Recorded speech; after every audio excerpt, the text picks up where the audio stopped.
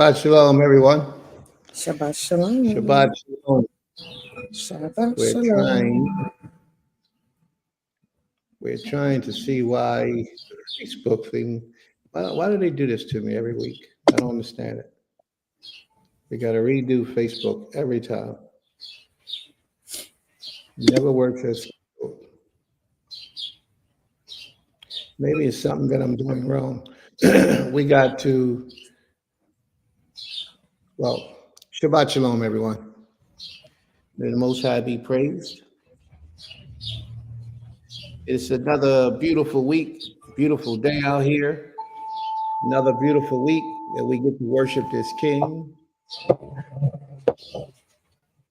And we start off this portion by giving acknowledgments to the Creator for anything that you feel the Most High has done that you would like to be thankful for, that you are grateful for, and that you like to thank Him. May the Most High be praised. Ima? Shabbat shalom. Shabbat shalom lekulam. Torah to everyone for tuning in with us this rising, this Shabbat day. I am first and foremost thankful to the Creator for allowing me to know Him, to love Him, to greet Him on a daily basis throughout my day, to call upon Him for mercy, grace, for blessings, for the lessons, and just to be able to pray unto Him in a space and have my prayers answered. So I'm thankful to the Creator for that alone within itself. I am so grateful to the Creator for my Horim. May their spirits continue to be in the place that He is allowing them to dwell at this time. May their memory forever be blessed. And may we forever carry on their legacies from generations beyond generations. I'm super just thankful for everything that they taught me. I'm also grateful and thankful to the Creator for my Ish, for allowing me to have a husband who is a leader, a teacher, a provider, a source of protection, and all the things that he possessed that the Most High has allowed him to be, for him to be able to reflect and be those in a righteous manner. So to the Most High for that. I'm also grateful to the Creator for my family, my Yeladim that came from my womb, and those who did not, those who are extended unto me, whom I love dearly and care for as my own. Thankful to just my Hebrew community family that know themselves to be my family, that we can look upon one another as family and truly be family. So thankful for that. Thankful for our community, Beulah, for the Most High, even allowing us to have land to be able to produce our own, to be able to live amongst ourselves and separate ourselves at the very most necessary times. And even when we, want to be a part of things, we're allowed to be separate because we have adjusted our lives accordingly. I am super thankful to the Creator for travel and mercies, allowing myself, my daughters, who we drove down here to Louisiana, New Orleans, to celebrate the life of my father through his legacy and his works.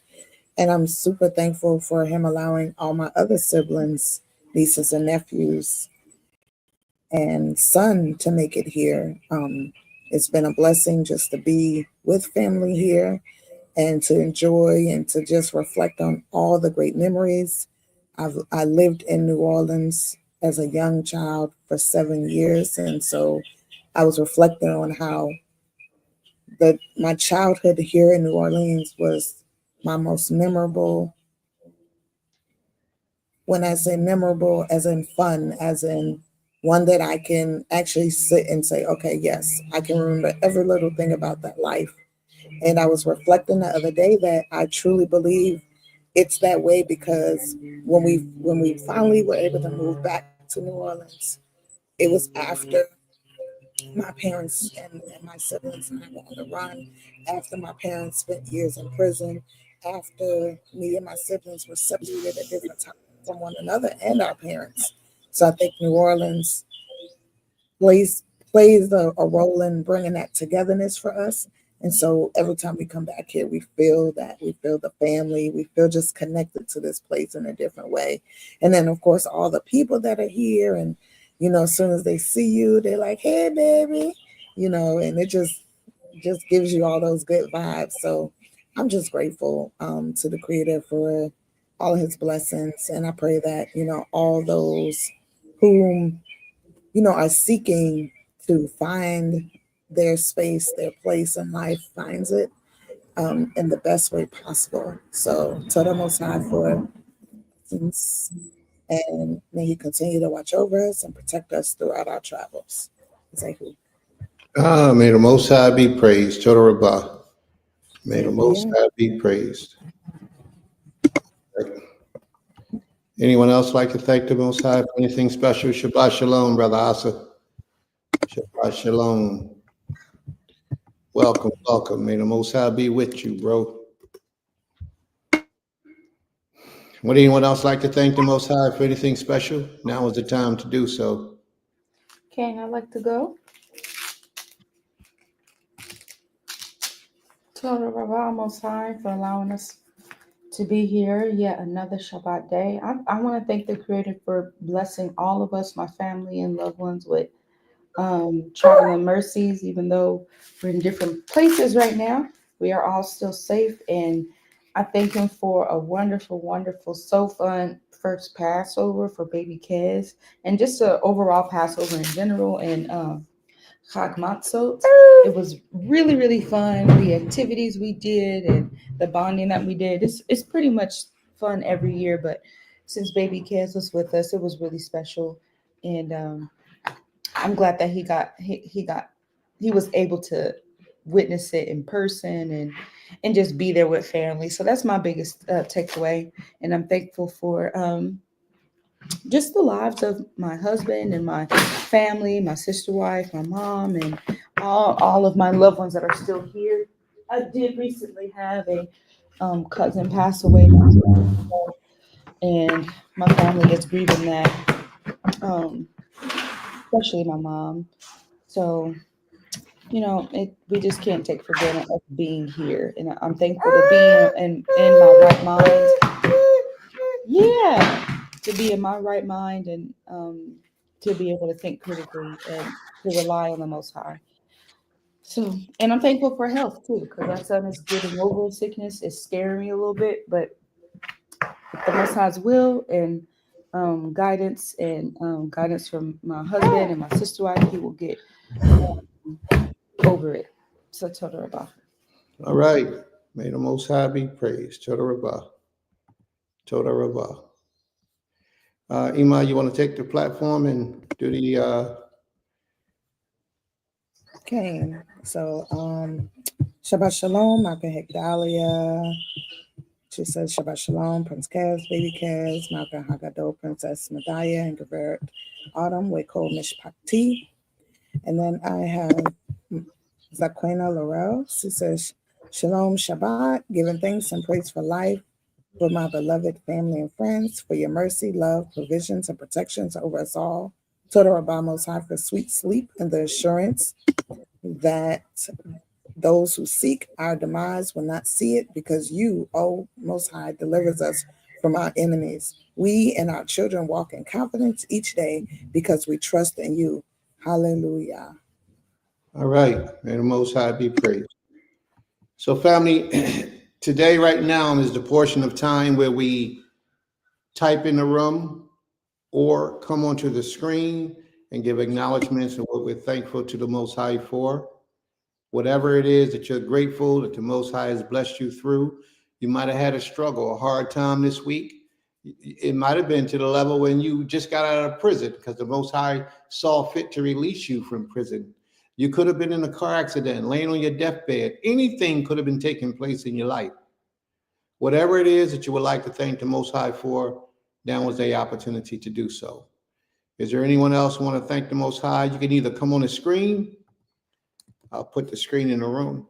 You can either come on the screen, speak it verbally, or you can just type it in the room. however you see fit. May the Most High be praised. May the Most High be praised. Total Rabbah.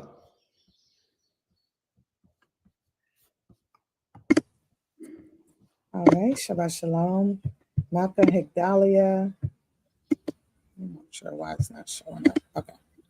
Malcolm Higdalia says, I am thankful for the ability to grow constantly. It is something that is so necessary to be the best servant we can be. Well, sis, I'm going to tell you, and that's very important that you said that, because a lot of people are not trying to be the best servant that they can be. And I'm not trying to be judgmental. I'm just trying to give it to you as it is, the reality part. A lot of people just want to do enough where they can say, I'm Hebrew and I serve the Creator. You know, the very, very bare minimum is what a lot of people do. But you yourself, and what you're saying is to be the best servant that we can possibly be is extremely important.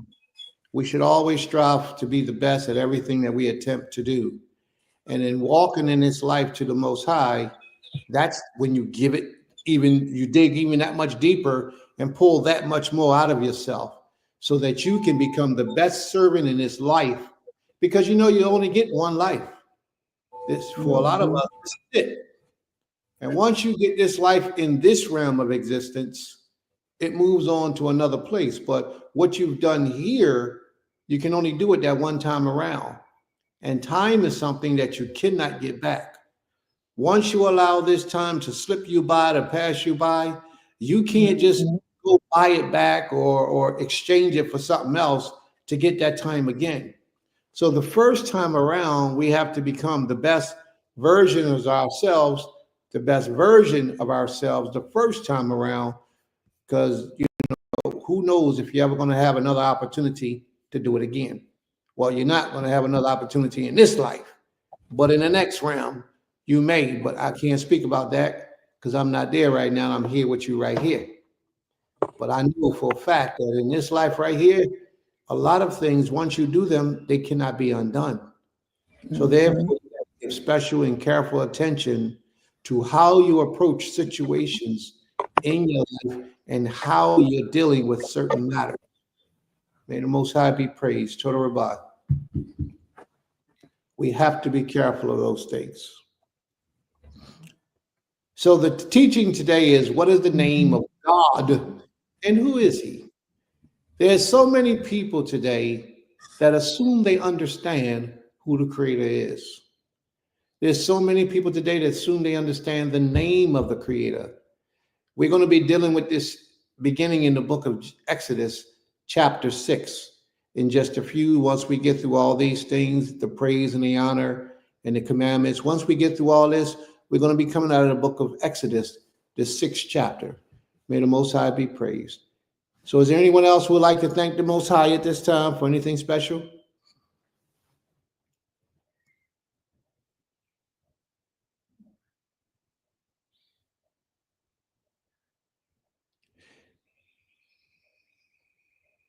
Anyone else in the audience? If you're in the audience, you want to thank the Most High, you can type it in the room. If you're on the platform, you know, you could take the piece. But if you're in the audience and you want to come on the platform, here's the link. Shalom, family. Hey, Shabbat Shalom. Yeah, it's been a wonderful week. Peaceful, productive. The Most High kept me and my family safe. You know, I can't ask for more than that. All right, so we have another Sabbath to rest and to, you know, commune with the beloved family. I'm grateful for the sharing that you guys have done, you know, on the platform. And it's, I'm seeing where the work has been impactful. You know, more and more persons have been joining, following online, despite they might not necessarily send a message in or share, you know, the good word and the work that is being done is having an effect. And that is, you know, based on feedback I've received outside of this forum. So the Most High be praised for this. I'm still relishing my the moment from the moments of my time, at Beulah Land. It was very edifying, very spiritually fulfilling for me to share with persons who are like-minded, who seeking to honor the Torah of the Most High, and the experience. And this experience is what I share with my little study groups that I have, been participating in, and persons are inspired by just knowing that there are others who sincerely seeking to honor and follow the commands of the Most High. Is it at this time I'd share my commandment, or we do that later? Yeah, the commandments come in a few minutes, not right Okay. now. All right. So, I just trust that we'll all have a shalom, Baruch day. Okay. All Now, praise to let me ask you a question now. Is there anybody else there with you that would like to thank the Most High? Well, just no. I'm the only one on at this time. All right. So you But, made it home safely? Yes, I made it home safely, and I'm thanking the Most High kept my family safe, and Yeah. I'm giving thanks on behalf of them as well. All right. May the Most High be praised. Total Rabbah. Most High be praised. Wonderful, wonderful. Brother Asa come a long way. He traveled a great distance to spend his Shabbat day with us. May the Most High be praised. Total Rabbah. His holy day, Passover, and the feast days. He traveled a long distance. Nephew Curry, Shabbat Shalom, Nephew Curry. How you doing? It's good to see you. We need to talk. Should give me a call sometime, like later on tonight or tomorrow. May the Most High be praised. All right. Would anyone else like to thank the Most High? I think I seen some on the sideline, Ima.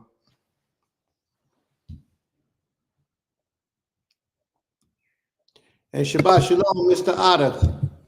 Shabbat Shalom, Mr. Otter.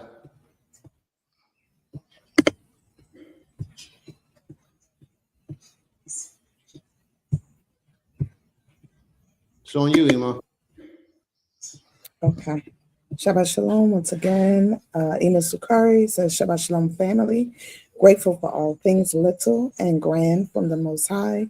Often I realize so many benefits with greater understanding. Also, Shabbat Shalom to Ain K.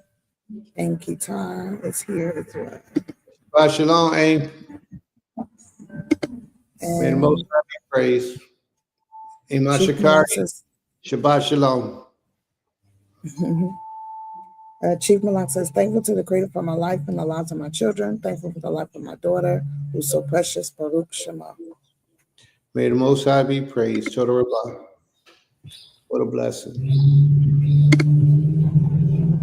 Most High be praised. There you go. Total Rabbah.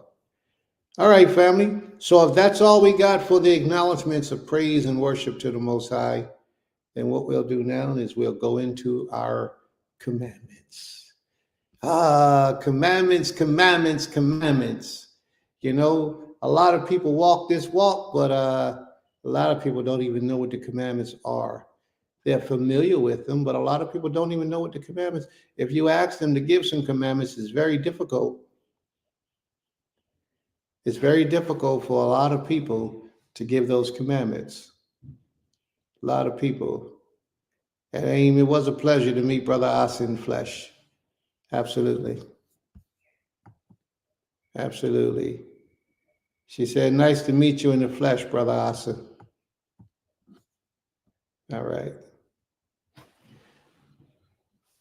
Yep, but a lot of the commandments, a lot of people don't take and understand fully, but the commandments is what keeps us. The commandments is what holds us as one. The commandments is the part of being an Israelite that unifies and used to unify the people, to bring the people together. Very important. The commandments that the Most High has blessed us with. Now, a lot of people have different understanding and different versions and different portions of interpretations. Usually it's based on the way that you were raised in this way of life. It's based on how you were raised in this way of life.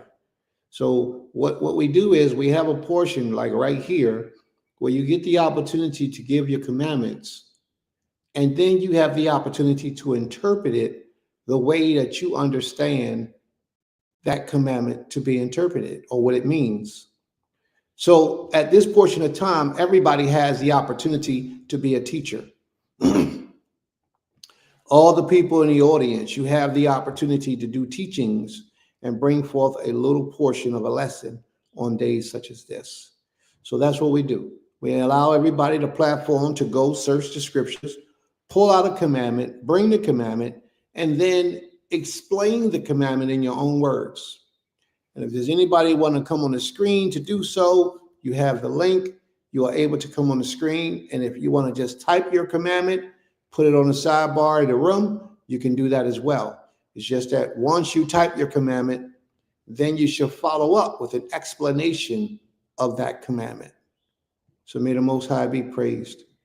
I don't see any commandments popping up yet. So I guess we're going to have to go live with that portion. You guys ready? Okay, I'm ready. All righty. Shabbat Shalom, everyone.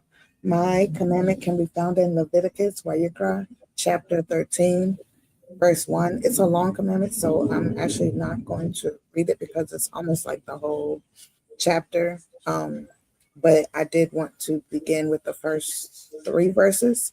And it says, and the Most High spoke unto Moshe and Yaharon, saying, when a man shall have in the skin of his flesh a rising, a scab, or bright spot, and it be in the skin of his flesh like the plague of leprosy, then he shall be brought unto Yaharon the priest, or unto one of his sons the priest.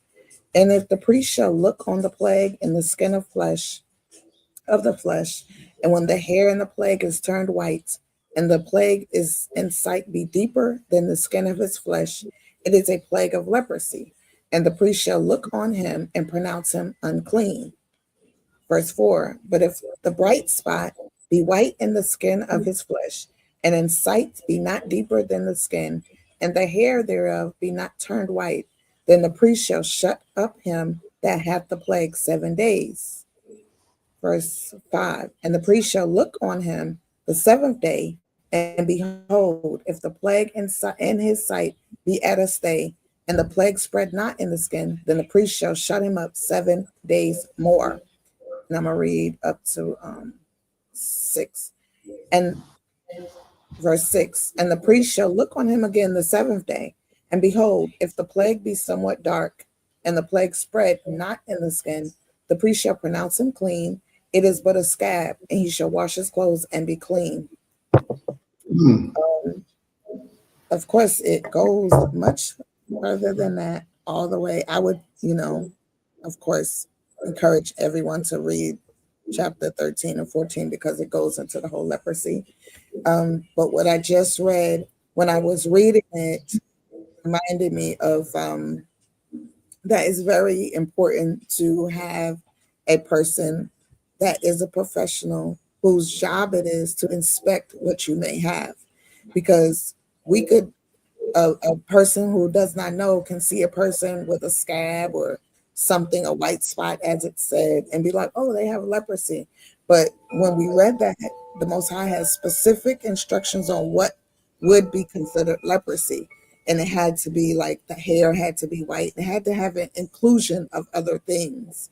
And so I felt what I got out of it, the most important thing I got out of it was inspecting whatever you may assume it to be professionally, or getting a professional opinion, which is a doctor, a person, or a holistic, physician, someone who has studied these type of things, and not just going off of an assumption or what something looks like, because you can wrongfully diagnose someone. And when that happens, and it has happened in medicine, you may give them the wrong instructions.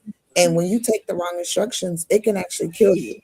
What could have been a simple, hey, let's just separate you, but you've given them something that they shouldn't have, could cause more harm than good.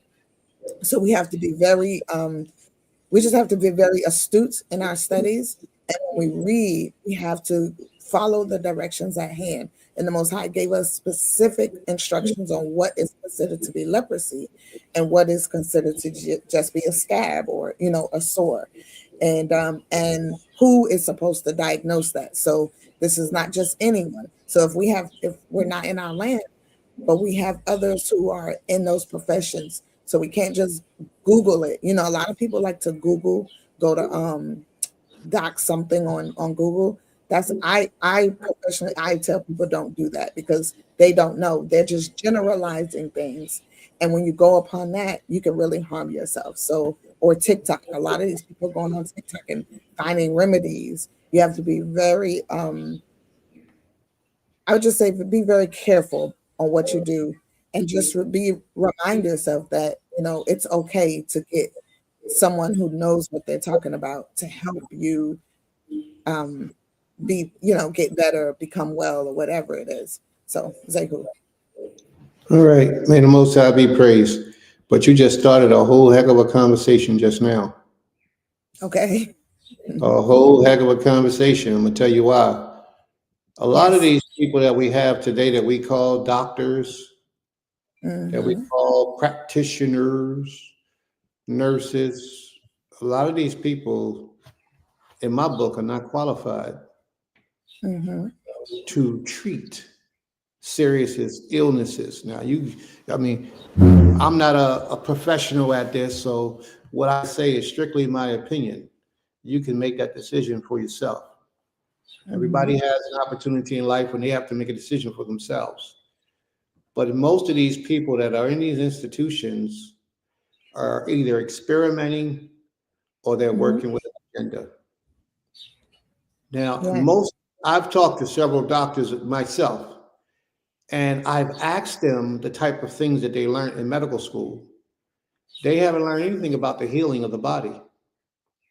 They don't know anything about herbs, or let's say almost nothing about herbs at all, which is the real healing, the real medicine. Most medicines originally were made from strands of herbs. Now is the medicines they make is usually chemical based. But a lot of doctors know nothing about medication, about herbology, about the healing and the proper functioning of the body. But I tell you what they can tell you. They can tell you what's wrong with you. They just can't tell you how to fix it. They can tell you that you have a bad kidney, for example, because of the signs that the body show. But how to cure that kidney, they will tell you how to prolong your life with a bad kidney. They will show you how to get rid of some of the bad symptoms of a bad kidney, but they will not teach you or show you that the kidney can rebuild itself. That the kidney is one of the organs on the human body that has the ability to rebuild itself, just like your fingerprints. You can scratch your fingerprints off and grow back because that's deep down into your DNA. But your kidneys, your fingernails, you break a fingernail, they grow back. Well, your kidneys can do the same thing if your body receives the proper nutrients. Iman, can you go to me, please? I mean, it's lovely that you in a position where you got all these beautiful birds and stuff in the background and chirping and all that stuff, but you're teasing all the people who don't have that in their atmosphere right now. I have it because I'm on the land. I hear the birds outside, but it's a distance. But a lot of people's trapped up in them cities and they get upset because all they hear is the chirping and the water and the river flowing. But anyway, but it's really bad. And I'm gonna spend a little bit of time on this because this is extremely important. A lot of our people are lost in our understanding of what these doctors are able and capable of bringing about through us. We think as soon as we get sick, we go to a doctor, we trust that doctor with our lives. They prescribe something to us and we take it.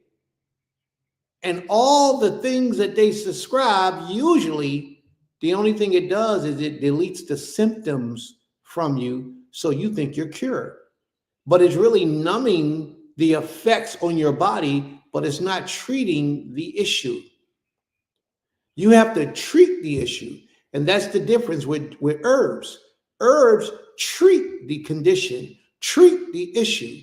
Herbs correct whatever is wrong within your body, you know.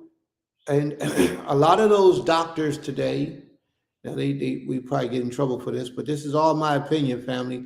I have to classify this as all my opinion. I am not a doctor critique professional. So don't let these people get upset when they hear all this stuff that we're talking about today. But a lot of these doctors today follow the instructions of people above them. There's a certain quota of people that have to lose their lives. They're trying to soothe out the amount of people that walk the earth today. And you know, we're the first ones on that list. They're trying to bring it down. They say the earth is overcrowded, it's overpopulated. There's too many people in the earth today, so they need to remove some of those people from this planet. And every time you go, I just watched a documentary the other day. I got two things I want to tell you about. And then one of them going to hurt a little bit because some of you may have experienced this one. I just watched a documentary the other day. And this documentary was talking about brain death. A lot of the people that are in the hospitals and they are pronounced to be brain dead. The body is still functioning, but they say that your brain is dead. So this is going to hurt a little bit to a lot of people. I understand that. They claim that this individual is brain dead. I've experienced it in my own life.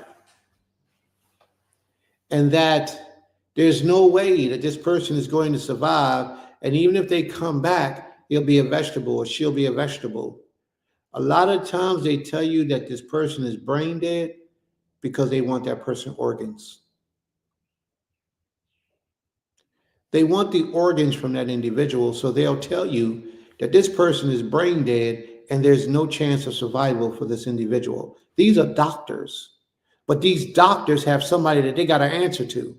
These doctors have a quota that they have to meet. A certain amount of dead people, a certain amount of healed people, not healed in the form of getting rid of the disease, but healed in a way to make you feel that you're okay to leave. And you are, because the symptoms are gone, but the real effect of it is still there. These things are things that we don't often know about, don't often think about, because when we go to a doctor, we're putting our lives in their hands for treatment of whatever illness or sickness or infection may apply. Now, doctors are great for repairing bones, putting casts on you, taking x-rays. You shouldn't get but so many x-rays a year, maybe one, because of the amount of radiation. And the alternative to an x-ray, they can do an ultrasound. Usually they can do an ultrasound to see just what it is. The problem is you don't have to get an x-ray. Doctors encourage you to do things that are not good and not best for your health. Like if you talk to a doctor, they also tell you to eat a lot of meat, drink a lot of milk. Milk makes your bones strong. And all these things have been proven, scientifically proven, to not be true. They say if you're looking for protein, you got to get protein out of eating meat. That the animals, by you eating them, they bring you protein in your body. So if you need a lot of protein, you eat a lot of meat, you'll get your meat from the protein of the animals. That's what doctors teach you today. Well, the question would be, well, where do the animals get the protein from? The animals get the protein from the vegetables and the vegetation that they eat. That's where the animals get protein from.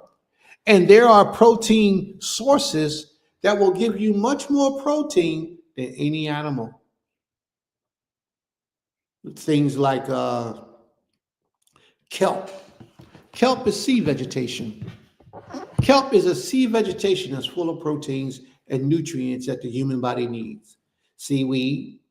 What's that other thing? Spirulina is another one. What's that other thing that everybody's running around eating? Sea moss. Sea moss. Another one. These things are strong in protein, especially things from the sea. You know, they have a lot of protein for you. So there's a lot of different things that you have to deal with, family. But doctors, they're good for broke bones, you break your back, you're in a car accident to save your life. Doctors are good for those type of things to get you back on track where you can begin the process of healing. Doctors are good for that. Just don't trust their medicine that they give you. And if they give you some medicine, ask them what the side effects are.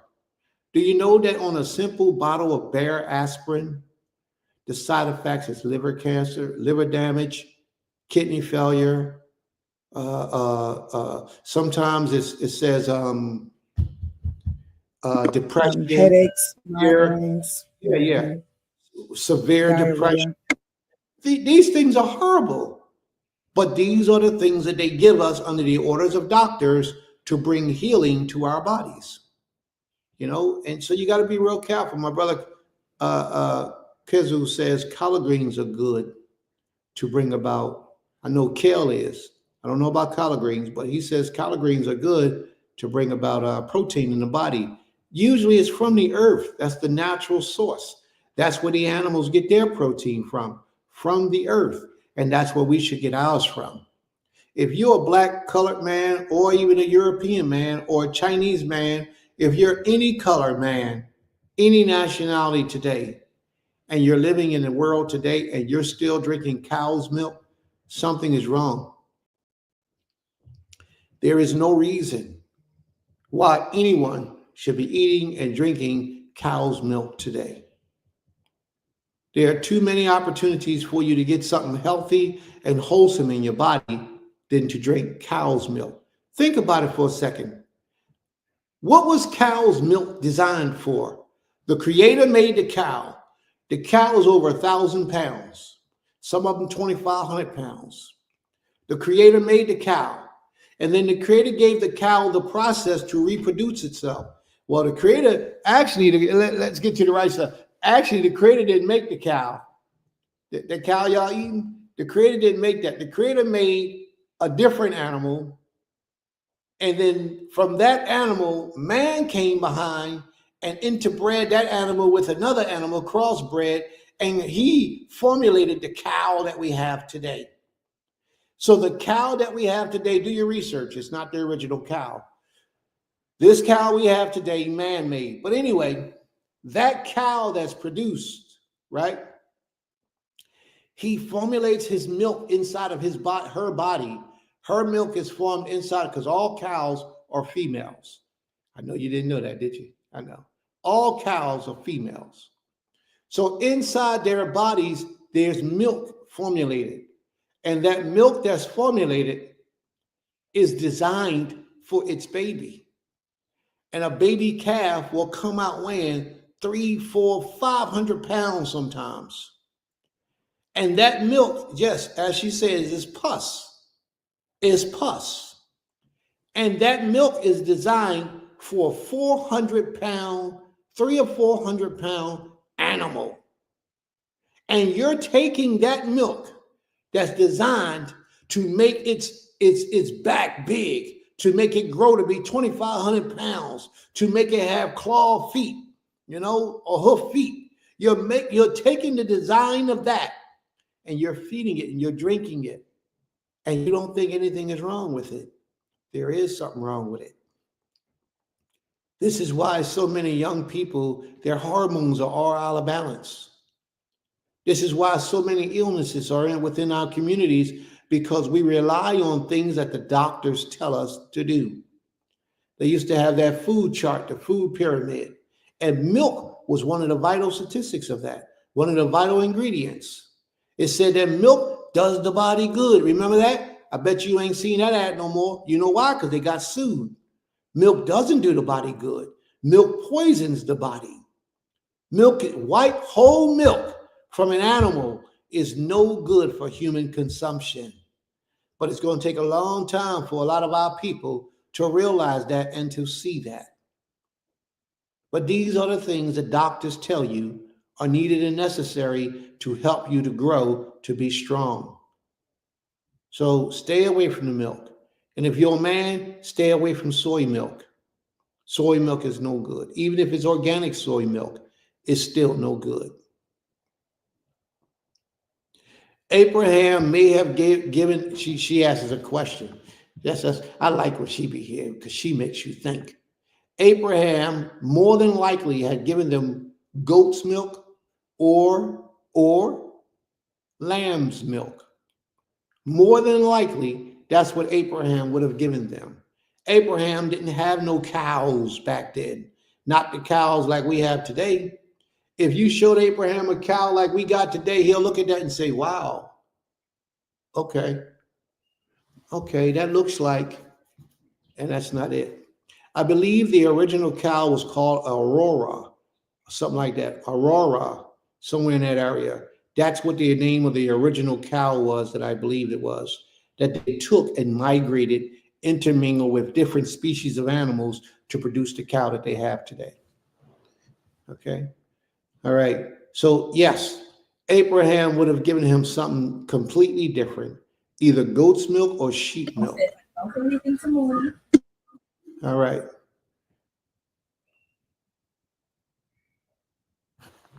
Okay, sis. All right. So we go into Abba. yes. Oh, can I also say, yeah, as I was reading that and when I was even speaking about the doctors and things, a lot of those thoughts came to my mind because of the fact that, I've worked I've worked in the westernized medicine field, and I've worked in the holistic medical field, and seeing, the dynamics of both, you get a better understanding. And I know I remind people all the time that holistic medicine is always the best way to go. However, I also tell people holistic medicine takes time and patience. When you're giving herbs and things and you already are consumed with an illness, it's going to take longer for the holistic medicine to kick in and reverse or cure or help to start to heal your body, because it's a whole different process than the chemical medicines that we're getting from the pharmacies and things like that. And that's why it's so important for people to truly research their own bodies, their own healing modalities, because what might heal my body faster may not heal another person's body faster. Um, and so I think that's another aspect of medicine that people do not, consider the process of what it takes to do so. And I do encourage, and because I don't encourage not to use one over the other. I encourage, if something is able to help to get you to a healing point faster in the westernized medicine, to do so. But then you bring in the holistic medicine to continue the process, and then you also bring it in to help weed out that westernized medicine from your body. It's all a process. And even I tell people, be very mindful if you're doing holistic and westernized medicine together, because there are contradictions in all of it. Like holistic medicine is whole healthy drugs, you could say, in my opinion, right? And then you have westernized medicine, which people like to say is poison or whatever, in their opinion. But there's good in both, but it's also, you have to be mindful of how you're utilizing it. People, and you can overdose on holistic medicine. And I just like to put this out there, because people, they get into their mind, oh, I'm gonna do all this holistic stuff, and they don't even know that there's a regimen, there's prescriptions for it. You have to go by measurements of your body. If it's a baby to a grown person, there's different forms of way you have to do it, to dilute it, to give yourself the appropriate dosage.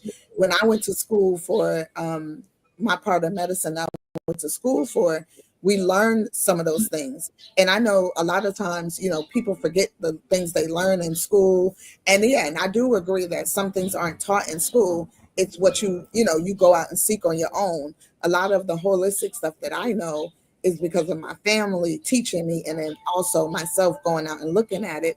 And then the doctors that I've worked for all deal with both. They do holistic and they deal with the the westernized medicine because they know the good for both sides.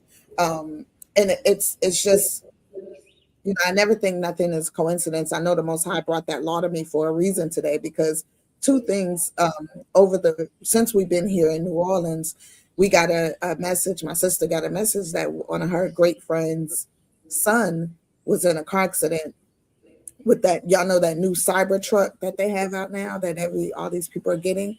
Well, it's been recalled because it just blows up for no reason. And he's a 17-year-old child who's like going on to college. He's supposed to be going to college, being a great basketball player. His father's a basketball player.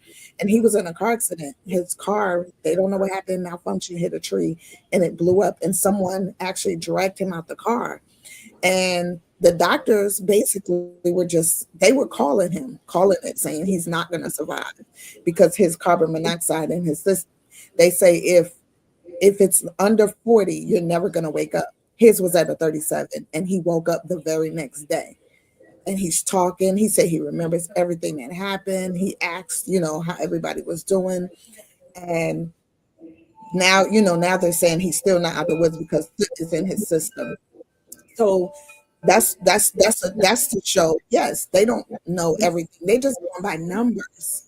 And everything's an experiment, whether you're a holistic physician, herbologist, whatever you call yourself, everything's experiment because you're experiment on every person that you treat. You're trying to figure out what's going to treat them and what's going to make them better. Or oh, you know what, we tried this on this person, let's see. And even with our blood types, it's all these different mechanisms to our bodies that we must pay attention to. And then the second thing, this morning I was just sitting here meditating, thinking about my father, and I think about him often. I think about his treatments and the way that in the last month of his life, how we decided to take him off of the medications that they were giving him. And, there are times when I think to myself, well, what if we double the medication? All these questions, you're always going to have doubts and questions of what if. And then, of course, it came to my mind. Of course, the Most High brought it to my attention that it wasn't about doubling the medications because that's not going to cure him. Everything that they gave him was just to prolong his life for the time that it did, to give us more time with him because he was slowly, passing away.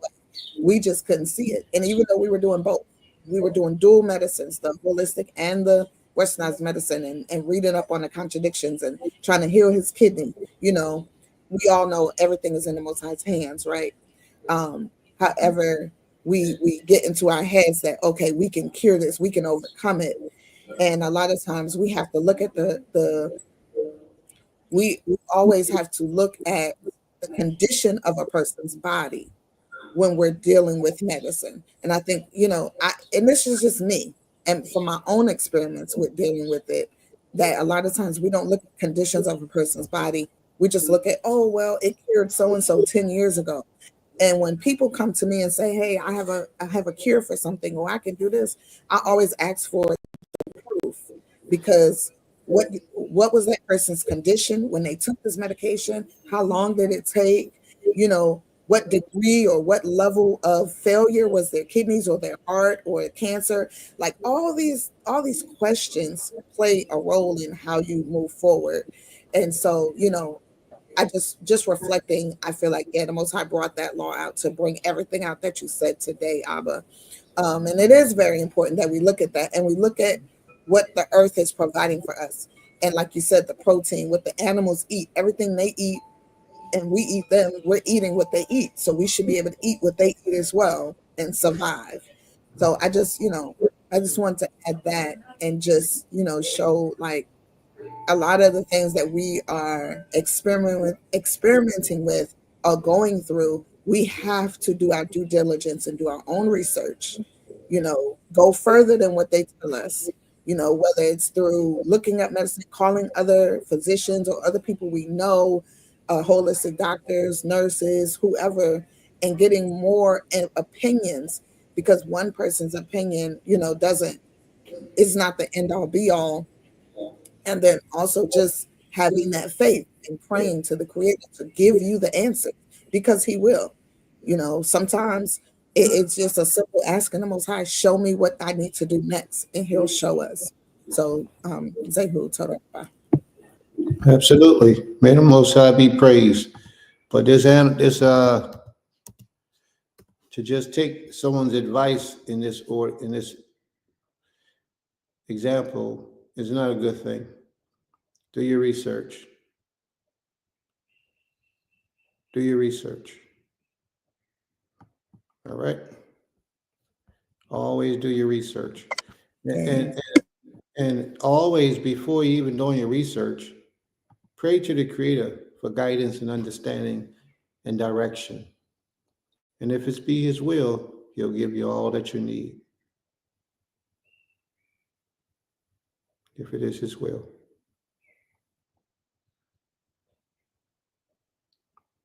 Now, today, the question is goat or sheep milk okay to drink, even though it comes from an animal as well? Today, my recommendation will be no. Don't drink any animal products. And largely, the reason is because these animals are treated with chemicals, sterilization processes sometimes. They're given different medications. That medication is in their bloodstream. You shouldn't eat meat today because, and then a lot of times they shoot them up with steroids to make them bigger, to make them grow faster. All types of things are in their bloodstream. So no, you should not eat any milk or any animal products, in my opinion. That's just my opinion. You should not eat animal products at all or anything that comes from an animal. Anything with eyes, you should stay away from. If it got eyes, you should run from it. But there are a lot of people today that still eat meat. So if you're still one of those people, you eat meat, just be selective of the meat that you eat. Be extremely selective, because the majority of this meat out here today is poisonous, it's killing us, and it's doing all types. Do a research on the amount of black folk today that's dying from strokes, heart attacks, kidney failures. Boy, y'all gonna get us banned for sure. They gonna have a ball cutting this page off when we done, because they ain't gonna want us this information getting out. So anybody that's recorded, send me a copy so I can keep a copy. But any type of meat, my recommendation would be that you stay away from it. But I know that you're not going to listen to Prince. I know that the majority of you are still going to eat your meat. You're still going to drink your milk. But just know that you've been warned. That's all. So when your body starts to dysfunction, malfunction, when your body starts to let you down, and you think, oh, now I could just stop doing what I was doing and then return to that diet that Prince was talking about, is going to bring me healing. A lot of times it don't work like you think, because you've done too much damage to your body. You've been doing it for too long. Prolonged access of poison will definitely poison you. And a lot of people think, well I'm going to stop tomorrow or next year. Let me just get all this out of my system till I get strong enough, and then I'll back away from it. It don't work that way. The day you was exposed to that knowledge could be the day that was your last day to get your body right. All these symptoms, all these pains, and all this suffering that you're going through, this dis-ease, this discomfort, all those type of things all come, 99% of them, from the foods you eat. Sometimes when I'm here in the house, and we're going to move on, because that was only the first commandment, but we're going to move on in a minute. When I'm here, or whenever my wives feed me, when one of them feed me, see, the majority of my food every day is fruits. I usually eat bowls of fruits every day. Sometimes I don't. Sometimes I might go off for a week and I eat processed foods. Every time I eat processed foods, my body let me know that you're doing wrong. I get these aches, my bones ache. Sometimes I can't walk too good. And my wife, she likes to make this thing and put it in these wraps. And she'd take my meat, the food that I like, and wrap it up in these wraps, or make a salad wrap or a vegetable wrap, however it is. but she'll give it to me in these particular wraps. Now, these particular wraps, if you read the ingredients, they clean, but it's a process that they go through. And every time I eat those wraps, the next morning when I wake up, I can't hardly walk. My hips is real, it's pain all in my hips, and I can barely walk. So what I'm saying to you, the reason why I'm bringing this up is because a lot of us has parents, a lot of us has brothers and sisters, husbands and wives who are experiencing certain type of illnesses and sicknesses in their bodies, in their joints, in their legs, in their feet, in their fingers, this thing that they call carpal tunnel, all in your arms. 90% of that comes from the food you eat. All they need to do is change their diet. And usually in the process of changing their diet, mean they got to stop eating that meat because the chemicals in the meat are killing you.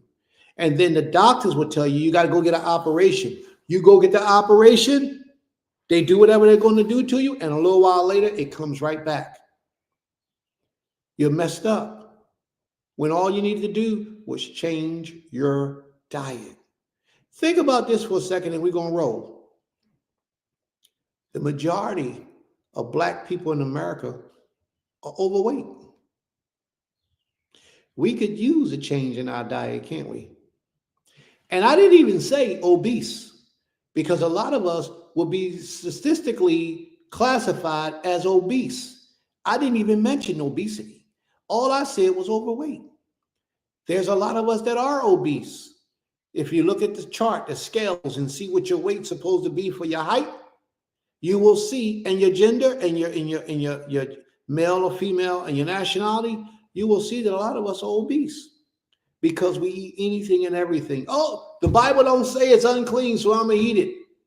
And you tear it up, and you become fat. You become pus gets in your system, mucus builds up in your system. Unclean things over a period of time will destroy you quicker. And that's all I'm trying to say to you, family. So let's get it together. Let's get it right.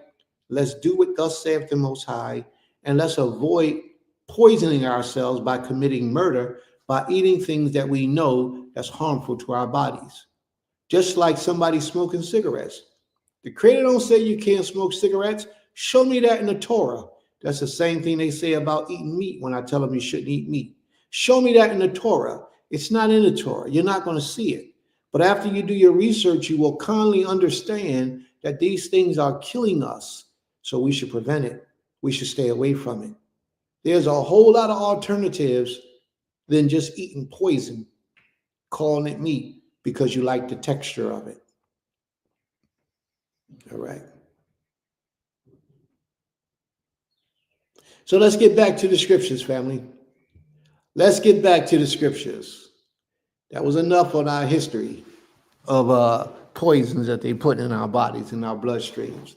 And let alone if you got that shot, if you got that jab, oh man, now you're into a whole nother realm of complications. They know what they do. Last I heard, there was some snake venom up in there, but there's a whole lot of stuff up in there that's killing people. Nanobite technology, don't worry about it. They're gonna ban us, and they're gonna ban us hard. So let's get going. All right, family. Ima, you present? And I am. Rock and roll. It's on you. You can go back as far as you want to go. We can have those discussions, conversations. Will you do whatever you need to do? May the Most High be praised.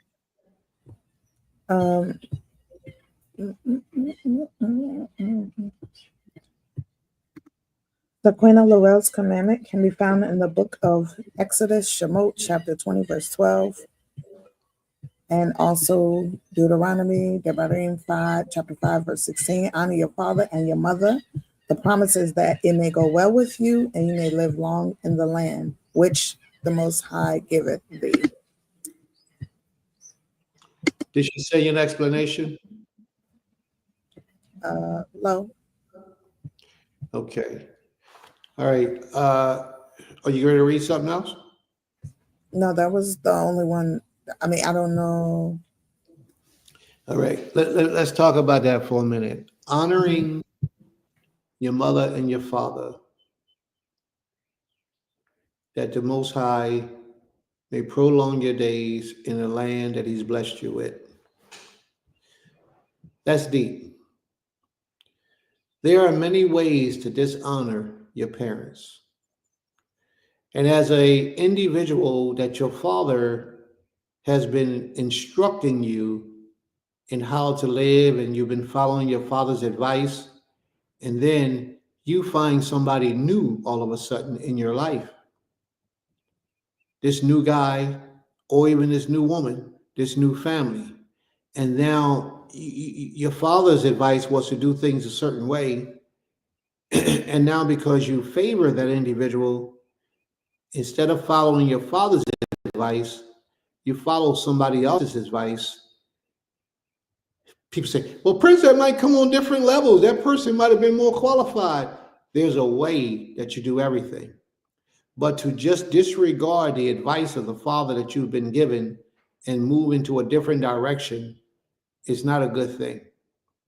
You should always take into consideration what it is that the father that you have has been giving you by way of instructions. And if you choose not to follow his advice, in my opinion, you should have that conversation with him first and explain to him why. Shouldn't just jump up and do something different. If you live in his household, you under his roof, you're following his instructions no matter what. And if you want to do something that someone else brings and introduced to you, you should have that conversation with your father prior to you just doing it, taking it upon yourself to do what you feel you want to do because this new person in your life sounds good. That's extremely disrespectful, especially if you're talking about by way of Torah or Bible, however you want to do it, anything that you do in your life. Now, sometimes your family, your father could be instructing you to stay into idolatry. And now you learned about the Most High. What you should do before you just leave the idolatry is you should sit down and have a conversation with your father and explain to your father why you're doing what you're doing and why you made this decision. And all of that is prior to you doing this. It's all prior because it just may be that, well, first you will alleviate the disrespect that you would be showing. But the second thing is that you may be helping him as well to come out of his idolatry. You may be. So don't, it's always a good thing to be honorable. You uphold your father and your mother. You never turn against your mother and father. You hold that dignity. You hold that respect for your parents.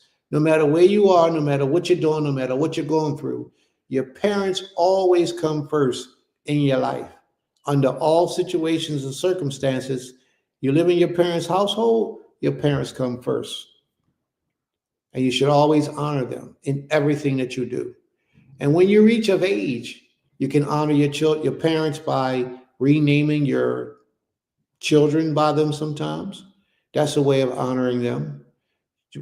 Basically by listening, by heeding their instructions, by holding yourself, if you're living in your parents' house, by holding yourself to a certain standards because of the discipline and the morals that your parents or your father has taught you. All of this is honoring your parents, honoring your father, your mother, and your father. You should honor them both. But it's more deeper when you dishonor your father, because your father is usually the lawgiver in the house. He's usually the disciplinarian in the house. So you kind of like separate between the two, the mother and the father. You honor them both, but it goes deeper with the father. Now, why do I say that? Because Torah teaches that. Torah teaches if your father's a priest and you're living in your father's house, you've never been married, and you're living in your father's house, for you to go out and become sexually involved with an individual, you dishonor your father. And you should be burnt with fire. You dishonor your father. The Creator could have said you dishonor your parents, but he didn't say that. He said you dishonor your father because your father is the head of the house. Therefore, everything that takes place in that household, all of that pressure falls right on your father because he's the man. It's very important, it's a lot of responsibility to be a man. But you honor both of your parents, not just your father. You honor them both. But you keep in mind that the extra burden is on your father. May the Most High be praised. Ima, you there? All right.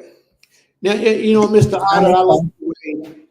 I like the way that your brothers, every one of them that I speak to and that I have spoken to, every one of them honors the late Chief Elazar. May the Most High bless his memory. But he is one of the ones that is honored even after his death by his children in a high way. And I see that myself to bear record of that. Great man. And you can tell about his greatness because of how his children speak of him even years, what it's been about 2 years now, even years after his death, his passing. It's a great, great brother, great lessons he taught. May the Most High bless him and bless all that he has. Total Rabah. Ima? Okay. Kitar's law can be found in the book of Leviticus, Vayikra, chapter 19, verse 17. And it reads, "Thou shalt not hate thy brother in thine heart. Thou shalt in any wise rebuke thy neighbor and not suffer sin upon him." And her explanation is, you should always wish peace for your people and have their best interests at heart, intervening with righteous counsel and help when you perceive things headed south for them. May the Most High be praised. Total Rabah. Ima, you missed a whole lot of stuff. Did we do that? Those were comments. Yeah, they were comments. They weren't people giving their law. That's a comment? It was pertaining to what we were speaking about. Oh, But I can okay. read it. Because Yeah, there's no yeah. explanation. Please. I think you're important. Malcolm Hegdalia is sent over Numbers, Bamidbar, and whosoever the unclean person touches shall be unclean, and the soul that toucheth it shall be unclean until even. Verse 19, verse 22. And whatsoever the unclean person touches shall be unclean, and the soul that toucheth it shall be unclean until evening. I think we should venture to consider the possibility that this may apply to all uncleanness. Well, it may. It may. And it's something for us to consider, something to think about.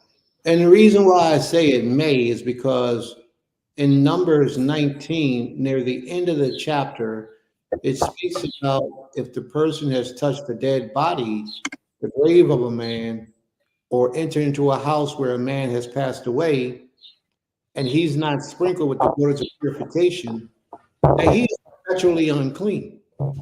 And anything, now hear me, anything that he touches becomes unclean. And anyone who touches that thing that unclean person touched, that thing is unclean, and that person shall become unclean. That means that person is unclean, and anything he touches is unclean, at least until sunset. Well, who knows how long the person that's unclean who touched the thing is unclean? We don't know. So yeah, that's a deep subject there, sis. Very much so. Ima, did you read Leviticus 19? Cain, I did. Could you read it again, please, if you don't mind? Okay, 1 second. Leviticus 19, verse 17, and Kitar's law. And it reads, "Thou shalt not hate thy brother in thine heart. Thou shalt in any wise rebuke thy neighbor, and not suffer sin upon him." Now, explanation. Ima, can you go on mute, please? Her explanation is you should always wish peace for your people and have their best interests at heart, intervening with righteous counsel and helping when you perceive things headed south for them. But the problem with that is that a lot of people don't want to hear what you got to say, and that's bad. The intervening meaning that when you see someone going astray or you see someone sinning against the Creator, you respectfully pull that coat to get their attention, and you gently, however gently or quietly as you can, direct them in the right direction. That's what AIM is talking about. You know, you never want to be happy when someone is seeing demise or being hurt or harmed. You always want to try to help people to bring healing to them. So when you see somebody going in the wrong direction, pull their coat, speak to them, and try to help them to come out of that direction. So here's my question. How many of us have people like that in our lives right now that we see? You got a brother who likes to rob people, who likes to sell drugs, or you got a family member who likes to use drugs. You know, you got a family member that steals, someone that's disrespectful, that hates their mother or hate their father, that don't talk to their mother or their father. Those all are signs of you heading in a wrong direction. And you need to rectify that problem. But if you see somebody and you know somebody that's guilty of the things that we just spoke about or things that are similar, and you don't say anything to them because you feel like you're going to mind your business and hold your peace, you're actually violating the law. You're actually violating the laws of the Most High, because we are supposed to speak when we see something is not in alignment with the Creator's law. And I understand this is a wicked world that we live in today, that we find ourselves in. And sometimes, most of the time, you can create more enemies than you will bring blessings in your life by putting somebody on the right track. But regardless of any of that, you have to do what the Most High says for you to do and speak and bring people into remembrance of the laws of the Creator. May the Most High be praised. Toda Rabbah. All right.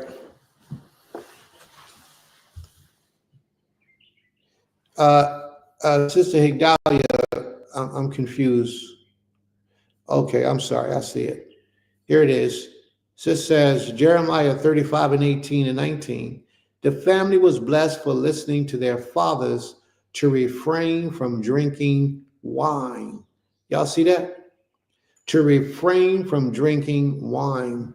And today, you know that our people have a real big sickness when you tell them to stay away from wine, alcohol, marijuana, weed. When you tell people, this is why a lot of people don't like to be with me, because these are the types of things that I design your mind. If you listen hard enough and listen long enough, I design your mind to refrain from these substances. You know, marijuana, cigarettes, drinking. In my opinion, all of these things should be alleviated from our life. We shouldn't do none of these things if we want to be the best we can be. A lot of us are suffering right now with poverty. A lot of us are suffering with illnesses, sicknesses, homelessness. A lot of us are suffering right now with those things, poverty being the number one thing, and it's because of the usage of marijuana and alcohol. A lot of us are alcoholics. And well, Prince, what does one thing have to do with another? It's called cause and effect.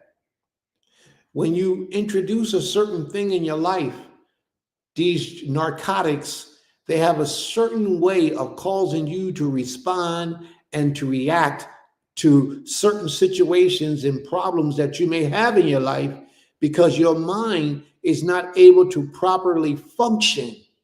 Therefore, the decisions you make are usually the worst decision, or the badder decision, or the baddest or the worst decision you can possibly make if you're trying to grow and to develop into a productive spirit felt human being that walks this earth that serves the Creator. Yisrael has a real deep sickness with wine and alcohol and marijuana. Think about it, family. Name 10 Hebrew Israelites you know, and seven of them is either smoking wine or marijuana or both. By and large, the majority of our people are so strung out on marijuana, alcohol, and cigarettes. And I was just told the other day that a pack of cigarettes is $13 for a pack of cigarettes. I remember they was $2.50. They're $13 today. But so many of our people are now I know I'm talking to the majority of the audience now. I know I am. But these things govern your life. They control your life. And they also control your destiny, because you will never reach the epitome of what you were meant to be until you break away from those things. And you can't appreciate this conversation until you break away from these things and watch how slowly your life will change for the better once you separate those things out of your life. Those things are dangerously destroying your future, and you can't see it.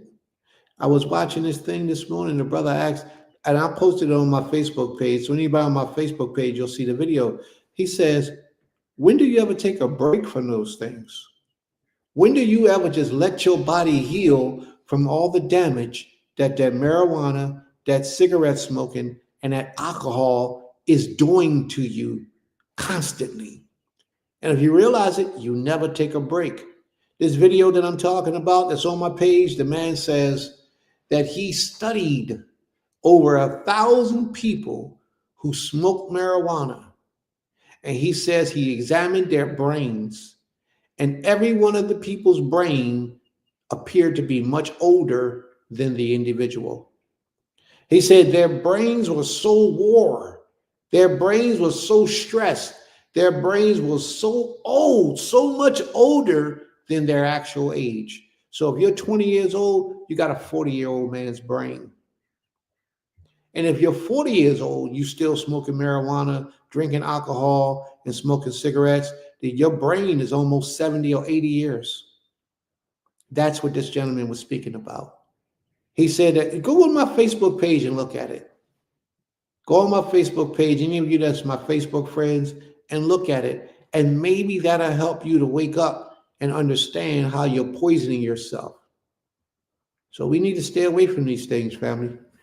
The drinking, the consumption of alcohol, the smoking of marijuana and weed. And one of the people talked about how you think that marijuana that you're smoking is from the earth, but it's not.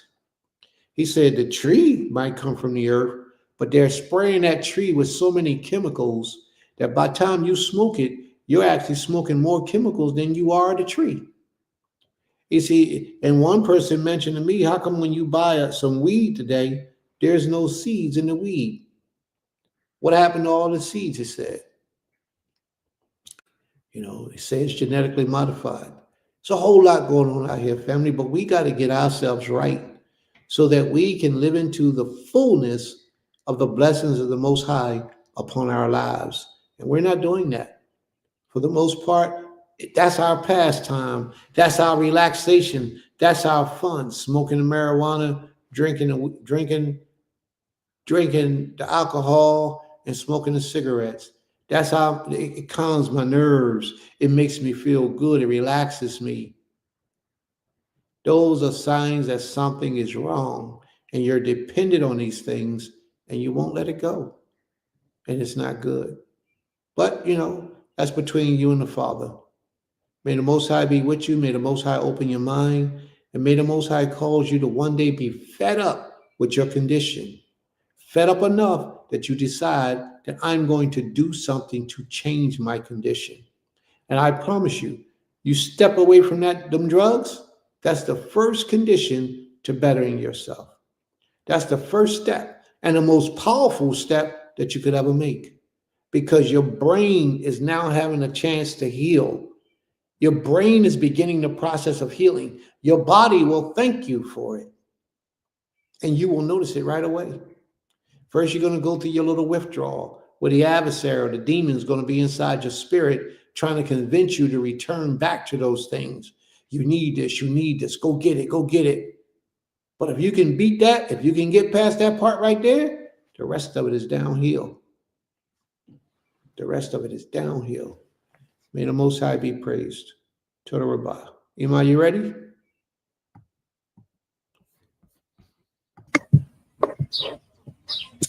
Okay. Oh, wait a minute. Wait a It's just minute. like I guess she can't talk. Maybe that's because she can't talk again. Ishi, are you able to do your own commandment, Ishi? Kane, I can now. Okay, go ahead. You go ahead. Just in case. Shalom family, my commandment. Sorry. Is Wayekra or Leviticus chapter 23, verse 6 and 7. And it reads, on the 15th day of the same month is unleavened bread unto the Creator. 7 days ye must eat unleavened bread. In the first day you shall have a holy convocation. You shall do no servile work within. Oh, I'm sorry, and I'm going to read 8 as well. But ye shall offer an offering made by fire unto the Creator 7 days. On the seventh day is a holy convocation. You shall do no servile work within therein. So we just have Feast of Unleavened Bread, and you can find different places in the Tanakh that talk about Passover and Feast of Unleavened Bread, but this is the part that I chose. And at first I just wanted to harper on the part that the Most High is commanding us to have a holy convocation or a holy gathering to go over His word. And just like we do with Shabbat every week, we gather and go over His word. I would say it's even a more prevalent time, a more maybe not seriousness, if you will, but just as much, just as important to convocate for His holy days just as much as Shabbat. And I like to call our holy days like mandatory family reunions, because I think about like how I was living and before I married my husband and before, well, you each, but before I married my husband and before I was really walking in this way, like family reunions. They're a thing if you grow up in that type of environment, but for me, I really didn't. Like I had family gatherings, but not every year or every a few times a year, really only on birthdays, and even then it wouldn't really be all the family. So I really do appreciate that the Most High that the Most High made these convocations mandatory. Like, yes, we are gathering and going over His word and the importance of His scriptures and laws and how they and applying them to our lives, but He also made it mandatory for us to see one another. He made it mandatory for us to like be around one another and commune with one another and talk to one another. And I appreciate that, because as He knows and as He sees fit, we need that in the community, because even if you live in a community, people travel, especially in ancient times. You might not see your family member for months at a time. So these mandatory family reunions, as I call them, are beneficial spiritually, of course, but physically to see your family. And I appreciate that the Most High kept that in mind for us in many different ways. And during the Feast of Unleavened Bread, Kafmat, I knew we were supposed to eat unleavened bread daily. I just didn't know where the scripture was, and now I found it. So that's another thing. I'm sure everyone knows that we're supposed to eat it every day, and I did know, but that if you didn't know where it was, here is a place to find that. We shall eat. You must eat unleavened bread every single day, and I think the Most High wants us to eat unleavened bread every single day, just to help remind us daily and during that feast how we're supposed to be cleansing ourselves, right? And what we're supposed to be remembering, not just the first and the last day, but the whole week. So say Shabbat Shalom. All right. May the Most High be praised. All right, we need to address this issue right here. Let's see what this is about. Young lady says,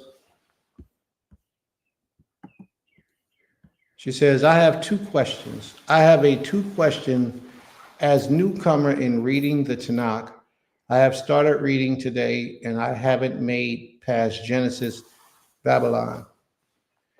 Okay, I don't understand your question though, sis. Listen, I'm going to give I you think the link. she's I'm going to give you a link where you can come in. You don't have to be seen. If you don't want nobody to see you, you don't have to be seen. But you can come in to express everything that your questions might be so you can express it verbally. Okay? Ornette, Sister Ornette. Shabbat Shalom, Sister Ornette. She said that's her niece. Okay, may the Most High be praised. Is she with you at your location, or is she at a different location? Because if she's with you, then you can bring her onto the screen, keep the picture blank if she needs to be, and speak. Because it's verbally expressing yourself verbally, you can ask your questions more in detail than you will, because it might be long texting. So, sis, if you would like, have her come on the screen and ask her questions if she can. All right, here we go. Hello? There you go, sis. You got the platform. You can hear Shalom. me? Yes. Shalom. Shalom. How are you? Can you hear me, sis? Hello? I can't hear you. Hello? Yes, I can hear you now. Okay, All right. First what would be your question. questions? I have these written down, so I'm going to read it based off of what I've been reading. Is that fine with you? Yes, that's fine. All right. First question is, if we are following the Old Testament and the marginalization of Esra, who is the representation of motherhood and fertility, began in the reigns of Hezekiah, dating between like 1750 BCE, how come she's not talked about or mentioned in Genesis in the beginning where everything began if she's the mother of creation? And who did you say was the mother of creation? Esra. Who? Esra, if I'm pronouncing it properly. Esther? Esra. Spell it. Asherah. Oh, wow. Where did you get that information? It's a Shira. But where'd you Oh, get that information? Shira. Yeah, hit me The up. media. I've been searching. Yeah, no, let me explain this to you. Asherah is a deity that people Mhm. worship. Even in ancient Israel, we worship that deity. That has Right. nothing to do with the creator. It's what we people as humans, what we invented, and we tried to say that Asherah was a wife of the creator in many different instances. But Asherah has nothing to do with the Almighty. It's idolatry, it's paganism, it's something that even ancient Israel practiced, Asherah. She has nothing to do with reality or creation. We did a whole class on that some months ago. But you say that you're new to this knowledge, is that right? I am. All right. How long have you been studying Torah? Just today. Honestly, well, I started when I was young, but just heavily as an adult today. I got my Bible yesterday. Oh, that's wonderful. That's wonderful. Well, with everyone who's learning to live by Torah, you need a teacher, you need an instructor, you need somebody to guide you along the way. We have, I don't know how deep you want to go into your studies, but we have a brother named Nasik Shema. He can take the time to teach you how to read and write the Hebrew. Your aunt, I believe it's your aunt, Sister Ornette, she, Yes. she can give you a plethora of information to help build your background. And you can always come to the class like this or classes that are similar to this. I wouldn't advise you to go to anything similar. I would advise you to stay here to learn because we're slightly different from a lot of other places. Now, once you get yourself strengthened in this way of life, then you can venture and go wherever you want. But for your foundation, and you want your foundation to be strong and plentiful in knowledge, then I would advise you to stay right here so that you can learn these things. But Asherah is a deity that she has nothing to do with the creator.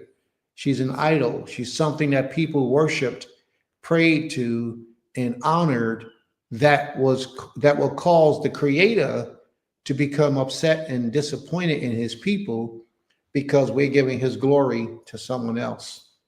But you're on the right path. You're definitely on the right path. Do you have any other questions? No, I think that pretty much sums it up. Thank you. Okay. May the Most High be praised. But any question you might get, you can just post it in the room or come back on the screen. Or if you want to hang around on the screen, we can put you in the background. That way you got a question, you can always let us know. It's your decision totally. All right? All right, Toda. And thank you for your input.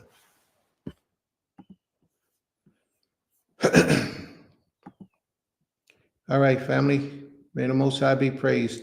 I think it's that time, family. I think it's that time. We got to get started with our lesson for today. All right? I think it's that time. Anybody who wishes to remain, let's get, okay, we got some comments on the sidebar here. Okay, underneath the crown. Shabbat Shalom, Sister Tara. May the Most High be praised. We got some things here. Let me address these issues first. All right, one thing is Deuteronomy 4:14, and the Most High commands me at the time to teach you statutes and judgments, that you might do them in the land whither you go to possess it. This explains to me how to conquer, how to continue living right. I would agree with that. Statutes and judgments, that's absolutely correct. May the Most High be praised. Deuteronomy 16:21, and I think that a lot of these people are in reference to your question, Sister Kayla. Do not plant for yourself any tree as an Asherah near the slaughter place of the Most High, near the altar of the Most High, your Elohim, that you make for yourself. So that's also warning us against making a Asherah, a deity, thing, Ashtaroth, things that we worship. All right?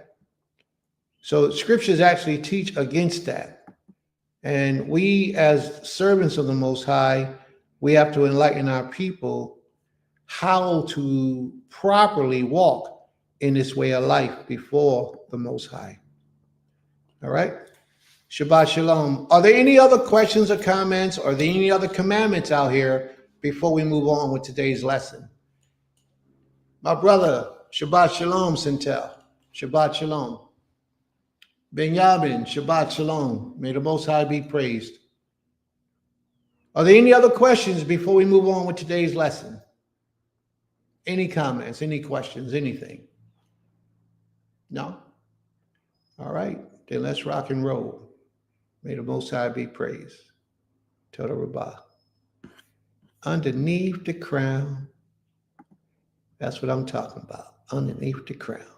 So let's rock, family. Today's lesson is coming out of the book of Exodus.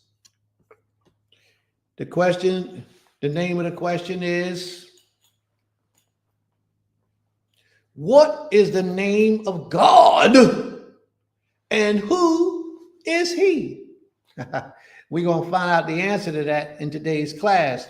So at this time, family, this lesson is going to be very informative. You're going to hear some things, I promise you, you're going to hear some things you ain't never heard before. You can go do the research to confirm and to back it up and see if these things are true. You're going to hear some things that you can go take to some of your family members and say, hey, listen, Moray, I heard this from Prince Kaz.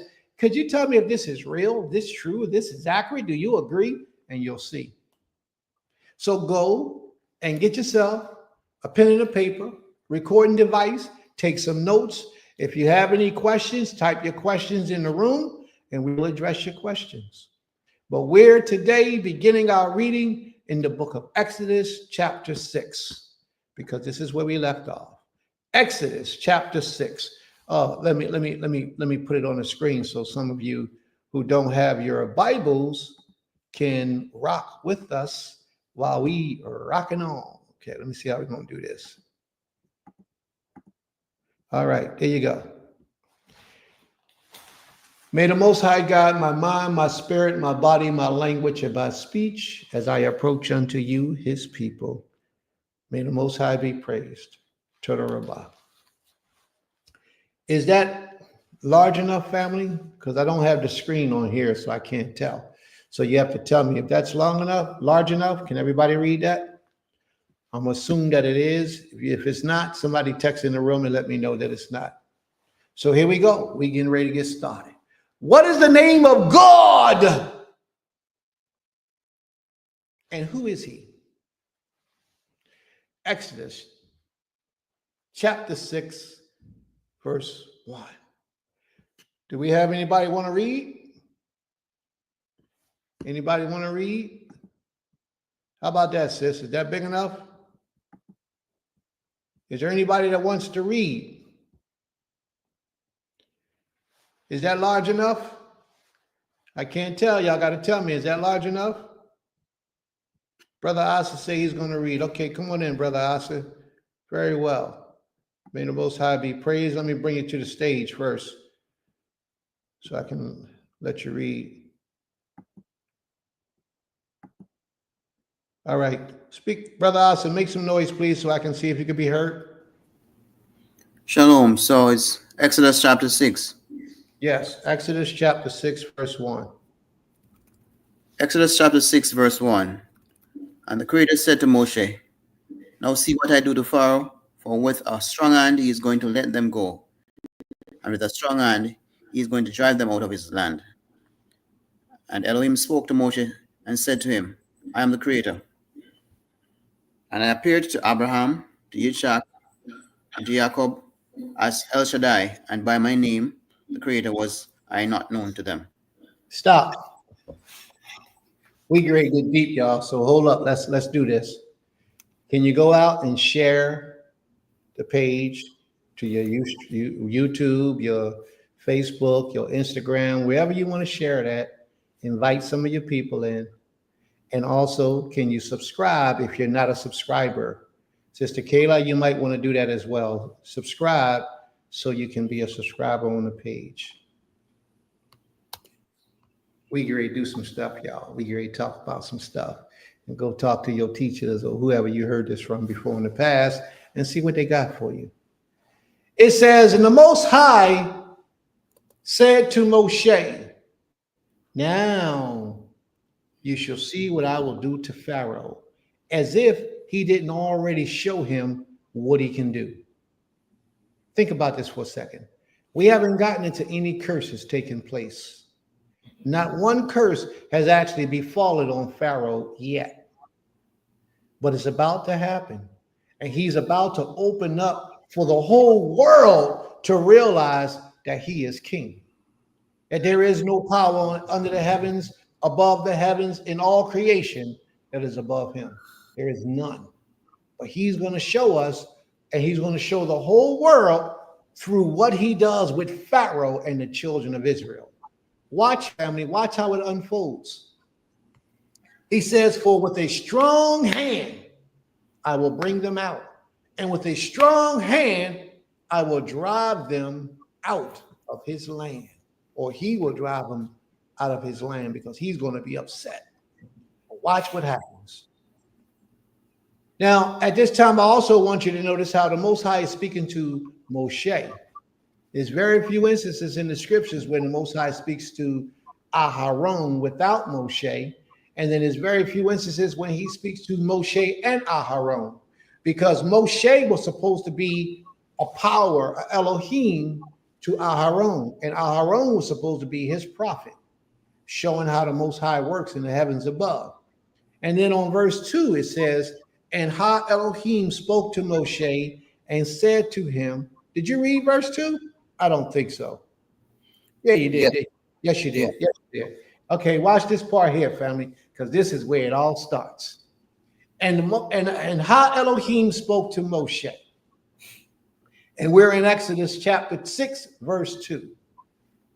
He says, I am the creator. I am Yod-Heh-Wah-Heh.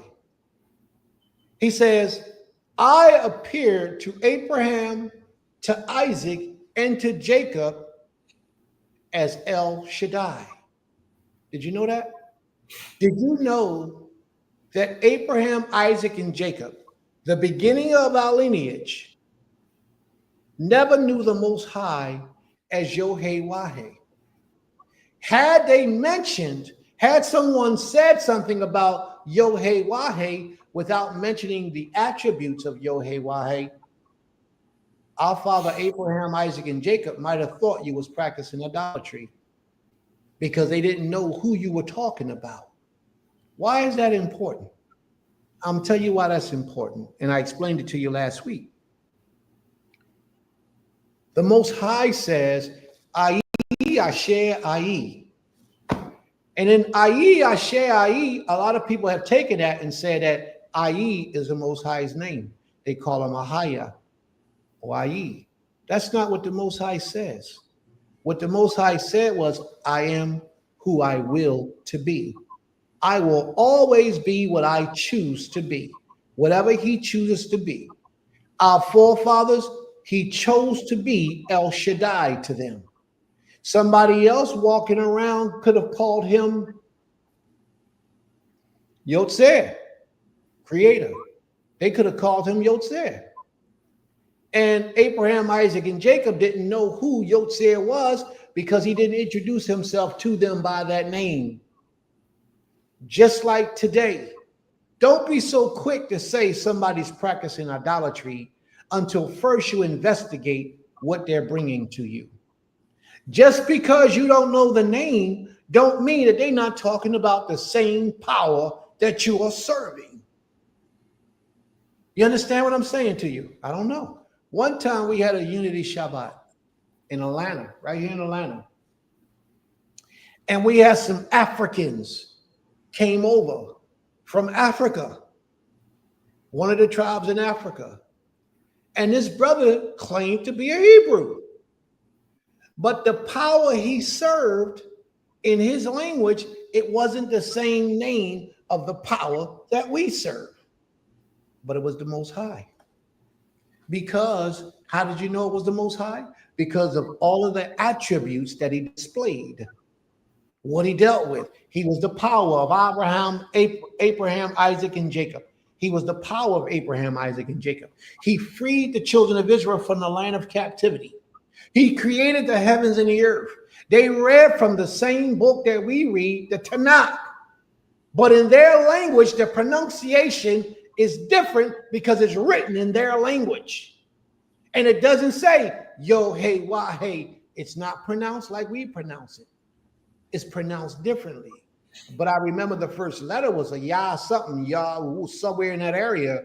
But I don't remember the exact name that they utilized. All I knew was, and I was reading and writing Hebrew back then, all I knew was that the name was different.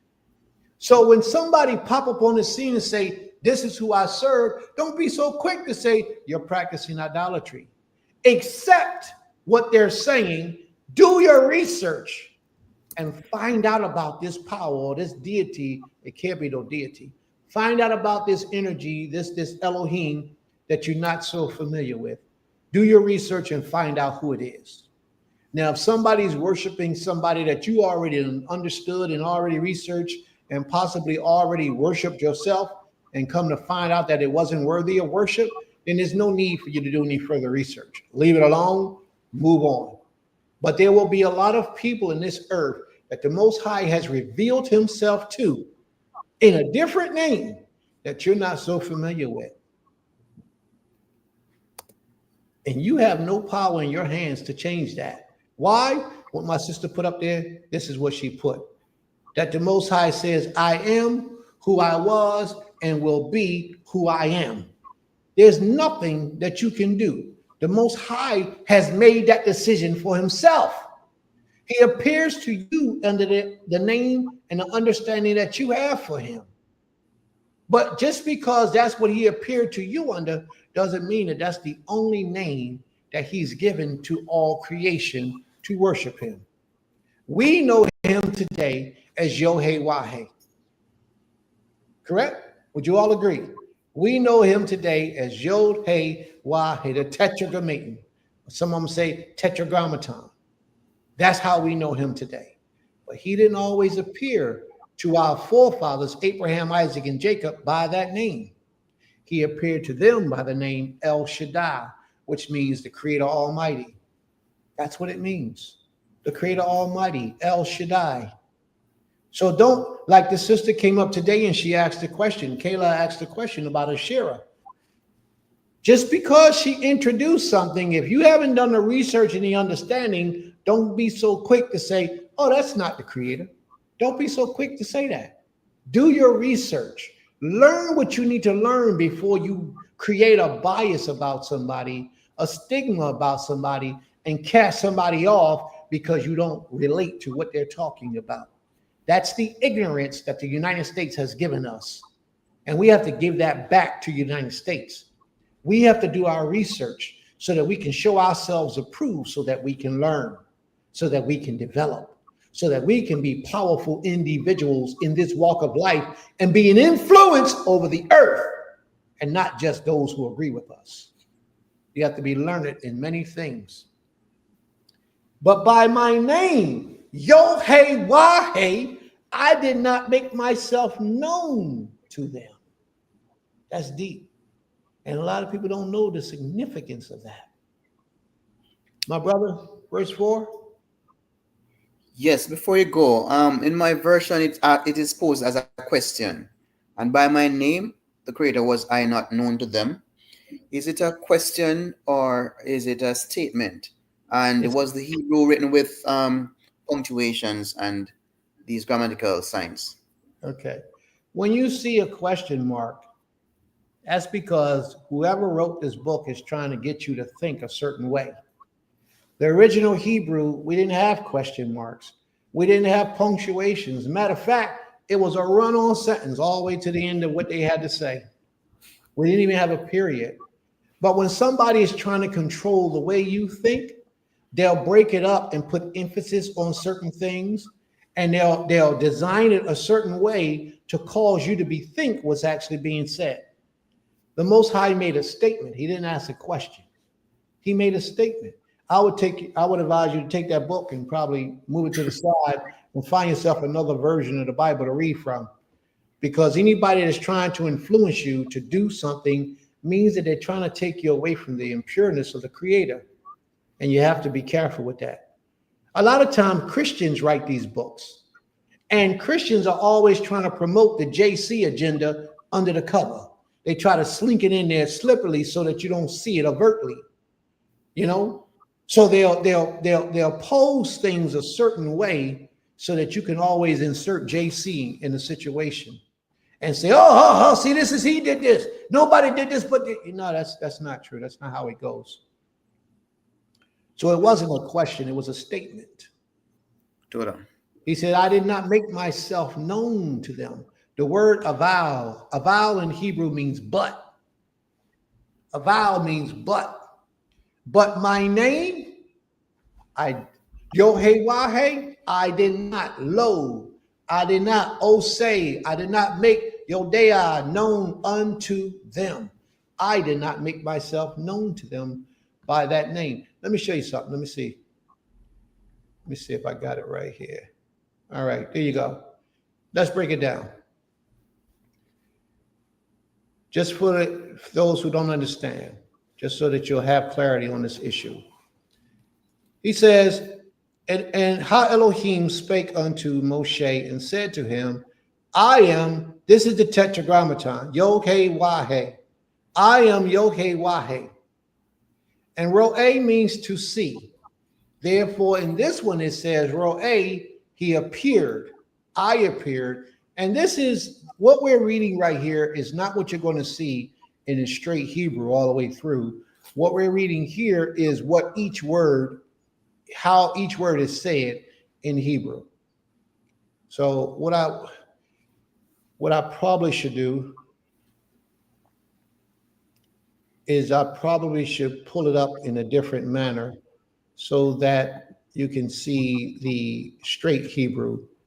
Let me take the time to pull it up, open it up, so that you all can see in a different manner, because I don't want you to be deceived and I don't want you to be misinformed. I want you to be able to travel, and when somebody says, see, this is what it is, you know exactly what you're talking about. All right, so here we go. Can everybody see that? Is that large enough? Yes, it is. All right, let's go to Exodus 6. All right, what verse are we on? 3. 4. 4. Oh, 3. Is it 4? Okay.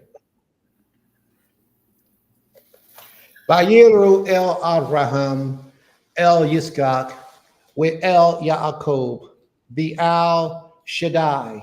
The Creator saying right here, starting here, and I appeared, or I was seen by, or to, I would have to say appear because this next word, this next letter here, aval, means to. Okay.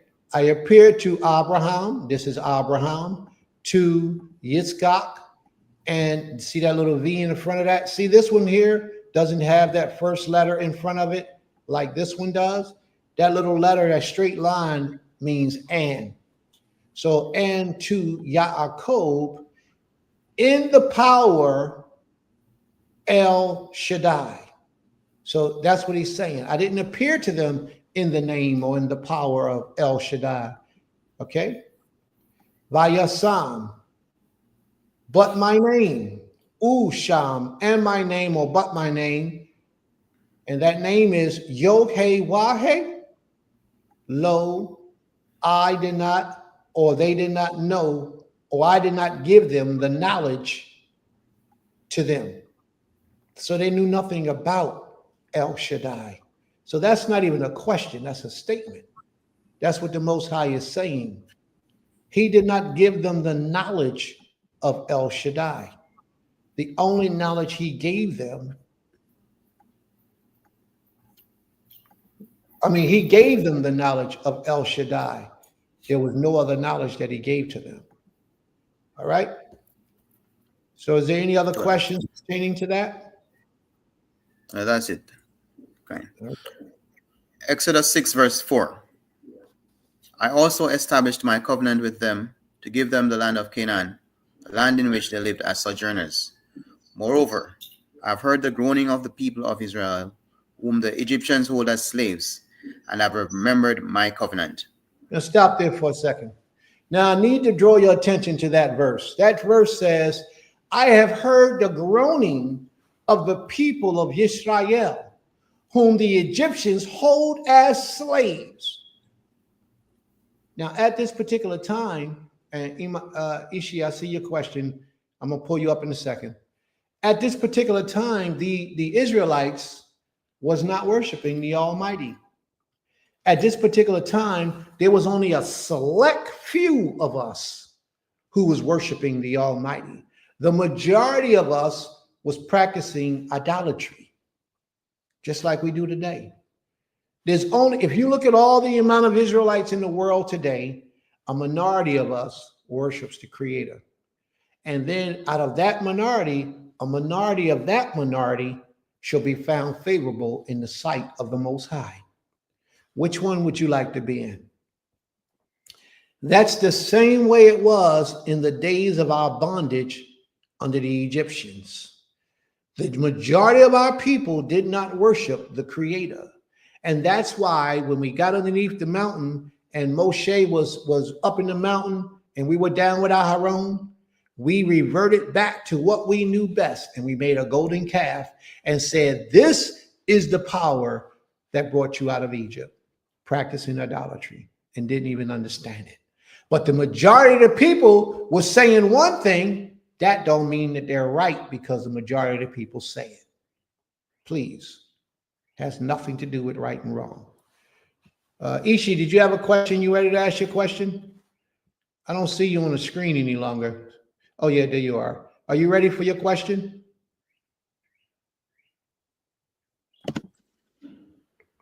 Can you hear me? Yes. Just a quick question. Since the Most High introduced himself differently to our forefathers, I was going to ask, how did we come up with the tetragrammaton? I hope that I'm saying that right. How did we come up with that? And then that's the first question. And the second part to that is, since we do have the tetragrammaton, should we be using that, or should we be waiting, I guess, until we're brought back into our land for the Most High to give us his name again? I don't know. I'm just kind of wondering, like, is that what does he want us to use the tetragrammaton, or does he want us to wait until we're all correct? I mean, until he says it. What is the name of this class? What is the name of God? And who is he? That's the name of this lesson for the day.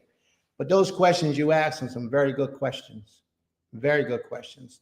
The first question is, when was this name introduced? That was your question, right? The first question? Well, not when, because you read it when. Well, yeah, I guess kind of that, but it's more, the first question is like, how did we come up with the tetragrammaton based upon Right here.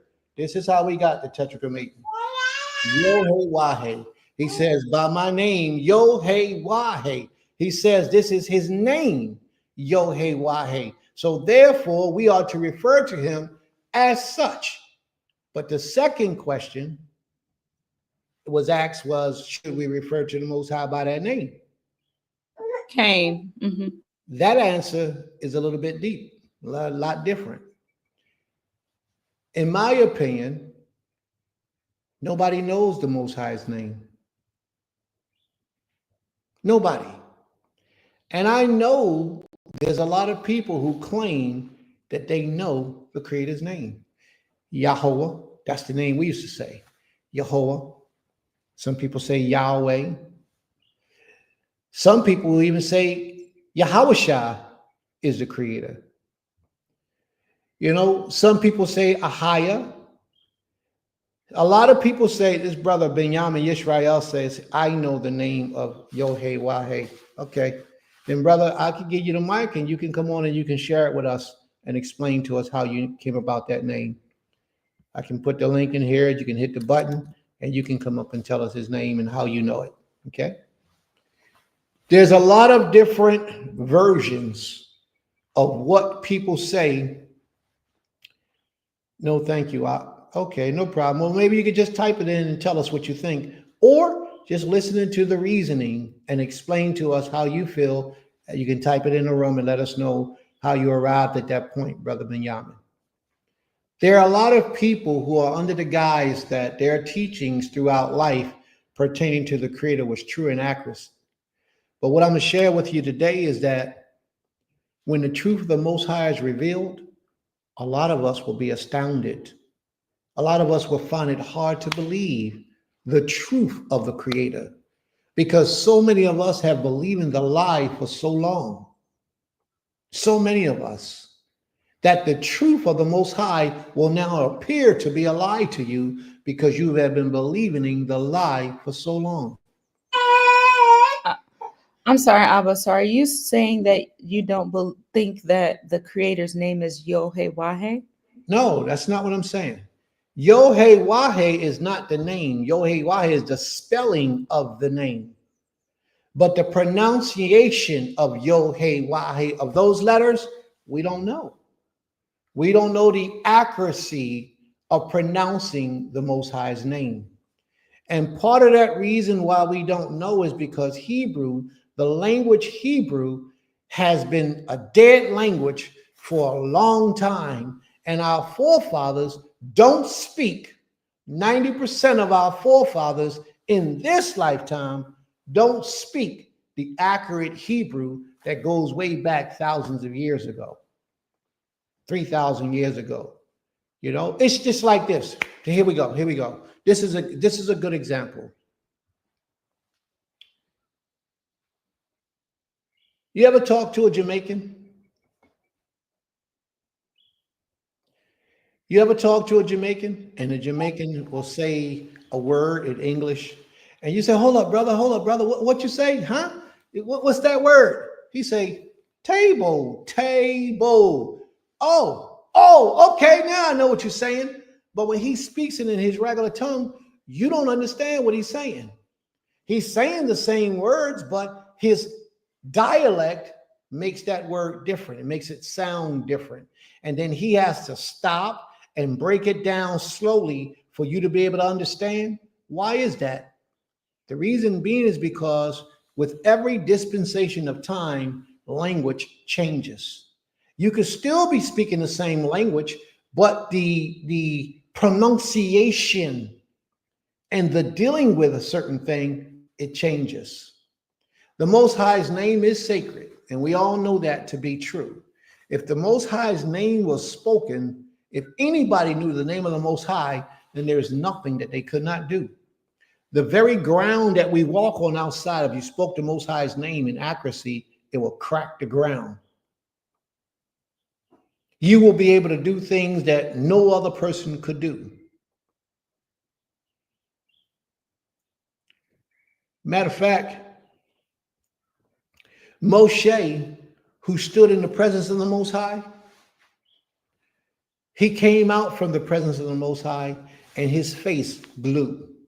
It was just that illuminated, the wisdom that he received from the Creator. It was an essence on him. Moshe walked around most of his life with a veil over his face because that aura just illuminated from Moshe.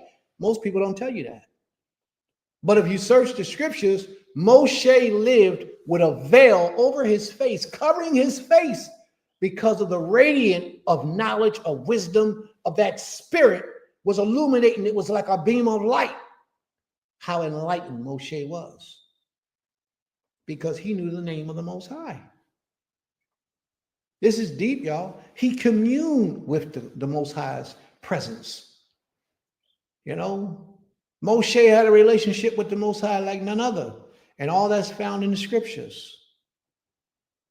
Now, we can achieve possibly something real close to where Moshe was, but I don't know if any of us will ever in this form be able to travel. If Moshe did it, then possibly we can. But I know that you would have to be chosen by the Most High to get into that circle right there on that level.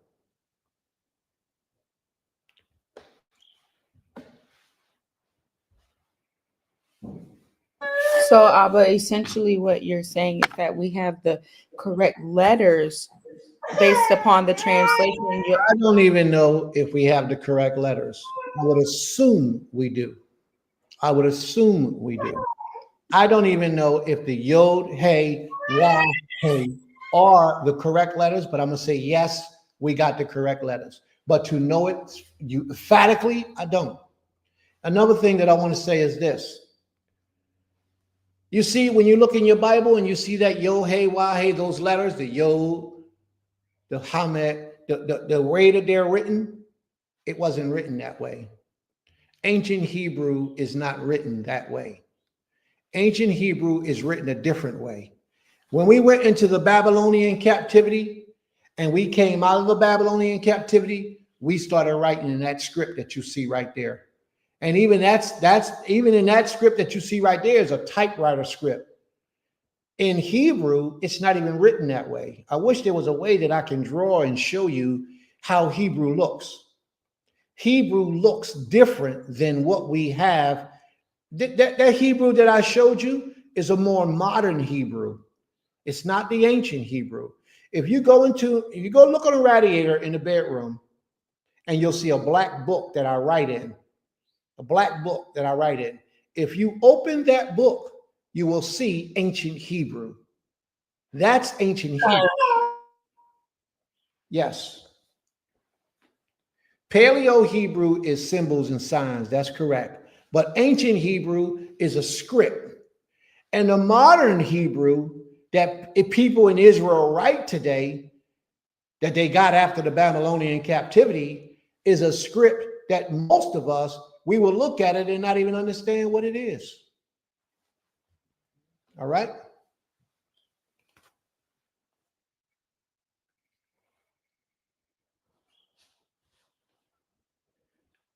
You understand what I'm saying, family? So what we have today is what the Most High left on record for us to have, to utilize, to grow, and to build a relationship with Him. But the higher you go on your levels of understanding, the deeper the Most High takes you into this rabbit hole, because it is deep. Yeah, the Phoenician script. The Phoenician script is the ancient Hebrew. But even in the Phoenician script, there's two different scripts. One is a printed form, one is the ancient form, and you can look at both of them. Well, that's a blessing, my brother. It's a beautiful thing to be able to be brought to this way of life. And what I'll say to you, my brother Benjamin, is that we're not differing. This is not a competition. We're not competing against you or anything of that nature. All we're asking for is to show where the teachings that we're bringing forward today are not accurate. Because I teach that nobody has the name of the Creator. And you say you have that name. So if you can bring forth the name of the Most High and prove it, then we'll bow down and submit and say, yes, you're right. All right. So let me just clear it up. What is the name of God? That's his name, God. Thank you, my brother. I appreciate that. We'll get along so much better with that, because if you have information, share it, because we can use it. We don't know it all. We can use any information that you might have. All right. So now, what is the name of God? Now, first I have to give you this normal. I have to explain this to you.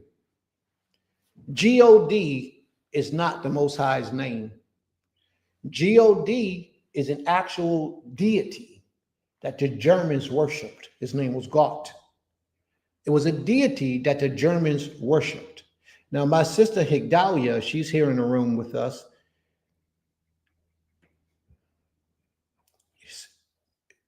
She actually looked it up to see if she can find the attributes of that deity, G-A-W-T or G-O-D-T, that the Germans worship. And she said she couldn't find anything on that information. But what we know is that it was a deity, and it was taught to the world to serve and to worship, and it has become as an accepted word for the Most High. But God, G-O-D, has nothing to do with the Creator, nothing at all. So you should not be worshiping or saying out of your mouth G-O-D. And if you're one who are utilizing those words and saying those words out of your mouth, you should be careful. You should probably go into seclusion for a couple of days, like 3 days, make prayer, and ask the Most High, is that good for you to do? Because G-O-D is not the Almighty. That's correct. G-O-D is not something that you will want to come out of your mouth in reverencing the Creator. A lot of people will be in disagreement with me, but that's okay. Let them keep calling on God, and I'll keep calling on the Most High. So it's fine. And if you notice, most people who call on God got a lot of people walking with them, because a lot of people can relate to that name, because that's the name that our slave masters gave us. Our oppressors gave us that name, G-O-D, and we run with it. But that's not what the Most High gave to us. That's right. Teach it, sis. Teach it, sis. You want to talk about it a little bit, sis? I can send you the link.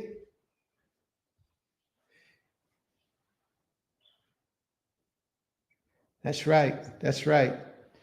This is what they teach us. But Prince ain't going to give you this watered down version. Prince going to give you the raw truth. And I'm going to be real. If I don't know something, I don't know it. I'm going to tell you I don't know it. I'm not going to stand up and act like I know something that I don't know. All right? So let's rock on. Exodus chapter 6, verse 6. Exodus 6. Say therefore to the children of Israel, I am the Creator, and I shall bring you out from under the burdens of the Mizrahites, and shall deliver you from the enslaving, and shall redeem you with an outstretched arm and with great judgments. He's going to redeem you with great judgments. What was these judgments that the Most High was talking about? These judgments was against the Egyptians' gods. The Most High, the whole story of Exodus is the creator of all creation waging war against the gods of the Egyptians, the deities that the Egyptians worshiped and served. Each one of these plagues was a plague against the Egyptians' deities. Read on, please. So that was the judgments. Exodus chapter 6, verse 7. And shall take you as my people, and I shall be your Elohim. And you shall know that I am the Creator, your Elohim, who is bringing you out from under the burdens of the Mitzrites. Now, that verse, a lot of people don't understand that. A lot of people don't understand that. But I'm going to read it and I'm going to break it down a little bit for you. The Most High says, I will take you to be my people. At this point, from there on, we were referred to as the children of the Most High, talking about in the future tense, the children of Israel, because the Most High is still picking and choosing, crossing over certain lineages to get us. Once he chose us as the children of Israel, he brought us to himself and we became his people. He says, and I will be your Elohim. He's going to be our power. And ye shall know that I am Yod-Heh-Wah-Heh Eloheka, your power. You want to know this. And he revealed that to us when we stood underneath of the mountain and he said all these words from heaven. He started it off by saying, I know ki, I am Yod-Heh-Wah-Heh. He said, I know ki, I am Yod-Heh-Wah-Heh. He told us profoundly who he was. He said, you're going to know. And he told us who he was as a nation. And ye shall know that I am your Elohim, who brought you out from under the burdens of Mitzrayim. The Most High had to set a profound record in the earth, because never before this time did he choose a whole nation of people. What he always did was he chose individuals out of the nations to deal with. First individual we'll find that I can think of that this really stands on record is Melchizedek. Melchizedek was a priest of the Most High, El Shaddai. He was a priest of El Shaddai, Melchizedek. Another one that he chose was somebody we just read about. Jethro, another servant of the Most High. And if you look, both of these individuals was in different parts of the earth, but the Most High chose them to represent him to their people. He never chose a whole nation until he chose us. And that's what makes this so distinct about us, because he chose all of us to work with and to work through and to be a father for. Why did he choose us? Because of what lies deep inside of our DNA. This started way back in Abraham, Isaac, and Jacob days. This started way back in Noah days. This started way back in Adam and Hawa's days. That's when the Most High started deciding that he needed a whole nation of people that he was going to deal with. So he picked and chose. When somebody was born, no, he don't carry that special gene. I'm going to wait for the next one. And then the next one came. He carried that special gene, but yet he was younger. But the Most High skipped over the older brother and took the younger brother and his seed after him. And even after that one that he chose had 4 or 5 children, only one of those children possessed that special seed or that special gene. And when you see the word Hebrew, which means his crossing, it's speaking about the Most High's crossing. Because if you follow from Genesis, there was a lot of people that the Most High chose, moved to the side, chose, moved to the side. He skipped over people to get to Yisrael or Jacob. Once he got to Jacob, he didn't have to do any more skipping. He chose all of Jacob's children after him. That had never happened in the history on the planet, ever, that the Most High chose a whole nation and brought them to himself. So what is it? Psalms 143, I think it is, or 145. The Most High says that he don't deal with us like he dealt with the other nations. He dealt with us in open speech, all of us as one people. He chose all of us as opposed to just do one or two people within a nation to deal and reveal his word to the population. And that's how the Most High did it from the beginning of time until he got to Jacob. When he got to Jacob, he chose all of Jacob's seeds. You don't believe me? Look prior to Jacob. Because Isaac had two children, Esau and Jacob, but Esau wasn't chosen. Abraham had several children, but all of them wasn't chosen. Isaac was chosen. And Abraham's father, Terah, he had several children. Nahor, he had several children, but none of their children was chosen. Only Abraham. This is the Most High skipping and choosing that certain person that carried that certain gene that he knew that one day he would ignite and choose the whole nation. And it was us. And that's how we get right here where we are at right now. Serug, Peleg, Arphaxad, Eber, all of those who went before us, they all had brothers, all of them had brothers, but the Most High skipped over all.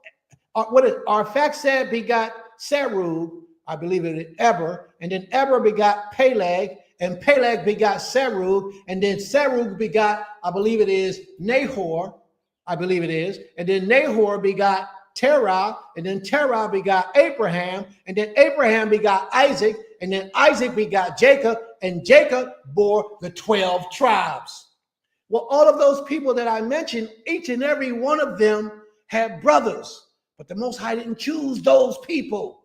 He skipped over them. He didn't care if you was firstborn or secondborn. He skipped over all of them and chose the one that carried the certain seed. And now every one of us being the children of Israel, we carry a certain seed within us, a certain gene. Something in our DNA is a power-like godly spirit that possesses us. And that's why when you see the children of Israel performing miracles and feats, the things that we do is not like the regular prophets of other nations. Think about this for a second. The other nations' prophets prophesy, they'll predict the future, tell you a little bit about the past, or perform something like a healing or something like that on the bodies of people. That's true.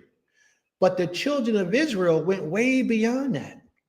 The children of Israel's prophecy or prophets who brought about great things, Moses stood on a mountain, caused the earth to open up. He caused the water to turn into dry land. He caused the sun in the sky to stand still. Joshua did the same thing. The children of Israel have power and authority over the heavens, the earth, and the spiritual realm. But all these other people, prophets, all they could do is predict the future at best and maybe heal you from a sickness, maybe. At best, that's all they can do. But as a child of the Most High, because he brought us to himself, he gave us a special ability. And none of the other prophets that walked the earth was able to do or replicate what we were able to do and replicate on the level that we did it, except for earthly things, simple things. But powerful things, no one could do that but us. We're about to read right now about the Egyptians, how the Egyptians imitated a lot of the miracles that Moshe did. Turn the water into blood. They was able to replicate that some kind of way. Bring out the gnats and the flies and all that stuff. But they got to a point where they could no longer do what Moshe was doing. And you know what they did? They was wise. They surrendered themselves and they said, enough is enough. We done. His power is the power. They recognized, they understood. It's us who don't understand that we're dealing with the ultimate power of all creation. We disrespect him. We want to draw idolatry and bring other powers in and say that it is him, but it's not. We got to return back to the creator, our maker, our king, our power. For in him is our healing. And that's what these lessons are all about, to return us back to the right way of the Most High. Let's read on, Brother Asa. Exodus chapter 6, verse 8. And I shall bring you into the land which I swore to give to Abraham, to Isaac, and to Jacob, to give it to you as an inheritance. I'm the creator. He says he's going to give us a land of the covenant that he agreed to our father Abraham, Isaac, and Yisrael. He promised them that he would bring us into a land. He kept true to his word. Now that land that he gave us was, remember I told you about those other people that the Most High would reveal certain men to talk to those people? Well, those people knew of the Most High, but they didn't know the Most High, not like you did.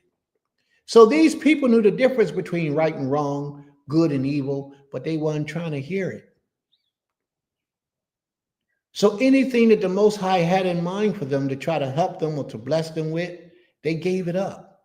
So the Most High said, you don't want to do right? Okay, I'll tell you what, my children will come in and take possession of it, and they'll do right. And they'll do better, at least better than you did.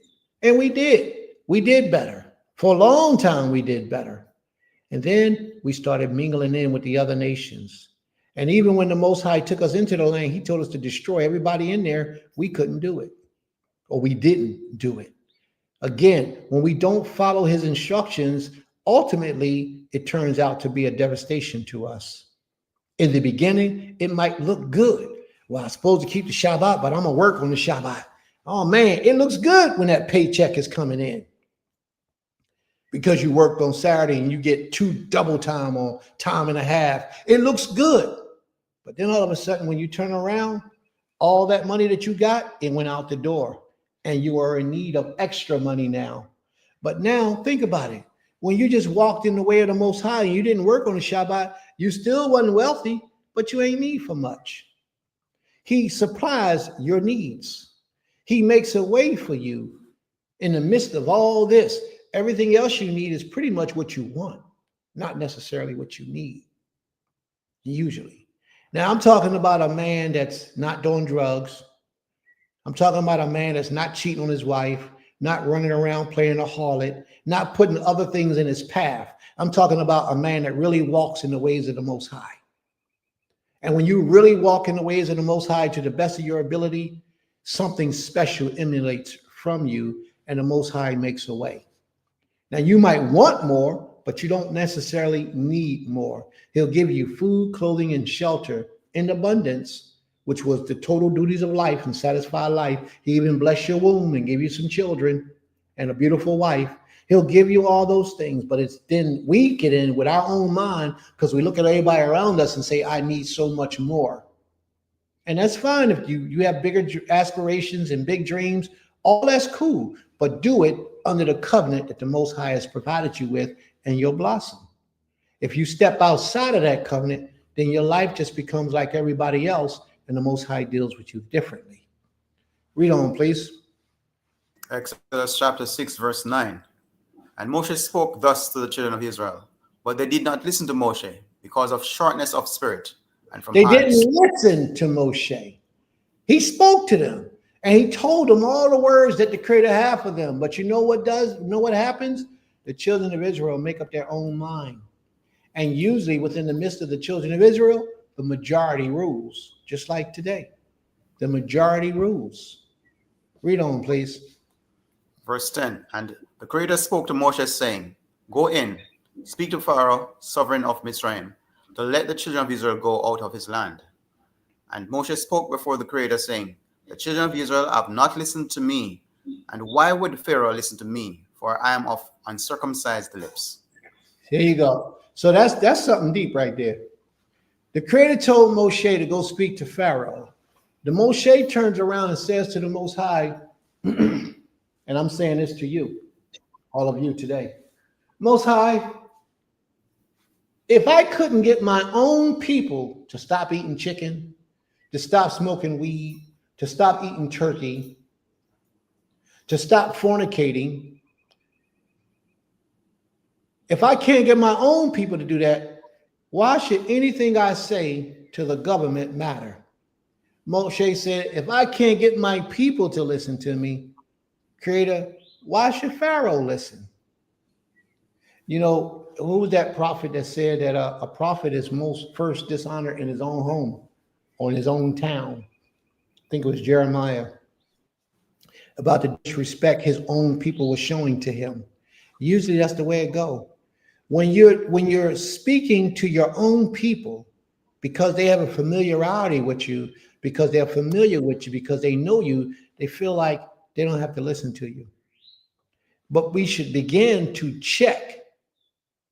No, it's not a Christian check. It's not no, what I'm talking about is not a Christian text. See, that's what happens with Christianity. Christianity takes the law or the teachings of the Tanakh and they'll use it in the New Testament. The Christians run with it. And the first thing we think is that it's a Christian text, but it's not. I promise you it's law. I mean, it's not law. It's in the Tanakh. I promise you it is. I wouldn't say it if it wasn't and I wasn't sure about it. Okay? But that's the fact. We're not accepted by our own people. We're always accepted by those on the outside. Usually accepted by those on the outside. But those who know us, part of that problem is because a lot of people who know you create envious thoughts about you. When they see that you're striving to be your best, to do your best, they begin to become envious of you, jealous of you in so many ways. And it prevents them from hearing your words and the message, and they're still looking at the flesh. Read on, my brother. Let's get past this. Pharaoh, how can I expect Pharaoh to hear me when my own people won't listen? Exodus chapter 6, verse 13. And the Creator spoke to Moshe and to Aaron, gave them a command for the children of Israel and for Pharaoh, sovereign of Mizraim, to bring the children of Israel out of the land of Mizraim. These are the heads of their fathers' houses. The sons of Reuben, the firstborn of Israel, Anak and Palu, Hezron and Carmi. Hold on 1 second, please. Family, I know that you like to not read when it gets to stuff like this, but right now, I really need you to pay attention because we're about to drop another bomb. Please pay attention. This will be something that you can take with you the rest of your days and speak on, and nobody will be able to refute it, and you will open up the minds of a lot of people. The genealogy of the children of Israel, the genealogy of Moshe and Aharon. Read on, please. These are the heads of their fathers' houses. The sons of Reuben, the firstborn of Israel, Anak and Palu, Hezron and Carmi. These are the clans of Reuben. And the sons of Shimon, Yemuel and Yamin and Ohad and Yakin and Sohar and Shaul, the son of Canaanite woman. Shaul was the son of a Canaanite woman. Canaanite. So we have somebody right there that was violating the law. Read on. Exodus 6, verse 16. These are the names of the son of Levi, according to their generations. Now, who is Levi? Anybody know who Levi is? Levi, Thirdborn. yes, he is the son of Jacob. Jacob's name was changed to Israel. Israel had 12 children. Now we're reading down the lineage of those children. Well, we're not going to read all of them, just a few of them. All right. But he had one of his children name was Levi or Lewi. Lewi bore 3 sons. And out of his 3 children, one of them bore Abraham, who bore Aaron, Moses, and their sister, but Aaron and Moses primarily. And then out of Aaron became the priesthood, but yet they were both Levites, but out of Aaron became the priesthood, and out of Moshe, nothing came that we know of. And that's deep, because Moshe did a whole lot more than Aharon, but his descendants after him almost did nothing that we can think of. So let's read back. What verse are we on? Exodus chapter 6, verse 17. The sons of Lewi. Oh, it's verse 16. These are the sons of Lewi according to their generations, Gershon and Kehath and Merari. All right, let's stop. Oh, go to the period. Go to the period. The years. The years of the life of Lewi. And the years of the life of Lewi were 137. Stop there for a moment. These are the names of the sons of Lewi according to their generations: Gershon, Kohath, and Merari. Those were the 3 sons of Lewi. So all of these, Gershon, Kohath, and Merari, all 3 of them were what we would call Levites. So you could have been born through any one of these tribes and you will be a Levite. You could be born out of Kohath. Now, Kohath was where Moshe and Aharon came out of. Kohath is going to have a son, Amram. And Amram is going to have a son, Moshe and Aharon. That's where they're going to come from. That's their lineage. Out of Aharon, which was Kohath's first son, he was 3 years older than Moshe.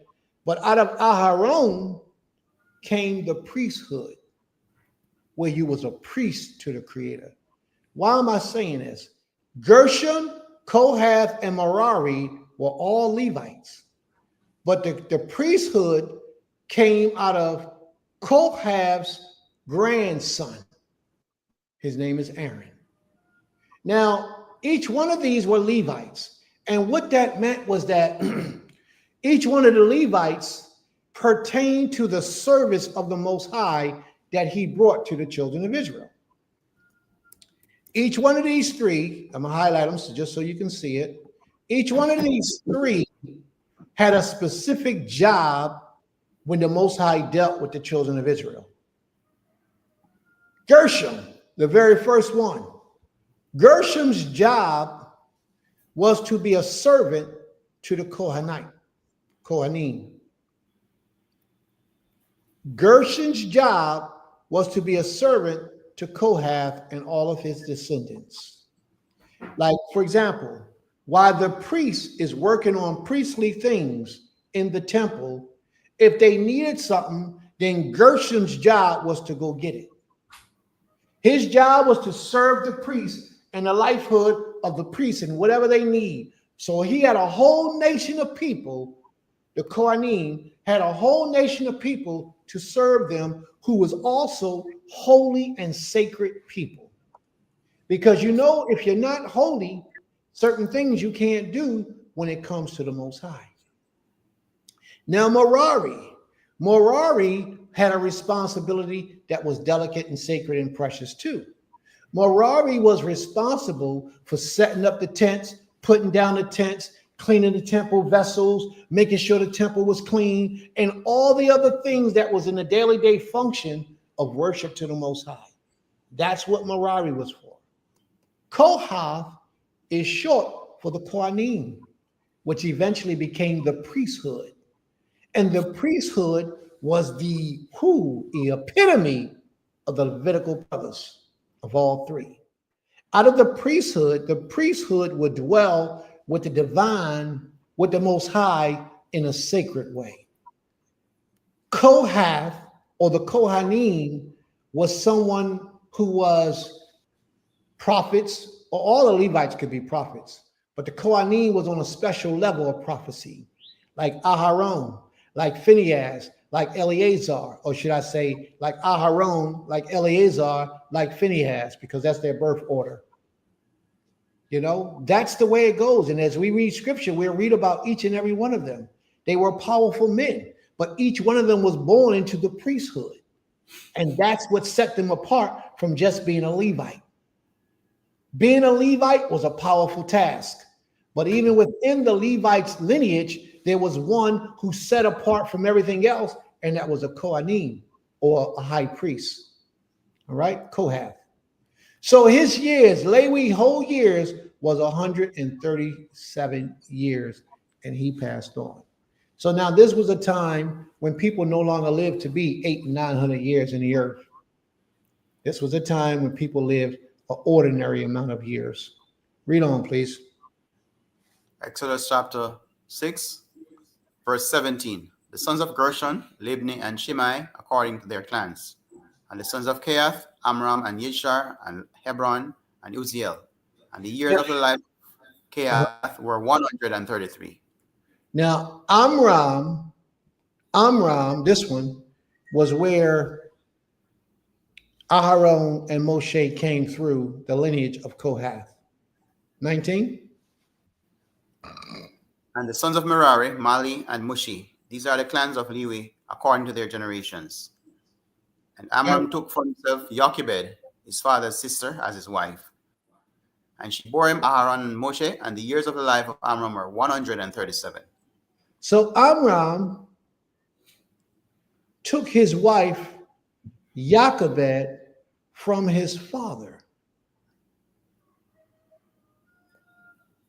So Amram, Moses and Aaron's father, Amram, married his aunt. Put that in your notebooks. Amram married his aunt. So Moshe and Aharon, at this time, it was not unlawful for that to take place. At this time, it was still lawful for a man to marry a direct family member in that area, but the Creator outlawed that later on in life, later on when he gave the commandments. And she, Jochebed, who was his father's sister, Jochebed bore him Aharon and Moshe. And then he gave up the ghost. Read on, please. Exodus chapter 6, verse 21. And the Now, sons of before you read that, let me make this here known to you. Do you remember the story when these men, it was 200 and something men that came up against Moshe, and they said, "What makes you think you better than us?" And they tried to take over the priesthood. They tried to take it over, and the Creator caused the ground to open up and swallow the men and all of his people that was around at that particular time, and they ate them up. This is the men that you're about to read about right now. And the man name was Kohath, I believe it is. No, Korah. Yeah. He was the son of Issar. Now, Issar was the son of Kohath, which made them, remember I told you, out of Kohath, the priesthood came. So Issar, because he was one of the descendants of Kohath, he felt like he should be a priest too. He felt like he can do the priestly job, but that wasn't his calling. The priest to the Most High only came out of Aharon. But Korah felt differently. Korah felt because he was of the same bloodline that he can do what Moshe and Aharon did. So that's a little bit of history for you. Read on, please. Exodus chapter 6, verse 21. And the sons of Yishar, Korah, and Nepheg, and Zikri. And the sons of Uziel, Mishael, and Elzaphan, and Sithri. Aharon took to himself Elisheba, daughter of Amminadab, sister of Nashon, as wife. And she bore Nadab, and Abihu, Eleazar, and Ithamar. So stop for a second, please. This is extremely important, what I'm about to tell you. And I did not know this prior to maybe today or yesterday. What I'm about to drop on you is a jewel that I didn't even know. And if you know it, then you strong, and that's good. But Prince didn't know it for many years. And I've been in this walk for a long time. Long time. Verse 23 says, and Aharon took as his wife Elisheba. I never knew the wife of Aharon, what her name was. Her name was Elisheba. Now she was the daughter of Amminadab, the sister of Nachshon. And she bore him Nadab, Abihu, Eleazar, and Ithamar. But this woman was not of the Levitical order. I didn't know that until I researched it. Elisheba was out of the tribe of Judah.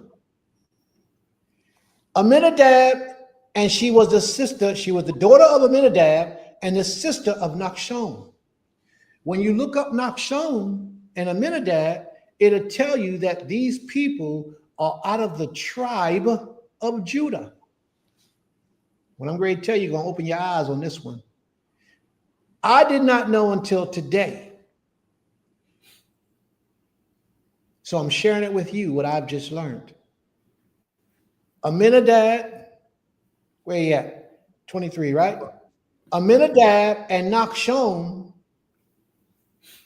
of the tribe of Judah, Elisheba, that tribe was responsible for a man named Obed. Obed came from this lineage of these particular people, Aminadab and Nachshon. Obed had a child, and Obed's child's name was Jesse. Jesse had a son, and Jesse's son's name was Dawid, King David. This is how King Dawid is tied into the priesthood if you can trace his mother's lineage. That's deep. I didn't know that until today. But we don't go by the mother's lineage, we go by the father's lineage. But on both sides, Dawid is protected. This is deep. His great-grandfather was of Judah, Aminadab, Nachshon, Aminadab, Obed, Jesse, and Dawid. I believe it was one between Jesse. Obed might have been the father of Jesse. But this is how the tribe of Judah ties in with the tribe of Levi through that woman right there, Elisheba, the daughter of Aminadab. This was some powerful stuff, y'all. This was really, really, really, really powerful. And when I learned that, it's like a light went on. And I'm going to share with you that light. Somewhere in the book of Zechariah, I believe it is, they talk about the Moshiach in the last days. And they say something about the Moshiach being of the tribe of David, but also it will be a Levite. He will be a Levite, and he would also be of the tribe of Judah. So it gives you the impression that it's going to be two thrones, that throne would be one man from the tribe of Levi, and the other man from the tribe of Judah. But I see, and I'm not saying that this is 100% accurate, what I see is that the two of these could be coming through to bring about that connection from the Levitical side, if that connection is there, from the Levitical side, from that woman, Elisheba, all the way down to what he has now. The Judite side, being of Dawid. Yes, Dawid, also a descendant from Ruth. Yes, he is a descendant from Ruth. But on his father's side, it traces back to that man, Aminadab. And that's deep. And we as Israelites, we as Hebrew Israelites, we trace our lineage down through the men. But I can see that connection because his mother married into the house of the priest with Aharon and had children. I never knew that. Or his grandmother's great, somewhere in that area. But that same lineage side of the family, be it by marriage or by blood, the priesthood was tied in, and I can see that. But that's deep. When that hit my mind, it rocked me a little bit. I said, dang, I see that. So I just wanted to bring that out. And that was one of the most powerful things that I've seen in a long time. I still got to do a little bit more research on it to finalize it before I can really promote it. But I'm sharing it with you all because it's profound information that we need to know. Aharon married a Judite from the tribe of Judah. The priests later on are going to be forbidden from marrying anybody outside of the tribe of Levi. They're going to be forbidden from that. So before that took place, Aharon married of the tribe of Judah. And then later on, through that lineage, somewhere down there, Dawid is born. But let's read on. Where we at? 24, 25? Verse 24. Exodus 6:24. And the sons of Korah, Asir, Elkanah, and Abiasaph. These are the clans of Korites. And Eleazar, Aharon's son, took for himself one of the daughters of Putiel as wife, and she bore him Phinehas. These are the heads of the fathers of Levites, according to their clans. May the This Most is High be Aharon, praised. and Read on. this is Aaron and Moshe, to whom the Creator said, "Bring out the children of Israel from the land of Mizraim, according to their divisions." They were the ones who spoke to Pharaoh, saying, "Sovereign of Mizraim, to bring out the children of Israel from Mizraim." This is Moshe and Aharon. And it came So to it's be on the letting you know who they were. This Moshe and Aharon was the ones that the Most High spoke to and said, "Bring my children out of the land of Egypt." Read on. verse 28. And it came to be on the day when the Creator spoke to Moshe in the land of Mizraim, that the Creator spoke to Moshe, saying, "I am the Creator. Speak to Pharaoh, sovereign of Mizraim, all that I say to you." And Moshe said before the Creator, "See, I am of uncircumcised lips, and why would Pharaoh listen to me?" Moshe said, "I am of uncircumcised lips. This is not what I do. This is not what I've been doing. Why would he listen to me? Why? For what reason?" Read on. Exodus chapter 7, verse 1. So the Creator said to Moshe, "See, I have made you an Elohim to Pharaoh, and Aharon your brother is your prophet. You shall speak all that I command you, and Aharon your brother shall speak to Pharaoh, to let the children of Israel go out of his land." So you see that order of things? The Most High spoke to Moshe. Moshe was supposed to tell Aharon, and Aharon was supposed to tell the children of Israel. Right there, family, you get a glimpse on how things work in a heavenly order. The Most High speaks to an angel. The angels tell this man, prince, and then the man, prince, tells the people. Ain't that nice to think that highly of yourself? Read on, please. Exodus 7, verse 3. But I am going to harden the heart of Pharaoh, and shall increase my signs and my wonders in the land of Mizraim. And Pharaoh is not going to listen to you, and I shall lay my hand on Mizraim, and bring my divisions and my people, the children of Israel, out of the land of Mizraim by great judgments. By And the great Miz- act of judgment, he will bring his children, his people, out of Mitzrayim. Now, family, this seems a little unfair. Pharaoh would have had to have been a man of reason somewhere in order for him to rule a kingdom, because he was Pharaoh. So he has to have a man to know when to stop and when to put on the pressure. So now in all this about what's about to take place, Pharaoh would stop, say you can go, and then say, "No, I ain't taking you in." But it wasn't Pharaoh's doings. It was the Most High causing Pharaoh to pause, to go forward, and to make decisions that Pharaoh made. Now, it could have been that the Most High will send a spirit upon one of Pharaoh's advisors, and the advisor that Pharaoh trusted could sway his decision, like a lot of you do in your life when you have people that you listen to that's outside of this way of life. You know what the law says, but you have a decision to make. He looks good. I like him. He got a couple dollars and he's good looking. And I want to make him my husband. I want him to be my husband. But this man don't keep the Shabbat. This man doesn't fear the Creator. This man doesn't do anything by the way of righteousness to get you closer to the Creator. So what you do is you go to your mom, your sister, your brother, or someone else to get them to push you in the direction of taking this man, but you already know what the law says.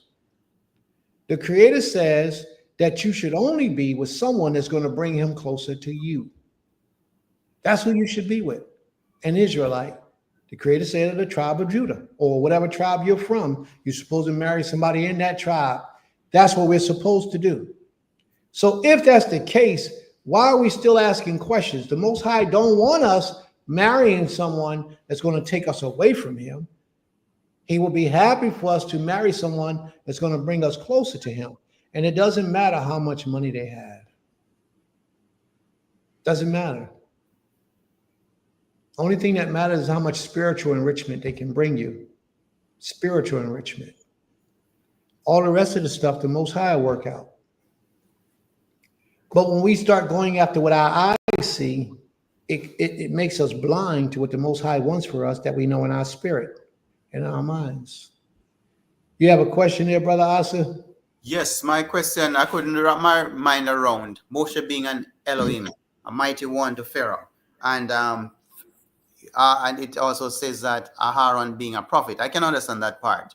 But isn't it very high to see someone as a mighty one? And could we look at our brothers here today as mighty ones? Can we look at our brothers here today as mighty ones? All right.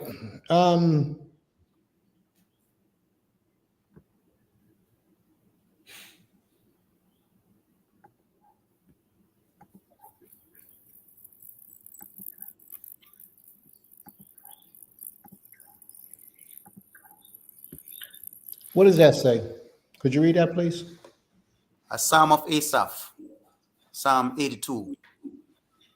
Elohim standeth in the congregation of the mighty, he judgeth among the Elohim. How long will you judge unjustly and accept the person of the wicked? Selah. Keep reading, please. Defend the poor and fatherless. Do justice to the afflicted and needy. Deliver the poor and needy. Rid them out of the hand of the wicked. They know not, neither will they understand. They walk on in darkness. All the foundations of the earth are out of course. I have said, ye are gods, and all of you are children of the Most High. Read that part again. I have said, ye are gods, and all of you are children of the Most High. What is that that word gods? What does that translate into in Hebrew? Elohim, mighty one. And all of you are what? Children of the Most High. Okay. Do you have your answer?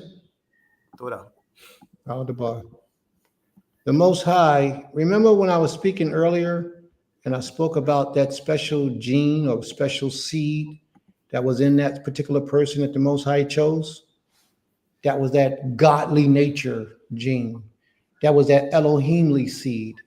That was that presence of the Most High dwelling within us or within our forefather that he saw. We are all Elohim, but we don't live like that. Therefore, the Creator allowed us to die like a man. But then he tells us, arise, O Elohim, for thou shalt inherit all nations. Arise. That means that whatever sicknesses or whatever bondages or whatever things got you held bondage, be it drugs, be it women, be it money, be it earthly desires, whatever got you bound to this level of mortality of a man, you can rise above that. And once you rise above that, you take your Elohimly state in the midst of the mighty, and you can judge the earth because you're going to inherit all nations.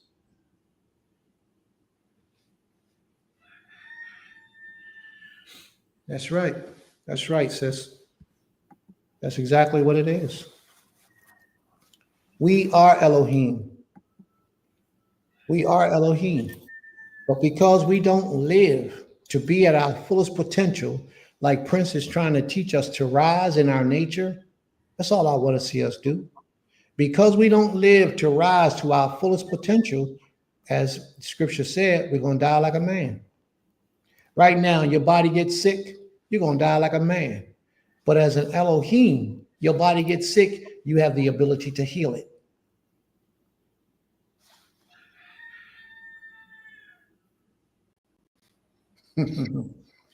Read on, please. Exodus chapter 7, verse 5. Sis got something she wants to say. Sister Higdalia, you want me to send you the link? You can come onto the platform and speak your piece. You can speak your piece if you like. That way we can get a full understanding of what you mean. If you disagree with that, that's fine. And then we can examine the scripture and go through it and, get a clarity on it. If not, you can text it in the room and we can tackle it that way if you like. You can give us your impression of what you thought that scripture meant. And we can deal with it. All right? Go ahead, my brother. Where you at? Exodus chapter 7, verse 5. And the Mizrahites shall know that I am the Creator when I stretch out my hand on Mizrahim, and I shall bring the children of Israel out from among them. Hold on a second, please. Sis, If you come on the screen, you don't have to be seen. You could just keep your screen black and just speak, and all they'll do is hear your voice. Because I know you probably chilling today. Today is the Shabbat. You might not want to be seen, but you can always allow your voice to be heard, and you can just speak whatever it is that you feel you want to say. But if you want to text, you can text. It's your decision, whichever you choose. Brother Asa, I apologize. Okay. Exodus chapter 7, verse 6. And Moshe and Aharon did as the Creator commanded them. So they did. Now Moshe was 80 years old and Aharon 83 years old when they spoke to Pharaoh. Now, Moshe was 80 years old when he went to Pharaoh.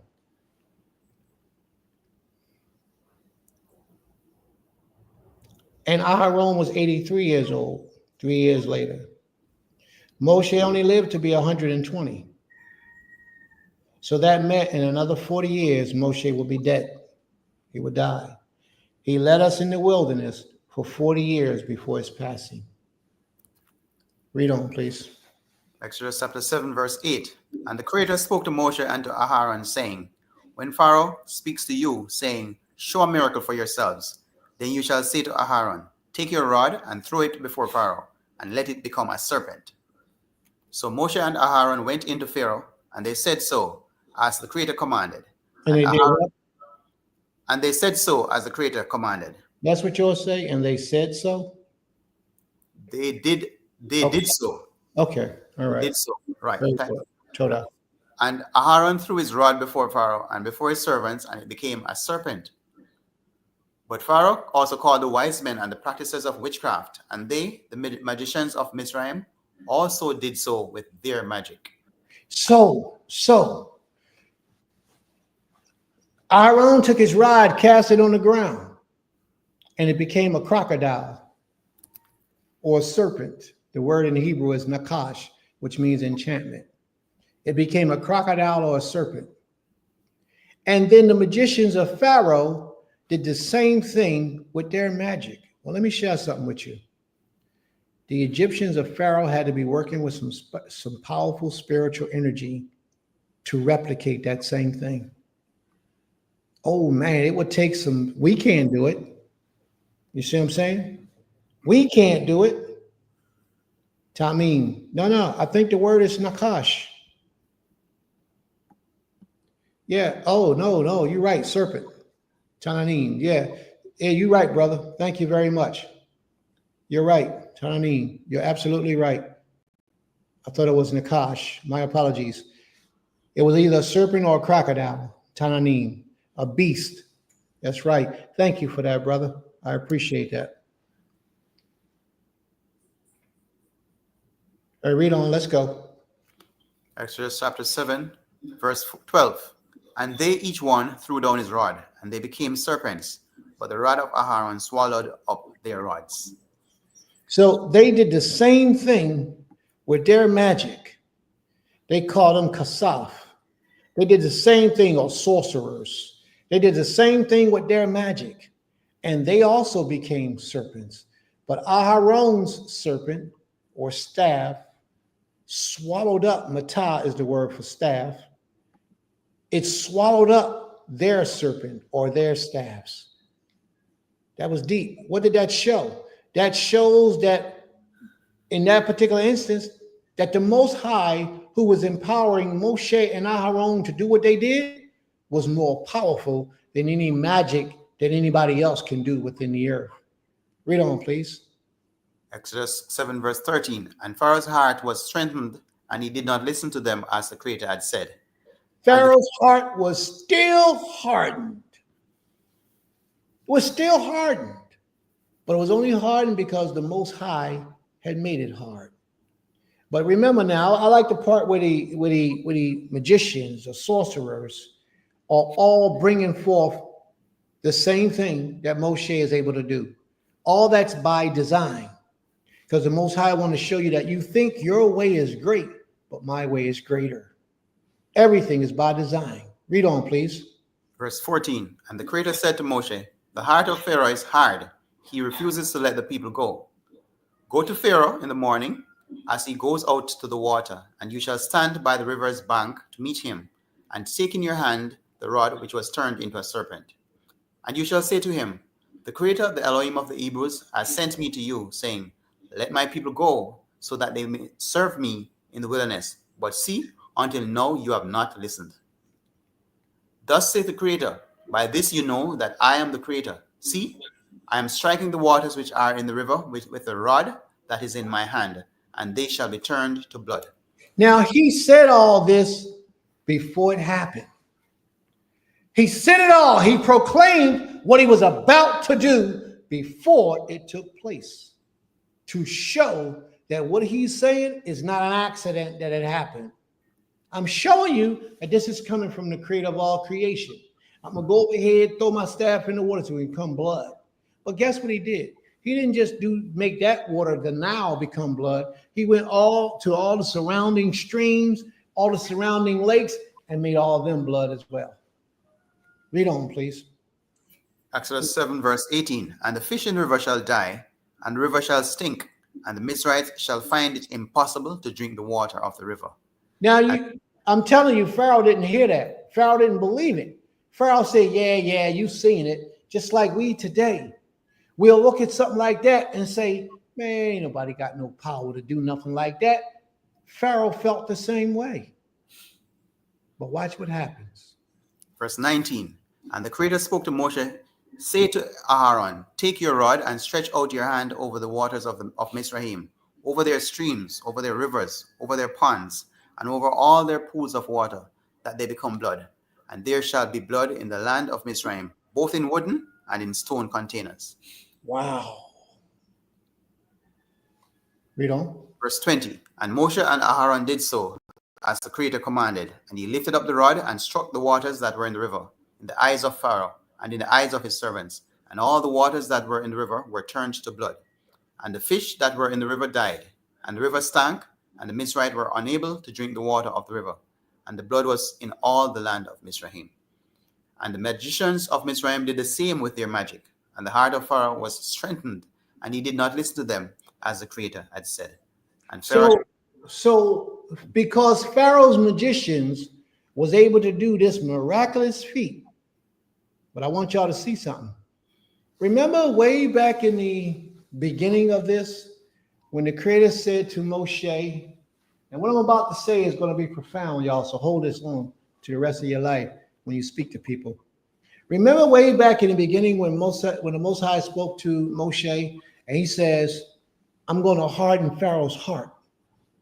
He ain't going to let the people go.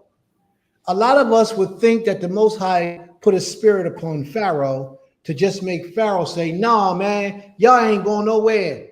That ain't how the Most High did it. If you notice, everywhere where the Most High, where the Most High allowed Moshe and Aharon to bring forth a miracle like that, the magicians of Pharaoh was able to replicate thus far everything that they did. You know why they was able to do it? There's a front door and there's a back door. That door, those doorways hold the key to the Most High. The Most High sits in the middle.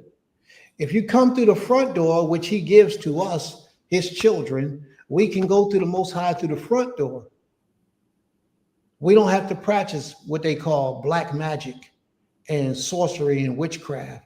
Those people who practice black magic, sorcery, and witchcraft, they go through the back door. But you, being a child of the Most High, you have access because you can go through the front door and those things don't cost you nothing. But people who are doing black magic, sorcery, and witchcraft, they go through the back door. And everything they get through the back door causes them something in their lives that they're going to get out of it. They have to pay a price for everything that they receive. Now, whether they go through the back door or the front door, the key factor is they have access to the Creator. That's why in a lot of, now I'm going to drop something on y'all, family, so don't be scared because the European people say be scared. Listen to the facts and judge accordingly. That's why when you look at a lot of writings of those people who practice the dark arts, the sacred arts, You know, they got books out and they got videos and all that stuff that you can look at. It's always in Hebrew.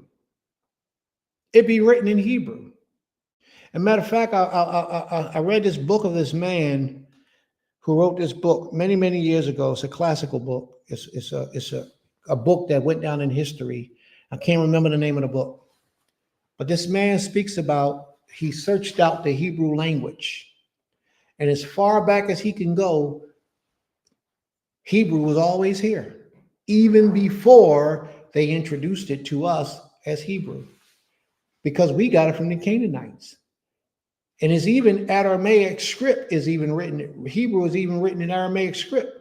Aramaic script is even written in the ancient language of Hebrew. So he said, as far back as he can research his history, Hebrew was already here. So he believed that Hebrew was the language of the Creator. All right? The people who practice witchcraft, sorcery, demonology, all that type of stuff, their writings, their sacred scripts are in Hebrew. There's a back door and there's a front door. Those who enter into the back door, they got a price to pay for everything that they do. Sure, she might take some underwear and bury it in the dirt and make her man fall in love with her, and it may work. But she got to pay an ultimate price for that later on in life. It won't happen right away, or it could happen right away, but it creeps up on you the way that it takes place.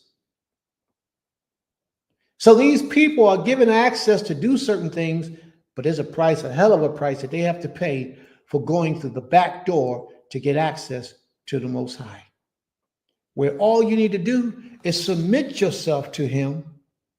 With that knowledge you got, submit yourself to him and gain entry through the front door, where all that stuff that you're dealing with, the secret arts of cursing and putting stuff on people and harming people and doing wickedness, can all be alleviated. And you can learn how to live a righteous life and gain access to the Almighty, the true source of all power, through the front door.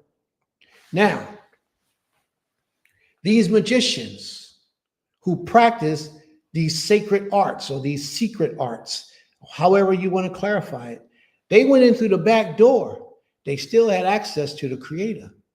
The Creator gave them what he wanted to give them, so when they go back to Pharaoh, they can convince Pharaoh that the children of Israel, Moshe and Aharon, ain't doing nothing that we can't do. Therefore, their power ain't no power that you got to worry about. So therefore, you ain't got to let the slaves go. And that's how the Most High did it. By using Pharaoh's servants to imitate everything up until a certain point that the children of Israel, Moses and Aharon, was able to do. Therefore, Pharaoh said, ain't nothing special about your power, man. Get out of here. I don't know him, and I ain't letting nobody go nowhere. Y'all ain't going nowhere. Y'all staying right here. And then his magicians, his soothsayers, his prophets are going to come, and they're going to confess that the Most High is the true power of all creation. Why is that important? Because Pharaoh put his trust in his magicians, his soothsayers, and all those deities that he served. The Most High is going to go and destroy each deity one by one, and then he's going to destroy the confidence that Pharaoh have in the soothsayer, the magicians, and the witches, the sorcerers. He's going to destroy them, where they're going to come back to Pharaoh, and they're going to confess that the Most High, he is Elohim alone. He is Ha Elohim. Then you're going to see a difference in this story. Read on, please. Exodus chapter 7, verse 22. And the magicians of Mizraim did the same with their magic, and the heart of Pharaoh was strengthened, and he did not listen to them, as the Creator had said. And See, his heart wasn't strengthened until after his magicians did the same thing. So the Creator is allowing them access just for this purpose, to harden Pharaoh's heart. So a lot of you right now, you got friends that you know, people that you associate with, that's caught up into some witchcraft, some voodoo, some magic, and you saying that girl know her stuff, that dude know his stuff. Why am I serving the Creator and I'm asking for some money and I can't get none? But if I go to one of those witches and ask them for some money, now all of a sudden I'm wealthy. That's something you alone got to answer that question. What I'm saying to you is, don't worry about what they're doing. There's a price to pay for what they do. You gain access to the front door by being patient and diligently, organizing your lifestyle to be one that is pleasing to the Creator. And let them do what they do, that's on them. They have a price to pay for all that. You stay on the straight and narrow path and be patient until the Most High blesses you. Read on, please. Verse 23, and Pharaoh turned and went into his house, and his heart was not moved by this either. And all the Mizrahites dug all around the river for water to drink, for they were unable to drink the water of the river. And 7 days were completed after the Creator had struck the river. Now, didn't they just turn the water? They showed him that they was able to turn the water into blood, but they couldn't take the blood and turn it back into water. Therefore, they had nothing to drink. That was the Most High showing his supremacy over the deity of the Nile. Read on. Exodus chapter 8, verse 1. And the Creator spoke to Moshe, go to Pharaoh and say to him, thus said the Creator, let my people go so that they serve me.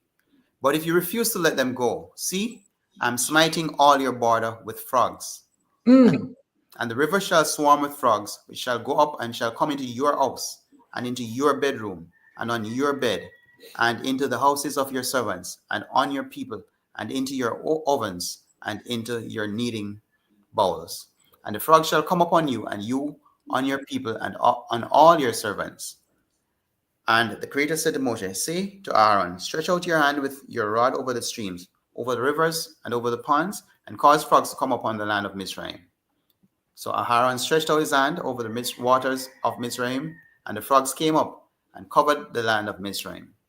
And the magicians did so with their magic and brought up frogs on the land of Mizraim. The magicians did the same thing with their magic, and they brought up the frogs from the rivers, but they could not put them frogs back. So all they did was increase the problem that Pharaoh already had. But because they can do it, Pharaoh felt like the Most High ain't nothing special. Let me see what else you got. Read on, please. Exodus chapter 8, verse 8. Pharaoh then called for Moshe and Aaron and said, pray to the Creator to take away the frogs from me and from my people, and I shall let people go to slaughter to the Creator. He had a little bit too much of them frogs. Verse 9. And Moshe said to Pharaoh, explain yourself to me. When am I to pray for you and for your servants and for your people, to destroy the frogs from you and your houses and remain only in the river? So he said, tomorrow. And he said, let it be according to your word, so that you know that there is no one like the Creator, our Elohim. Let it be according to your words. For what purpose? So that you know there's no one like the Creator, your Elohim. There you go. That there is none like unto the Most High. None. Read on. Verse 11. And the frogs shall turn aside from you and from your houses and from your servants and from your people. They shall remain in the river only. And Moshe and Aaron went out from Pharaoh. And Moshe cried out to the Creator concerning the frogs which he had brought against Pharaoh. And the Creator did according to the word of Moshe. And the frogs died out of the houses, out of the courtyards, and out of the fields. And they gathered them together in heaps, and the land stank. And Can you imagine what that process was to get all those frogs, dead frogs, out of the land? Can you imagine that process? I bet you that took a lot of time. Read on, please. The land stank. Exodus 8, verse 15. And when Pharaoh saw that there was relief, he hardened his heart and did not listen to them, as the Creator had said. Wow. And the Creator said to Moshe, say to Aaron, stretch out your rod and strike the dust of the land, so that it becomes gnats in all the land of Mizraim. And they did so. And Aaron stretched out his hand with his rod and struck the dust of the earth, and it became gnats on man and beast. All the dust of the land became gnats in all the land of Mizraim. And the magicians did similarly with their magic to bring forth gnats, but they were unable, and there were not gnats on man and beast. The magicians then said to Pharaoh, this is the finger of Elohim. What they say? This is the finger of Elohim. But the heart of Pharaoh was strengthened, and he did not listen to them as the Creator had said. He did not listen to his advisors. But you know what was important? he stopped listening to them. That was what was important. He saw that those people were no longer able to replicate what the Most High was able to do. So he lost confidence in those people. Read on, please. Exodus 8, verse 20. And the Creator said to Moshe, rise early in the morning and stand before Pharaoh as he comes out to the water, and say to him, thus said the Creator, let my people go so that they serve me. Or else, if you do not let my people go, see, I am sending swarms of flies on you and your servants, and on your people, and into your houses.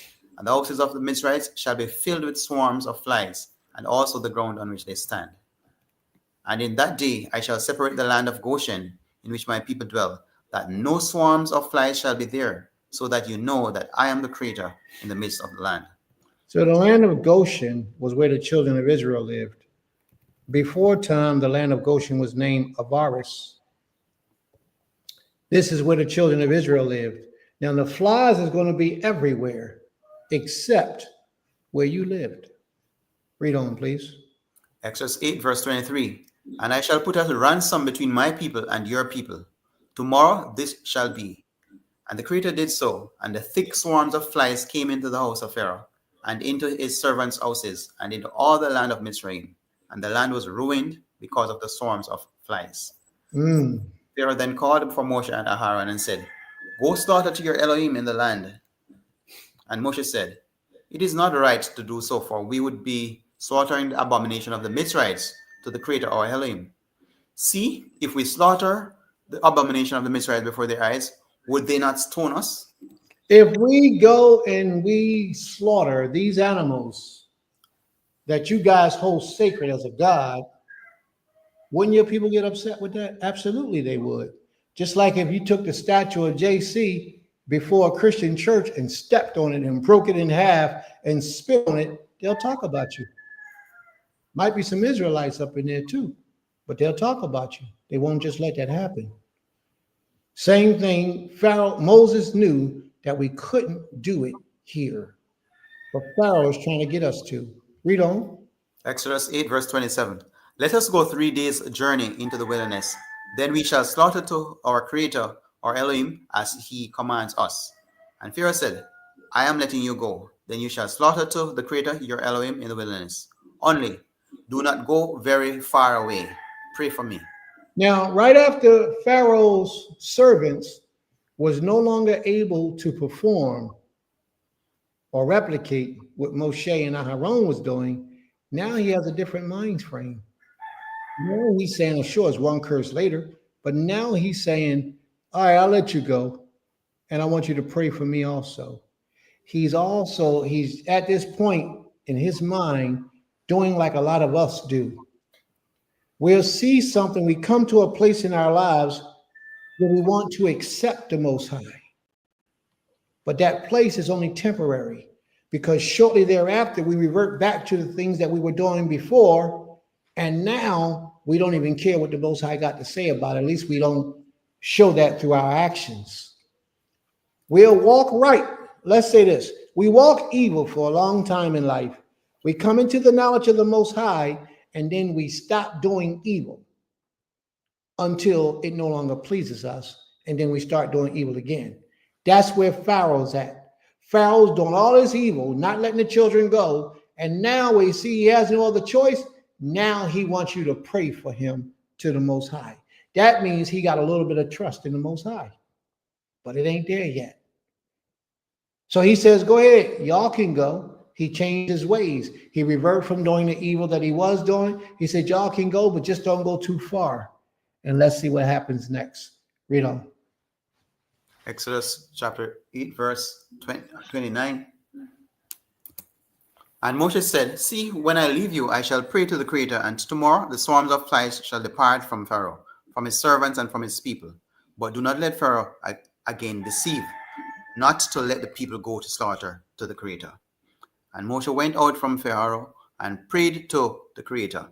And the Creator did according to the word of Moshe, and removed swarms of flies from Pharaoh, from his servants and from his people. Not one remained. But Pharaoh hardened his heart. So Pharaoh made a covenant with Moshe. He said, take them away, and I'll serve and I'll let you go. And I want you to pray for me too while you out there. But what happens? Watch what happens once the problems in your life is no longer a problem in your life. See, when you was incarcerated and you prayed to the Most High, Creator, if you get me out of this situation, I'm going to serve you the rest of my days. While you was incarcerated, you was as righteous as you could possibly be. But the moment you got out of jail, that righteousness slipped away and you forgot the covenant that you made with the Most High and you came right back to that same person you used to be. Let's see if Pharaoh does anything like that. Read on, please. 32. But Pharaoh hardened his heart at this time too, and did not let the people go. So he went back on the deal that he made with Moshe. He hardened his heart and he did not let the people of the Most High go, just as a lot of us do. We have to learn from this story. We have to learn from the mistakes of others so that we can better our lives through their teachings and their lives' examples. Read on, please. Exodus chapter 9, verse 1. And the Creator said to Moshe, go into Pharaoh and speak to him. Thus said the Creator Elohim of the Hebrews, let my people go so that they serve me. For if you refuse to let them go and are still holding them, see, the hand of the Creator is on your livestock in the field, on the horses, on the donkeys, on the camels, on the cattle, and on the sheep. Now, these are also things that the Egyptians worshipped, their livestock. They worshipped them. Read on. Verse 4. And the Creator shall separate between the livestock of Israel and the livestock of Mizraim, and let no matter die of all that belongs to the children of Israel. And the Creator set an appointed time, saying, tomorrow the Creator is going to do this word in the land. And the Creator did this word on the next day, and all the livestock of Mizraim died, but of the livestock of the children of Israel, not one died. Then Pharaoh sent, and see, not even one of the livestock of Israel was dead, but the heart of Pharaoh was hardened, and he did not let the people go. So he saw all this proof and evidence right before his life. He saw all the proof, but for some reason, he did not let the people go. Read on, please. Exodus chapter 9, verse 8. And the Creator said to Moshe and Aaron, fill your hands with ashes from a furnace, and let Moshe scatter it toward the heavens before the eyes of Pharaoh. And it shall become fine dust in all the land of Mizraim, and it shall cause boils that break out in sores on man and beast, in all the land of Mizraim. So they took ashes from the furnace and stood before Pharaoh, and Moshe scattered them toward the heavens, and they caused boils breaking out in sores on man and the beast. And the magicians were unable to stand before Moshe because of the boils, for the boils were on the magicians and on all the Mizrahites. But the Creator strengthened the heart of Pharaoh, and he did not listen to them, as the Creator had said to Moshe. Hold on for 1 second. Let me check something, please.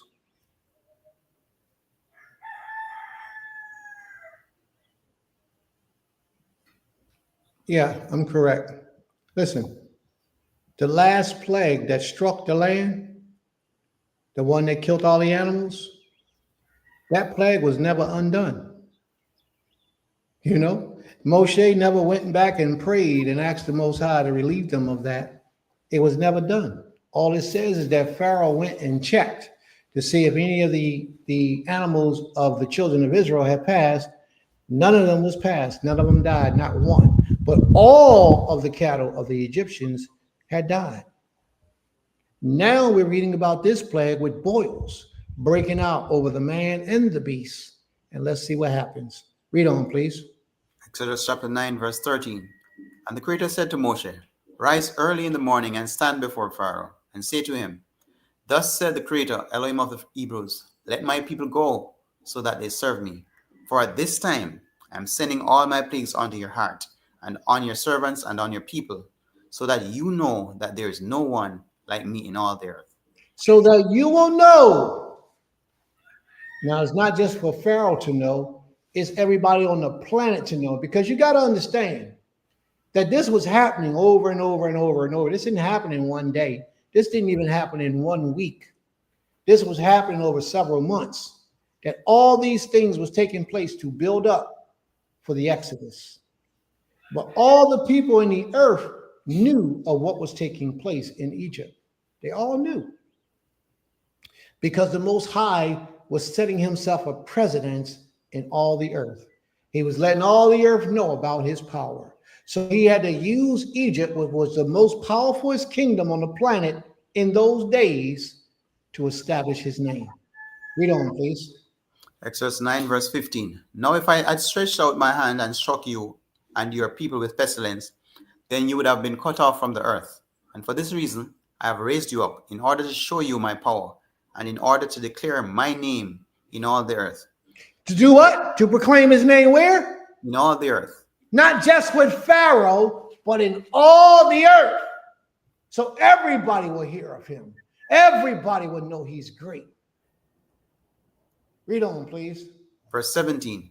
You still exalt yourself against my people in that you do not let them go. See, tomorrow about this time, I am causing very heavy hail to rain down, such as has not been in Mizraim from the day of its founding until now. And now, bring your livestock to safety and all that you have in the field. For the hail shall come down on every man and every beast which is found in the field and is not brought home, and they shall die. Those among the servants of Pharaoh who feared the word of the Creator made their servants and livestock flee to the houses. But those who did not set their heart on the word of the Creator left their servants and livestock in the field.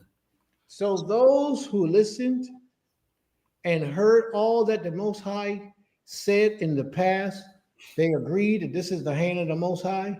He's real. And if he says it's going to happen, it's going to happen. So they hid all their livestock. But those who didn't, there's no way that this just happened last week and you got still people who didn't believe. See, this was a period of time that these curses was taking place. It was a period of time. People got comfortable all over again. The livestock just died two verses ago, and now they got livestock again. See, this don't happen overnight. They had to go out and get livestock and bring them in. This is a process of time that this is taking place. We think it's 1 week or 1 month or even 2 months possibly, but it's even that or longer. We have to remember this. This could have took a whole year, this whole process leading up to this day when the Most High wanted us to leave. We don't know how long this took. Read on, please. Exodus 9, verse 22.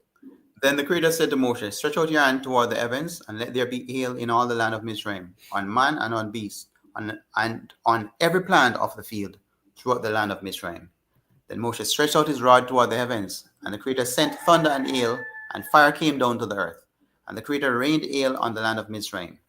Thus there came to be hail and fire flashing continually in the midst of the hail, very heavy, such as has not been in all the land of Mizraim since it became a nation. And the hail struck in all the land of Mizraim, all that was in the field, both man and beast. And the hail struck every plant of the field, and broke every tree of the field. Only in the land of Goshen, where the children of Israel were, there was no hail. There was no hail where the children of Israel were.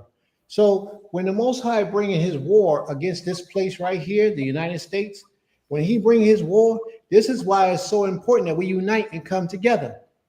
Because where the children of Israel were, none of that even affected them. Same thing can take place today. But if the children of Israel is all spread out in the midst of the heathens, then they will die with the heathens as well. Read on. Exodus 9, verse 27. Pharaoh then sent and called for Moshe and for Aaron and said to them, I have sinned this time. The Creator is righteous, and my people and I are wrong. Pray to the Creator, for there has been enough of the thunder and hail of Elohim, and I am letting you go, so that you stay no longer. And Moshe said to him, as soon as I go out of the city, let me spread out my hands to the Creator. Let the thunder cease and the hail be no more, so that you know that the earth belongs to the Creator. But as for you and your servants, I know that you do not fear before the Creator Elohim. And the flax and the barley were struck, for the barley was in the head and the flax was in bud. But the wheat and the spelt were not struck, for they were late crops. And Moshe went out to the city from Pharaoh and spread out his hands to the Creator. And the thunder and the hail ceased, and the rain was not poured on the earth. And Pharaoh saw that the rain and the hail and the thunder had ceased. Yet he sinned again, and he hardened his heart, he and his servants. And the heart of Pharaoh was strengthened, and he did not let the children of Israel go, as the Creator had said through Moshe. May the Most High be praised. Most High be What time we have here? 10, 2:30. Let's get this one.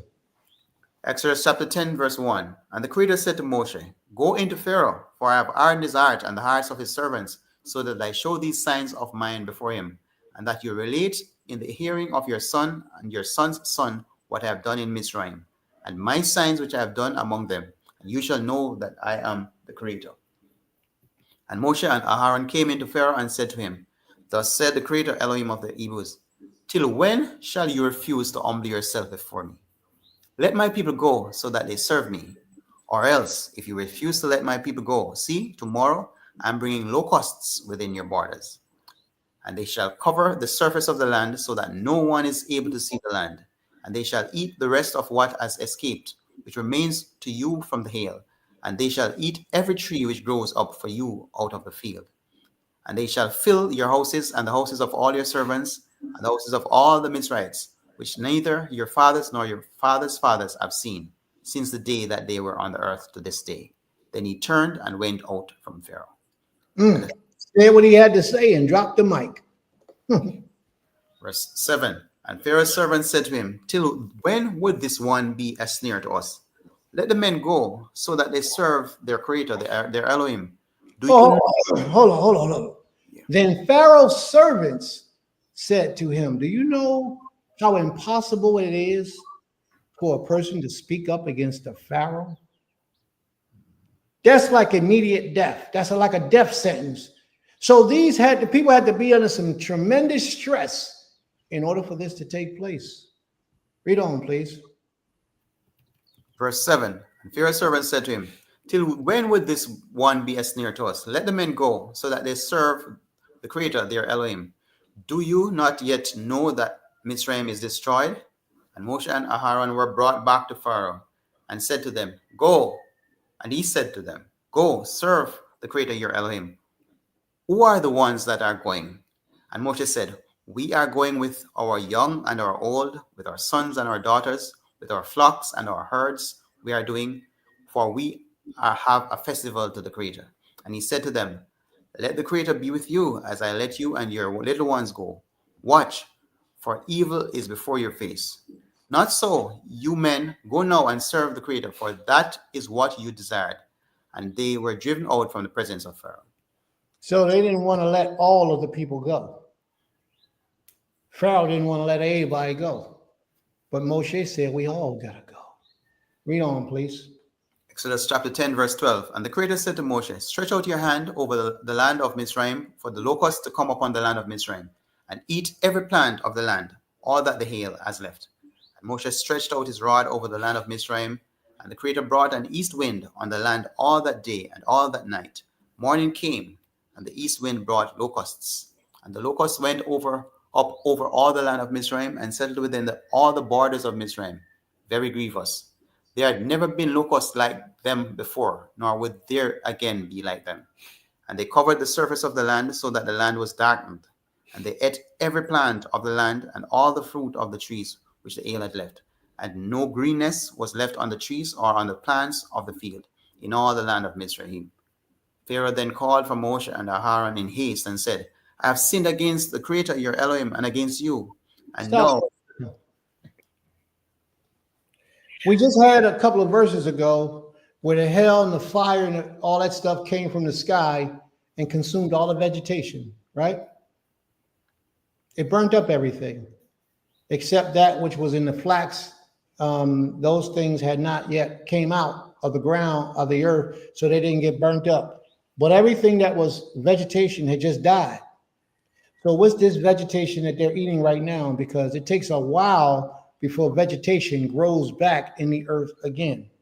It takes at least 30 days before vegetation will. My brother was here on the land with me the other day. Brother Kezu, he's in the audience here. And Brother Kezu cut a lot of the grass that was growing. He's been gone now for a week or two. And now the grass is just starting to grow back again where it's going to need to be cut again, let alone food. Food doesn't grow as fast as grass. Food takes a little bit longer. So if he took a watermelon plant, I guess it depends on what it is, but let's say flax or barley, if you cut it down it's going to take time for that to grow back, for the locusts to come in and to eat it and to consume it now. It's going to take some time. So this shows us that this was a period of time that all these things happened. It didn't happen back to back to back to back. Once that vegetation was consumed by the fire, it had to grow back. And then whatever was left, it was all burnt up. All ate up by the locusts. Read on, please. Exodus chapter 10, verse 16. Pharaoh then called for Moshe and Aaron in haste and said, I have sinned against the Creator, your Elohim, and against you. And now, please forgive my sin only this once, and pray to the Creator, your Elohim, that he would only turn away this death from me. So he's asking again, pray to the Most High, your Elohim, for us. Please. He did that before, didn't he? Yes. How many times did you have to keep revisiting the Most High for the same sin? Asking him to forgive you, asking him for strength, asking him to build you up so that you could stop sinning against him or stop poisoning your body, poisoning your mind. How many times did you have to keep going back to the Most High for the same thing? Read on, please. Verse 18. And he went out from Pharaoh and prayed to the Creator. And the Creator turned a very strong west wind, which took the locusts away and blew them into the sea of reeds. No one locust was left within all the border of Mizraim. However, the Creator strengthened the heart of Pharaoh, and he did not let the children of Israel go. He did it again. Read on. Verse 21. And the Creator said to Moshe, stretch out your hand toward the heavens, and let there be darkness over the land of Mizraim. Now watch this. Each time the Most High brought this curse upon the people, it was in relevance to the deities that they served. They served their deities on different levels. The sun god, Ra, Amun Ra, Amen. Y'all know what I'm talking about? Amen. Y'all say Amen. Amun Ra, that deity, the Most High is about to block him out for 3 days. And that's their supreme deity. Read on, please. Stretch out your hand. Verse 21. And the Creator said to Moshe, stretch out your hand toward the heavens, and let there be darkness over the land of Mizraim, even a darkness which is felt. And Moshe stretched out his hand toward the heavens, and there was thick darkness in all the land of Mizraim for 3 days. How many days? 3 days. Verse 23. They did not see one another, nor did anyone rise from his place for 3 days, while all the children of Israel had light in their dwellings. And Pharaoh called to Moshe and said, go, serve the Creator, only leave your flocks and your herds behind. Let your little ones go with you too. But Moshe said, you yourself are to provide us with slaughterings and ascending offerings to prepare for the Creator our Elohim. And our livestock are to go with us too. Not a hoof is to be left behind, for we have to take some of them to serve the Creator our Elohim. And we ourselves do not know with what we are to serve the Creator until we come there. However, the Creator strengthened the heart of Pharaoh, and he would not let him go. And Pharaoh said to him, get away from me. Watch yourself and see my face no more. For in the day you see my face, you die. What did he say? He said, get away from me. See my face no more. For in the day that you see my face, Moshe, you shall surely die. He said, if you come back, I'm going to kill you. Let's see if that's true. Read on. Exodus 10:29. And Moshe said, you have spoken rightly. Never again do I see your face. So they mutually agreed. You know why he ain't going to see his face? Because he's going to come by night. It's dark. Read on, please. Exodus chapter 11, verse 1. And the Creator said to Moshe, I am bringing yet one more plague on Pharaoh and on Mizraim. After that, he is going to let you go from here. When he lets you go, he shall drive you out from here altogether. Speak now in the hearing of the people, and let every man ask from his neighbor and every woman from her neighbor objects of silver and objects of gold. And the Creator gave the people favor in the eyes of the Mizraites. And the man Moshe was very great in the land of Mizraim, in the eyes of Pharaoh's servants and in the eyes of the people. And Moshe said, thus said the Creator, about midnight I am going out in the midst of Mizraim, and all the firstborn in the land of Mizraim shall die, from the firstborn of Pharaoh, who sits on his throne, even to the firstborn of the female servant who is behind the handmill, and all the firstborn of the cattle. So this wasn't just a war that the Most High waged upon the first male. This was any firstborn. Whatever person that was born that opened the womb, That was the firstborn. So that one lost his life during this time. Pharaoh had a son who was the firstborn of his wife, and he lost his life. Read on, please. Exodus chapter 11, verse 6. And there shall be a great cry throughout all the land of Mizraim, such as has never been or ever shall be again.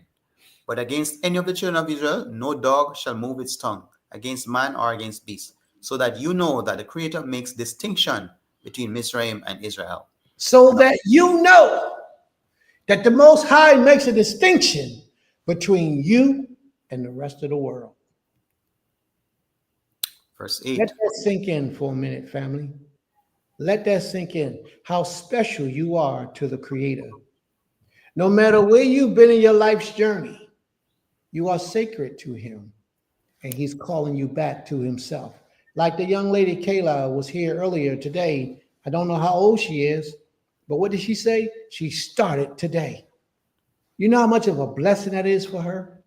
And if she continues to walk in and seeking after the Most High, all he'll do is continuously bless her. He's going to try her. He's going to test her to see if she really wants it. But after living so long, she sounds like a pretty mature young lady. After living so long, and to now go out and buy a Bible and decide you're going to walk in the ways of the Most High, that's a powerful thing, man. That's a powerful thing. May the Most High empower her and give her what she needs to be successful at learning his truth and accepting her nationality as a child of the Most High. May the Most High be praised. Read on, please. Exodus chapter 11, verse 8. And all these servants of yours shall come down to me and bow down to me, saying, Get out, you and all the people at your feet. And after that I shall go out. And he went out from Pharaoh in great displeasure. But the Creator said to Moshe, Pharaoh is not going to listen to you in order to multiply my wonders in the land of Mizraim. And Moshe and Aaron did all these wonders before Pharaoh. However, the Creator strengthened the heart of Pharaoh, and he did not let the children of Israel go out of his land. All right, that's it. We're not going to get into this today. We're going to get into that next week. So, family, we want to know if you have any questions or comments. 2:42. We're still a little bit early. I want to do the Passover in one class. All right, let's take a poll from the family real quick. First three people, let us know. You want to read the 12th chapter? You want to go on? The time is now 2:42. First three people, the best out of three, let us know. If you want us to go on, give us a 1. If you want to stop and start chapter 12 next week, give us a 2. First three people, we're going to take a poll. Let us know what you want to do. You want to continue? Give us a 1. You want to stop right now? Give us a 2. If we stop right now, we're going to pick up next week. A 1, continue. We got 1. We need 1 more. The next one, let us know. 2 out of 3. All right, let's keep going. All right, chapter 12. Let's rock. Now, chapter 12, I still hope you got your pens, your papers, and your notepads, because we get ready to get into some stuff. All right, go on. Look at him. Go on, bring it, Prince. Give it to us. All right, we're going to go on. Let's stop for a minute. We got to get our likes up, and we got to get our shares up. Come on, family. Let's like and let's share this page, please. Let's send some likes out, please. Let's send out some likes. Man, we got 16 likes. That ain't nothing. 16 likes ain't nothing with 2,000 people in the room. Come on, family. Let's go. Let's go. Let's get the likes up and let's get the shares up. Let's go with it. Let's go with it, family. Let's take a pause. You ready? Take a 5-second pause. All right, there you go. My brother Asa, you ready, brother Asa? Okay. Exodus chapter 12, verse 1. And the Creator spoke to Moshe and to Aaron in the land of Mizraim, saying, This new moon is the beginning of new moons for you. It is the first new moon of the year for you. Speak This to all new moon shall be the first of new moons for the year for you. Go ahead. Verse 3. Speak to all the congregation of Israel, saying, On the 10th day of this new moon, each one of them is to take for himself a lamb, according to the house of his father, a lamb for a household. Now stop for a second. I need to make this clear because a lot of people get confused with this. What we're about to read is the original Passover. What we do in the land of captivity is not the same thing. It's the same thing by way of why we do it, but the way we do it is slightly different. Okay? In the land of captivity, we are keeping a memorial of the Passover. So things are supposed to be a little bit different. We cannot make a sacrifice in the land of our captivity.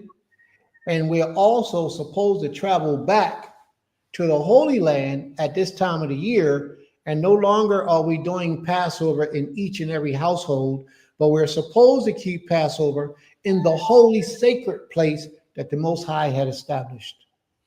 When you're doing a memorial of a memorial. When you're doing the original, they did it in their homes. Each person did it in their homes, and they put the blood over the doorpost of their house. Read on, please. Verse 4. And if the household is too small for the lamb, let him and his neighbor next to his house take it according to the number of the beings. According to each man's need, you make your count for the lamb. So originally, you could share that lamb with your neighbor next door to you. But in the memorial, all of the lamb was supposed to be eaten in one place. Read on. Verse 5. Let the lamb be a perfect one, a year-old male. Take it from the sheep or from the goats. And you shall keep it until the 14th day of the same new moon. Then all the assembly of the congregation of Israel shall slay it between the evenings. Now, that is a delicate part, and we're about to jump on it.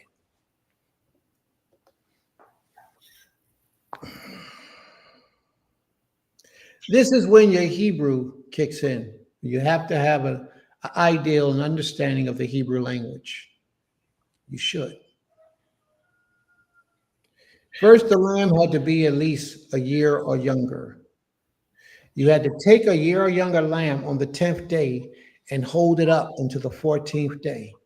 The 14th day begins the 13th day at sunset. So anywhere from the 13th day at sunset until the 14th day at sunset, you could cook the Passover lamb, but you couldn't eat it until after the sun went down on the 14th day. You shall keep it up until the 14th day of this month, verse 6. When the whole assembly on the 14th day, which is the 13th day at eve, shall kill the lamb at twilight.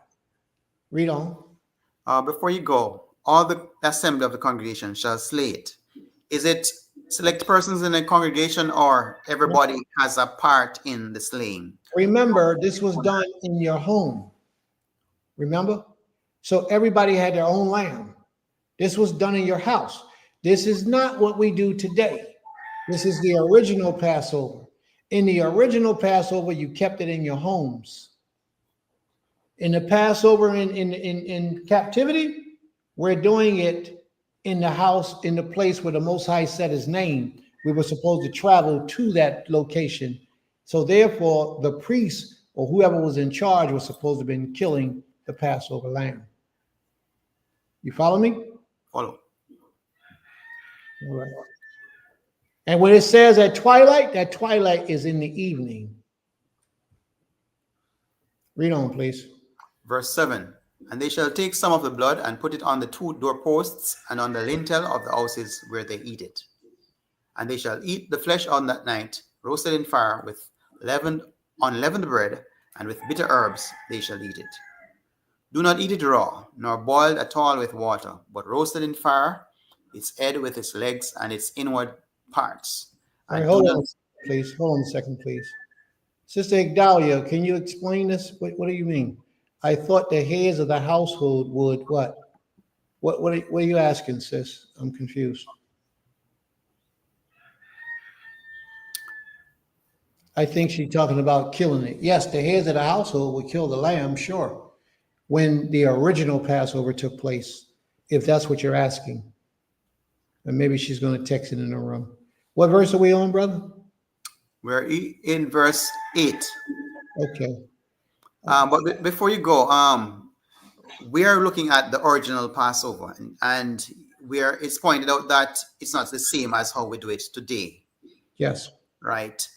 Would it be applicable today to put the blood on the doorposts, as in verse 7? Yeah, whatever you can do if you choose to do it. We do that. We put blood on the doorposts of the houses and on our gates. We do that. So you can do that if you choose to do that. Okay. Verse 9. Do not eat it raw, nor boiled at all with water, but roasted in fire, its head with its legs and its inward parts. Now, the inward parts is not, it may affect the taste overall. Now, let me tell you something. Back then, you had to do what the Most High said for you to do. We didn't have time to skin it and all that old type stuff. We had to do what the Most High says. Do not eat of it raw or boil it in water, but roast it, its head with its legs and its inward parts. We might have took the skin off, maybe. We may have taken the hair off, but that lamb remained whole. That goat, it remained whole. And we roasted it over open flame slowly. The inward parts will cook, but you got to cook it slowly.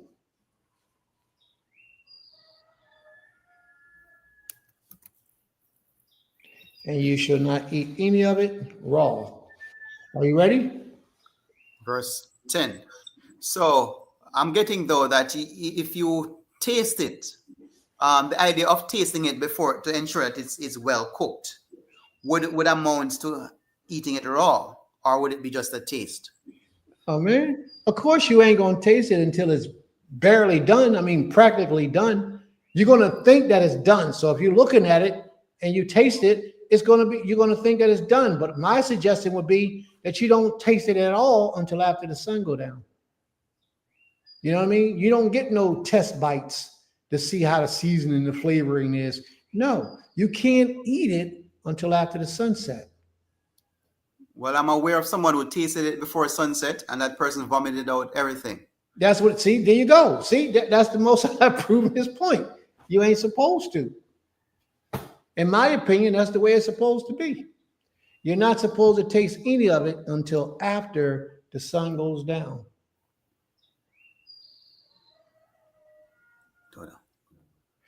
Okay, my sister asks a question. Let me show you, please. She says, I thought Deuteronomy 16 was instructing the people to kill the Passover, which I assume would be carried out by the heads of the household. She's correct. But in Deuteronomy 16, it's talking about a memorial of the original Passover. Deuteronomy 16 was done different than the one that we're reading right here. In Deuteronomy 16, we all had to assemble to the place where the Most High placed his name. We all went to that place, wherever the Most High placed his name, and the priesthood killed the sacrifice, or let's say offered the sacrifice up to the Most High to be acceptable on our behalf. Here in the original, you did it in your homes. The priesthood had nothing to do with what you're doing in your homes. Read on, please. Verse 10, Exodus 12, verse 10. And do not leave it until morning, and what remains of it until morning you are to burn with fire. Anything that remained until the morning from the Passover meal that night, you were supposed to burn it with fire. Verse 11. And this is how you eat it: your loins girded, your sandals on your feet, and your staff in your hand. And you shall eat it in haste. It is the Pesach of the Creator. And I shall pass through the land of Mizraim on that night, and shall strike all the firstborn in the land of Mizraim, both man and beast. And on all the mighty ones of Mizraim I shall execute judgment. I am the Creator. And the blood shall be a sign for you on the houses where you are. And when I see the blood, I shall pass over you, and let the plague not come on you to destroy you when I strike the land of Mizraim. Now you remember when the Most High said to Abel, to Cain, he said, I see your brother's blood cry out to me. This shows us that blood have a life force all of its own. Here, the Most High said that this blood, when I see the blood, I will pass over. It's possible that that blood can also be crying out to the Most High, because once you offer that animal for a specific purpose, its life had became in the hands of the Creator. So possibly when you take some of that blood that you offer to the Most High, put it on your doorpost, it could be signaling the Most High what this is. Obviously, the Most High said when he see it, he ain't gonna destroy you, or the destroyer ain't gonna destroy you. So obviously that symbol of sacrificing that animal had some significance to the Almighty. Read on, please. And this day, verse 14, and this day shall become to you a remembrance, and you shall celebrate it as a festival to the Creator. Stop for a second. This day shall be for you as a memorial. That means you should keep on doing it. You remember it every year throughout the rest of your lives. Keep remembering this day. Remember a memorial day. And you shall keep it as a feast, a chag, for every day to the Most High throughout the years at the appointed time, whatever that time is. But this is what I want to point out. Up until this point, he didn't say nothing about unleavened bread or cakes of unleavened or anything that causes leavening. He didn't, up to this point, he didn't mention any of that. Right here, he's about to introduce to you how you should keep the Passover. Read on, please. Before I read on, am I getting that you could actually eat leavened bread up to the 13th? No. After the 13th, of course. You can't do it after the 14th at sunset. Once the sun goes down on the 14th, you can't eat leavened bread. No. Verse 15. 7 days shall you shall eat unleavened bread. Indeed, on the first day you cause leaven to cease from your houses. For whoever eats leavened bread from the first day until the 7th day, that being shall be cut off from Israel. Now, when was the first day? When was the first day? The 15th. And when did the 15th start?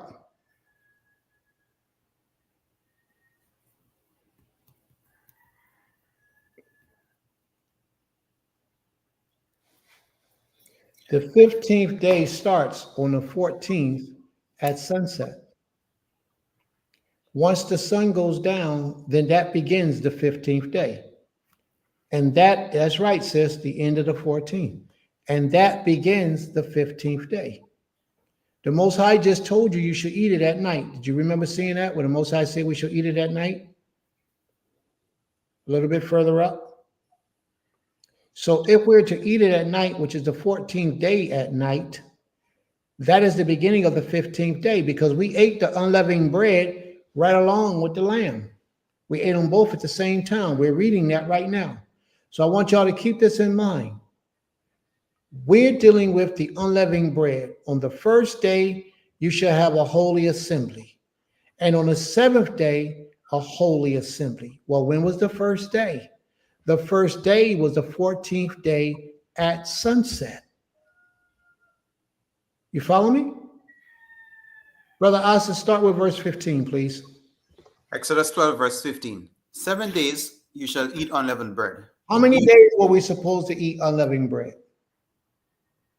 7 days. 7 days. Now watch this. Read on, please. Indeed, on the first day you cause leaven to cease from your houses.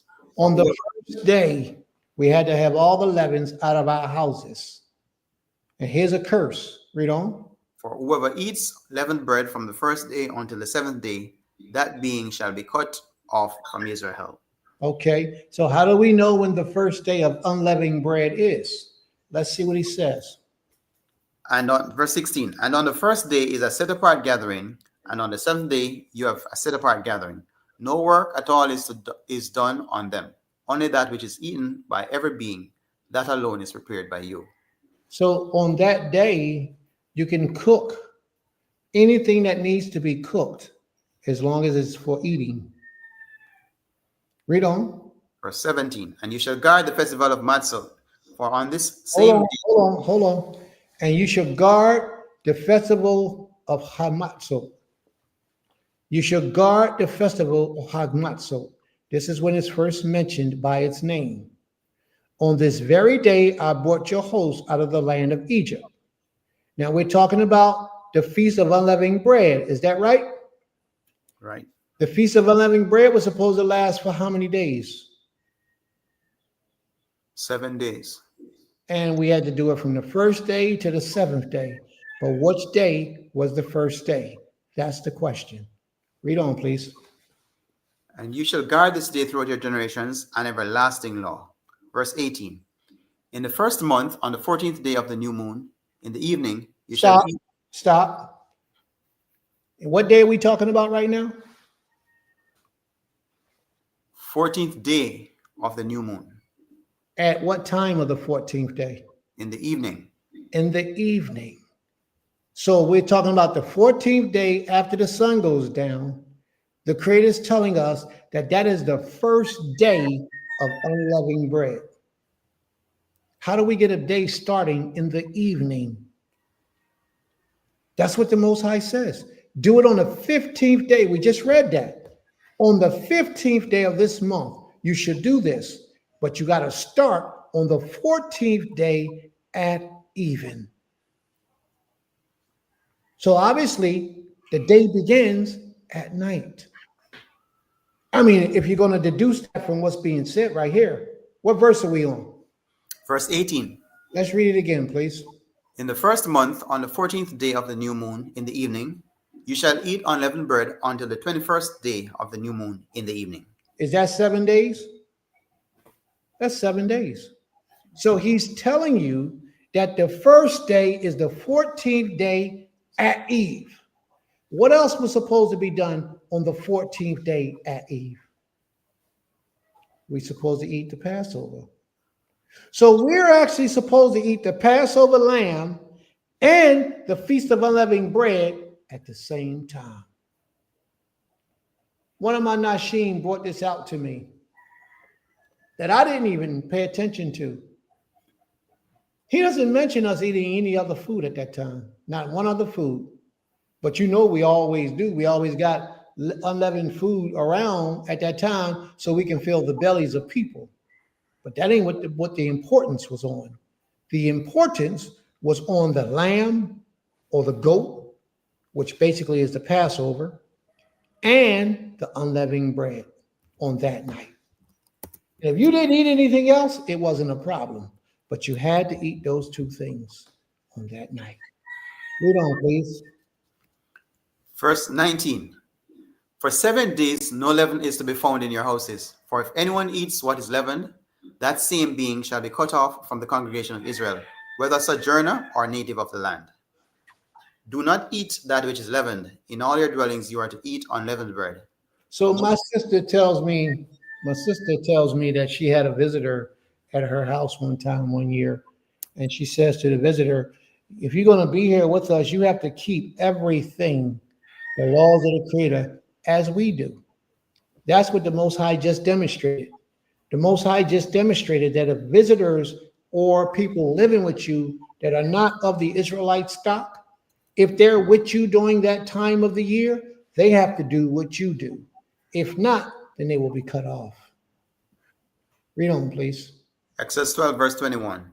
And Moshe called for all the elders of Israel and said to them, go out and take lambs for yourselves according to your clans and slay the Pesach. And you shall take a bunch of hyssop. Moshe called all the elders of Israel and said to them, go and select lambs for your goat, for yourself. They could have pulled a goat, but he told them, get a lamb according to your clans and do what? Kill the Passover lamb. So that lamb itself is called the Passover. Read on, please. Thank you for sharing that, because, you know, it is seen as a time, it is seen as an appointment, it's seen as a memorial, and it's seen as the lamb, you know, and at times we see it as all three. But here, you know, I'm glad that it's mentioned that the lamb is seen as the Passover. Yeah, the lamb is actually called the Passover, but it was supposed to be consumed at a certain time, the 14th day of Eve, at Eve. Passover is just a short period of time in time frame, but the lamb itself is called Passover. Read on. Verse 22. And you shall take a bunch of hyssop and dip it in the blood that is in the basin, and strike the lintel and the two door posts with the blood that is in the basin, and you, none of you shall go out of the door of his house until morning. Now, this is strange. Let me tell you why this is strange. Take a bunch of hyssop and dip it in the blood in the basin and touch the lintel and the doorpost of his house. This was the first time I've noticed this, but the lamb that we had, a few minutes after we killed it, the blood had congealed and gotten almost impossible to spread on the doorpost. It all gathered together. It wasn't like watery in a bowl like a water. It had gotten together like a jelly, and it gotten dry on the top. I had to break through the top to get through it to kind of like get find the wet stuff to put on the doorpost of the house. I don't recall ever having to do that in the past. We need to check on these things. But another thing that's amazing is that he says on that night, you shall remain in your house until the morning, haboker, until baboker, in the morning. Then it says, verse 23. And the Creator shall pass on to smite the Mitzrites, and shall see the blood on the lintel and on the two doorposts. And the Creator shall pass over the door, and not allow the destroyer to come into your houses to smite you. And you shall guard this word as a law for you and your sons forever. How long? Forever. Forever. Read on. Verse 25. And it shall be, when you come into the land which the Creator gives you, as he promised, that you shall guard this service. And it shall be, when your children say to you, what does this service mean to you? Then you shall say, it is the Pesach, the slaughtering of the Creator, who passed over the houses of the children of Israel in the Mitzrayim, when he smote the Mitzrayites and delivered our souls. And the people bowed their heads and did obeisance. Wow. Read on. 28. And the children of Israel went away and did so, as the Creator had commanded Moshe and Aharon. So they did.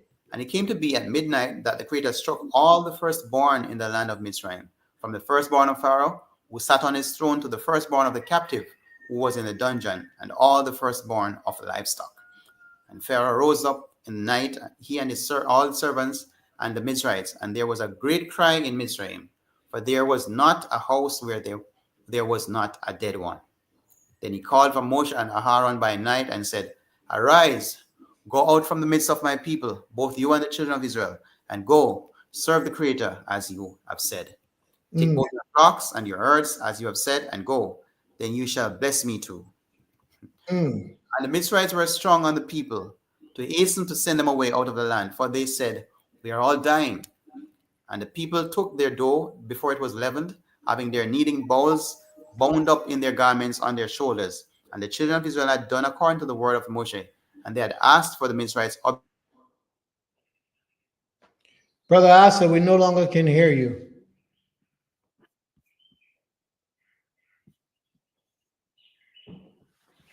Brother Asa, we cannot hear you.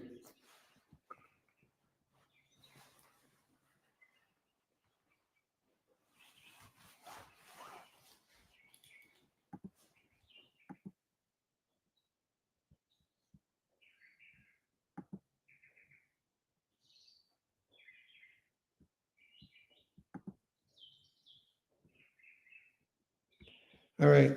Brother Asa might be back with us in a minute. He's cut off. I don't know how that happened. So you might have to go out and come back in.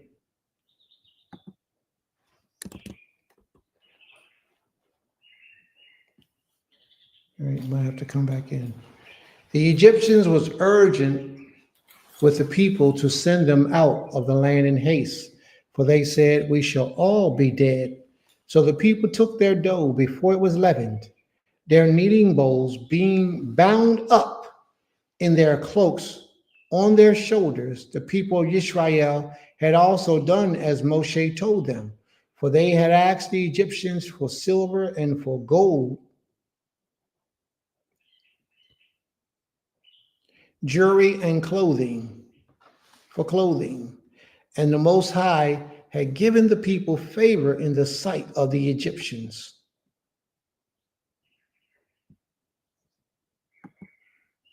Brother Asa? Shalom. All right, there we go. The Right. Most High had given the people 36, please.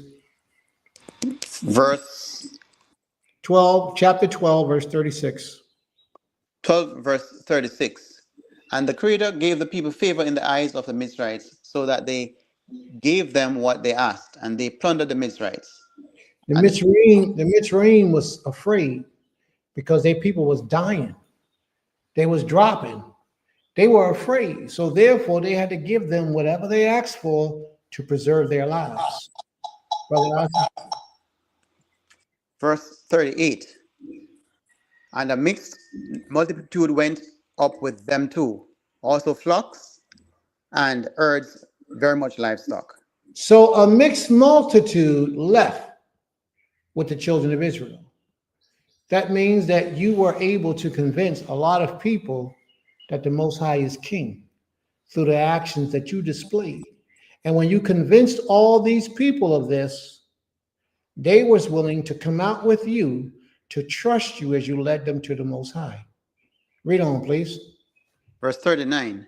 And they baked unleavened cakes of the dough which they had brought out of Mizraim, for it was not leavened, since they were driven out of Mizraim, and had not been able to delay, nor had they prepared food for themselves. And the sojourn of the children of Israel who lived in Mizraim was 430 years. And it came to be, at the end of the 430 years, on that same day, it came to be that all the divisions of the Creator went out from the land of Mizraim. So this was a design plan by the Creator, a design plan to orchestrate it that on that very day, all the children of Israel will come out of Mitzrayim. But this is what I want to bring out. When we left, we didn't get to pack no food. So we left going into the abyss, going into uncertainty, going into a place not knowing what the future would hold for us, and we didn't even pack provisions. So we had to solely trust in the Almighty for our survival. Do y'all see that? When we left Egypt and they baked unleavened cakes of the dough that they had brought out of Mitzrayim, Exodus 12 and 39. For it was not leavened because they were thrust out of Egypt and could not wait, nor had they prepared any provisions for themselves. So we left and didn't have no food. We had to fully trust in the Most High to provide for us in the wilderness. How many of us have that kind of trust for the Most High right now, today? How many of us, our lives lie secure in the hands of the Creator, and we know it, and we accept it? Or are we still trying to make waves in this ocean of plunder that lies before us that we find ourselves in today, and make it make sense to us? No. We have to let go and let the Most High take full control. We have to learn to do that. I know this one sister. I don't care what you ask of her. It could be, can you unloosen your dog's shoes so your dog can walk like a normal dog? She would say, I got to take that to the Creator first and let me see what the Most High tells me, and then I'll let you know. I mean, I'm getting a little crazy with it, a little dramatic, but everything, serious issues that you would bring to her, she would always say, well, I got to go check with the Most High. I got to go ask the Most High. And I don't know if it's the Most High that's dealing with her, or if there's somebody hearing her, or whatever it is, or the imagination, her own mind. I truly don't know. But I tell you what, I respect the fact that I could depend on her to go and ask the Creator whatever it is that her decision or her next movement in life is going to be. If she wants to marry somebody, she got to ask the Creator. If she goes before a job interview, she got to ask the Creator. If she buys a new house or rents an apartment, she got to ask the Creator. I just hope she pray and wait for the Most High to answer her before she takes that apartment, before she moves forward in these type of things. Because a lot of times what you think is good ain't what the Most High has for you. But this sister before she would make any of those decisions like that in her life, she would always take it to the Most High and let the Most High tell her what to do. So I respect that about her. May the Most High brings her blessings and increase her mentally, spiritually, emotionally, and financially in every way. You ready, Brother Asa? Exodus chapter 12, verse 42. It is a night of watches unto the Creator for bringing them out of the land of Israel. This is that night of watches unto the Creator for all the children of Israel throughout their generations. Now, at what time of the day did the Most High bring us out of Egypt? He said he brought us out at night, Night. but it was the first day. Do y'all follow what I'm saying? It was considered the first day of unleavened bread, but it was done at night. How much evidence do we need that a day begins in the evening? At least the holy days, if you want to say anything, at least the holy days begin at the evening. What difference is a Shabbat? Read on, please. Verse Oh, 43. Shabbat ain't a holy day? Shabbat ain't a holy day? Yeah, Shabbat is a holy day. Absolutely. We're seeing it time and time over and over when the Most High says, keep the 10th day as the Day of Atonement, but start it on the 9th day at even. Keep the unleavened bread for 7 days. Start it on the 15th day of the month, but start the 15th day on the sunset of the 14th at evening. So what is he saying to us? It doesn't take a rocket scientist to figure this out, family. The day starts in the evening. Now, I do agree that there's a lot of scriptures that we can read that will be a little bit confusing to us to accept. But these two scriptures we just pronounced, there is nothing confusing about that because he spells it out real clear. Read on, please. Exodus 12, verse 43. And the Creator said to Moshe and to Aaron, this is the law of Pesach. No son of a stranger is to eat of it, but any servant. No foreigner shall eat of it. No foreigner shall eat of it except for certain specifications. And let's see. Read on. 44. But any servant a man has bought for silver, when you have circumcised him, then let him eat of it. A sojourner and a hired servant does not eat of it. It is eaten in one house. You are not to take any of the flesh outside the house, nor are you to break any bone of it. All the congregation of Israel are to perform it. And when a stranger sojourns with you and shall perform the Pesach to the Creator, let all his males be circumcised. Let what? Let what? All his males be circumcised. Let all the males be circumcised. Anybody who wants to partake of the Passover meal has to be circumcised. Not only do they have to be circumcised, but they have to be clean, spiritually, ritually clean. And if you're not spiritually, ritually clean and you're not circumcised, then you should not be partaking of the Passover. Read on, please.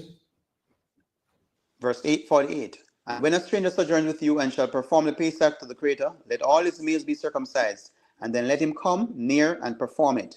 And he shall be as a native of the land, but let no uncircumcised eat of it. Let no what? No uncircumcised eat of it.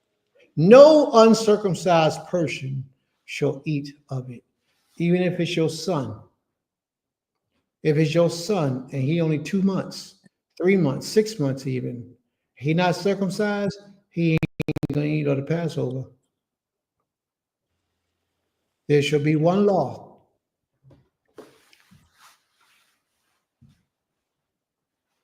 Read on, brother. Okay, there's a part in that says, and let him come near and perform it. I wonder what that perform it is. Keep it just like everyone else. Oh, eat it. Okay. Verse 49. There's one Torah for the native born and for the strangers who sojourns among you. And all the children of Israel did as the Creator commanded Moshe and Aaron. So they did. And it came to be on that same day that the Creator brought the children of Israel out of the land of Mizraim according to their divisions. Wow. May the Most High be praised. Toda Rabbah, Toda Rabbah. So we've done it. All right, family. Are there any questions or comments? We read the Passover. Are there any questions or comments at this time? I'm just noting that same day being mentioned 3 times in the chapter. Yeah, That same day.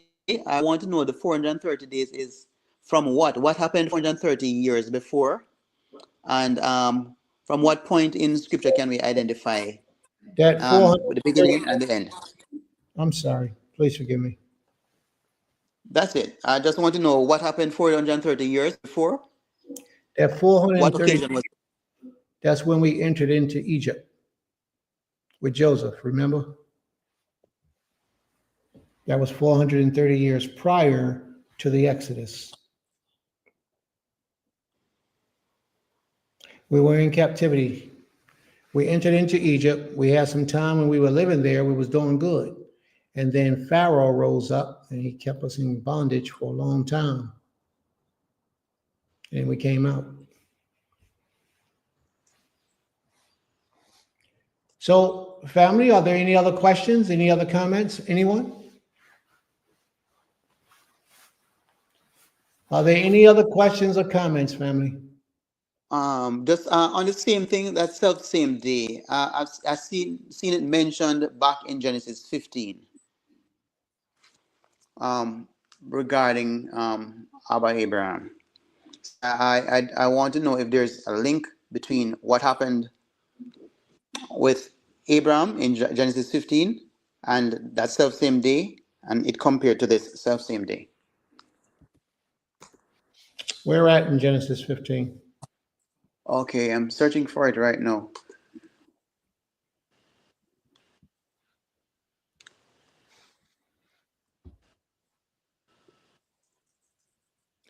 My sister said the iniquity of the Amorites had to be fulfilled, had to be done. Okay. I'm not finding it. Sorry. Okay.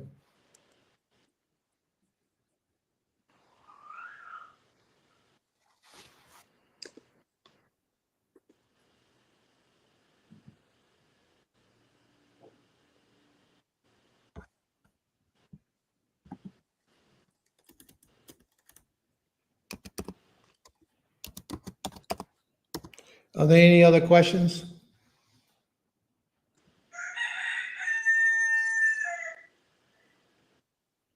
I see it with Isaac. I don't see it with Abraham.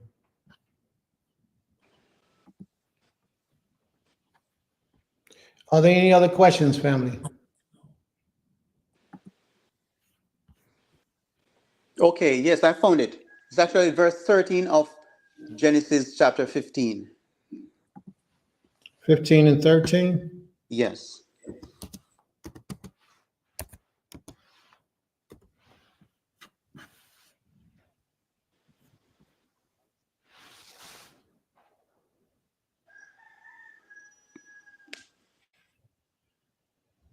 Where you see it at? Read it, please. Okay. It says, verse 12, as the sun was setting, Abraham fell into a deep sleep, and a thick and dreadful darkness came over him. Then the Creator said to him, know for certain that for 400 years your descendants will be strangers in a country not their own, and that they will be enslaved and mistreated there. Right? But I will punish the nation they serve as slaves, and afterward they will come out with great possession. You, however, will go to your ancestors in peace and be buried at a good old age. In the fourth generation, your descendants will come back here, for the sin of the Amorites has not yet reached its full measure. So I Wait a was minute. Wait a minute, bro. You said that self same day. When did you mention that? I don't see that. right. So it's not the same day, but I'm seeing the 400 years. Okay. Right. And I'm seeing Abraham doing something that's similar to a Passover, but with pigeon. What did Abraham do that was similar to the Passover? Well, I see he had a meal. It was at a very dark time. When did Moshe? And Slow down, bro. Where did Abraham have a meal in the 15th chapter? okay, well, I'm seeing where there was a covenant established with the Creator and Abraham. He did anything after Passover. He didn't have a meal. He didn't roast anything. None of that was done.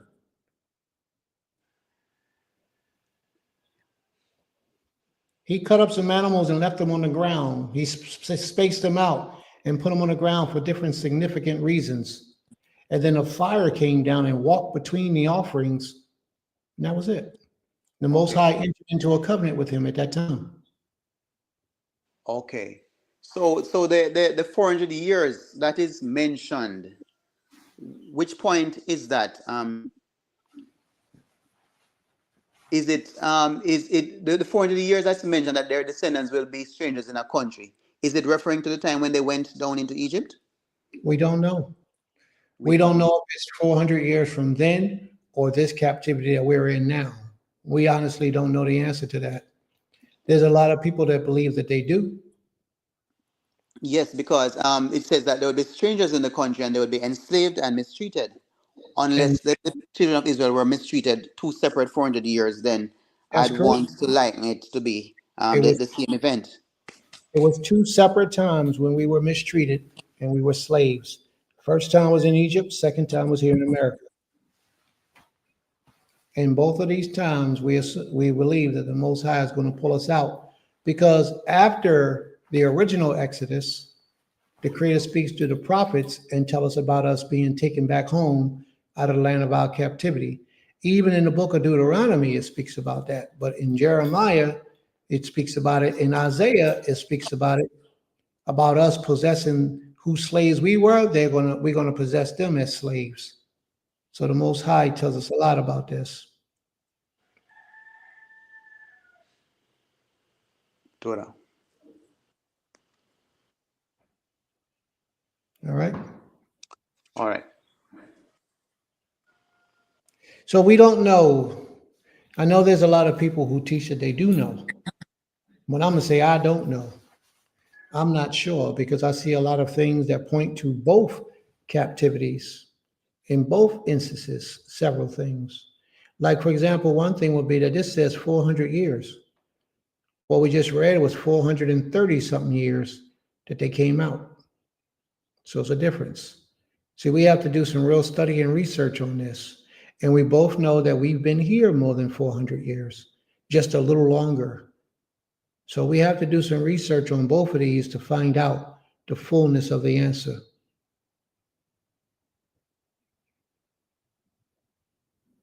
All right.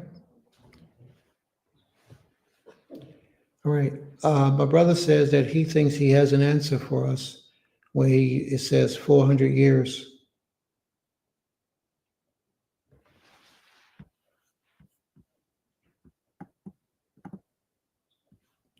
My sister says we have to get to a condition mentally and return to the Most High.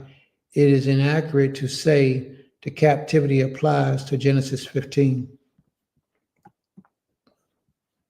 And another thing that I want to mention is when it says that you will be in captivity in 400 years, it means within the 400-year period. So it don't mean that once you get to the 400-year mark that it's over. It could be 420. It could be 430. But what it won't be is 500 years. That's what it means.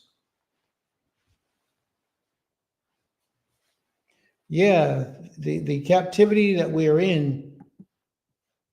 So the different captivities that we were in as a people aren't considered slavery. They are. Every captivity that we've been in was all considered a form of slavery. That's what captivity means. But the difference is the amount of time that we were in those captivities. The Egyptian slavery, that was 400 and something years, and this here with America was 400 and something years. Both of those are the most relevant captivities that we've been in. If my sister was here with her daughter, Zeruiah, she would tell us that we were in a Babylonian captivity for 70 years. That was the longest captivity outside of the Egyptian captivity that we were in. And even today. So these two major captivities are the ones that have been around the longest that we've been in. Are there any other questions or comments, family?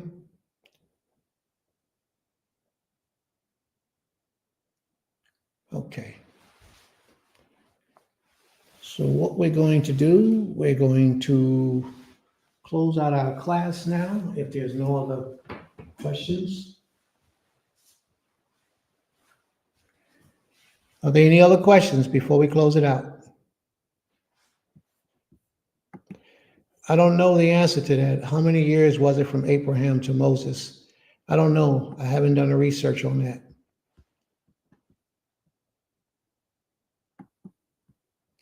Hey, Brother Asa, would you like to close us out with prayer?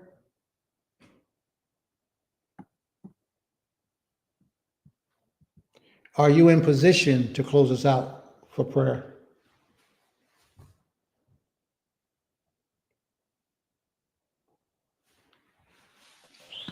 Yes, yes.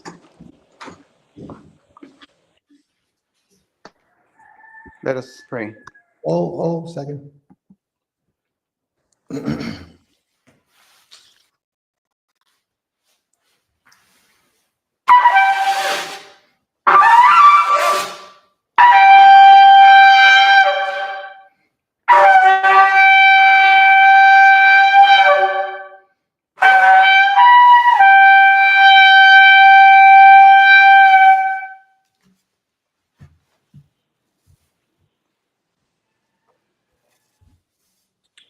Almighty Creator of the heavens and the earth, Most Holy One, we, your children, come before you. We ask your permission to approach your throne, not because of anything good that we've done, but we thank you for your mercies that you extend to us. And we thank you for your commands. We thank you for your word. We thank you for your teaching. We thank you for life and everything we recognize that is good comes from you. We glorify and honor and praise your great name. We thank you for the message that we learned today. And we pray that the words that were shared may not fall on deaf ears, but as we have gleaned something, that we may let it resonate in our hearts and our lives, and that we may be better persons, that we may be drawn closer to you as a family. We pray that you continue to help us, Father, open our dark understandings, that we will not lean on our own understanding, but as we come, that we come as sponges to receive of your wisdom. We pray that we'll abide and walk in your teachings daily, and that we may not go to the left, we may not go to the right, but we'll follow all your commands to the end. We thank you for the Bueller family, and we thank you for those that have joined. And we pray that we may be impactful in the different societies that we abide, and that we may be lights in this dark world and draw others to your kingdom. We pray, Father, that you will be with us to another week, and that you return to hear more from your holy volume, and that your name will be praised in all that we do. We thank you and give you praise. Hallelujah. May the Most High be praised.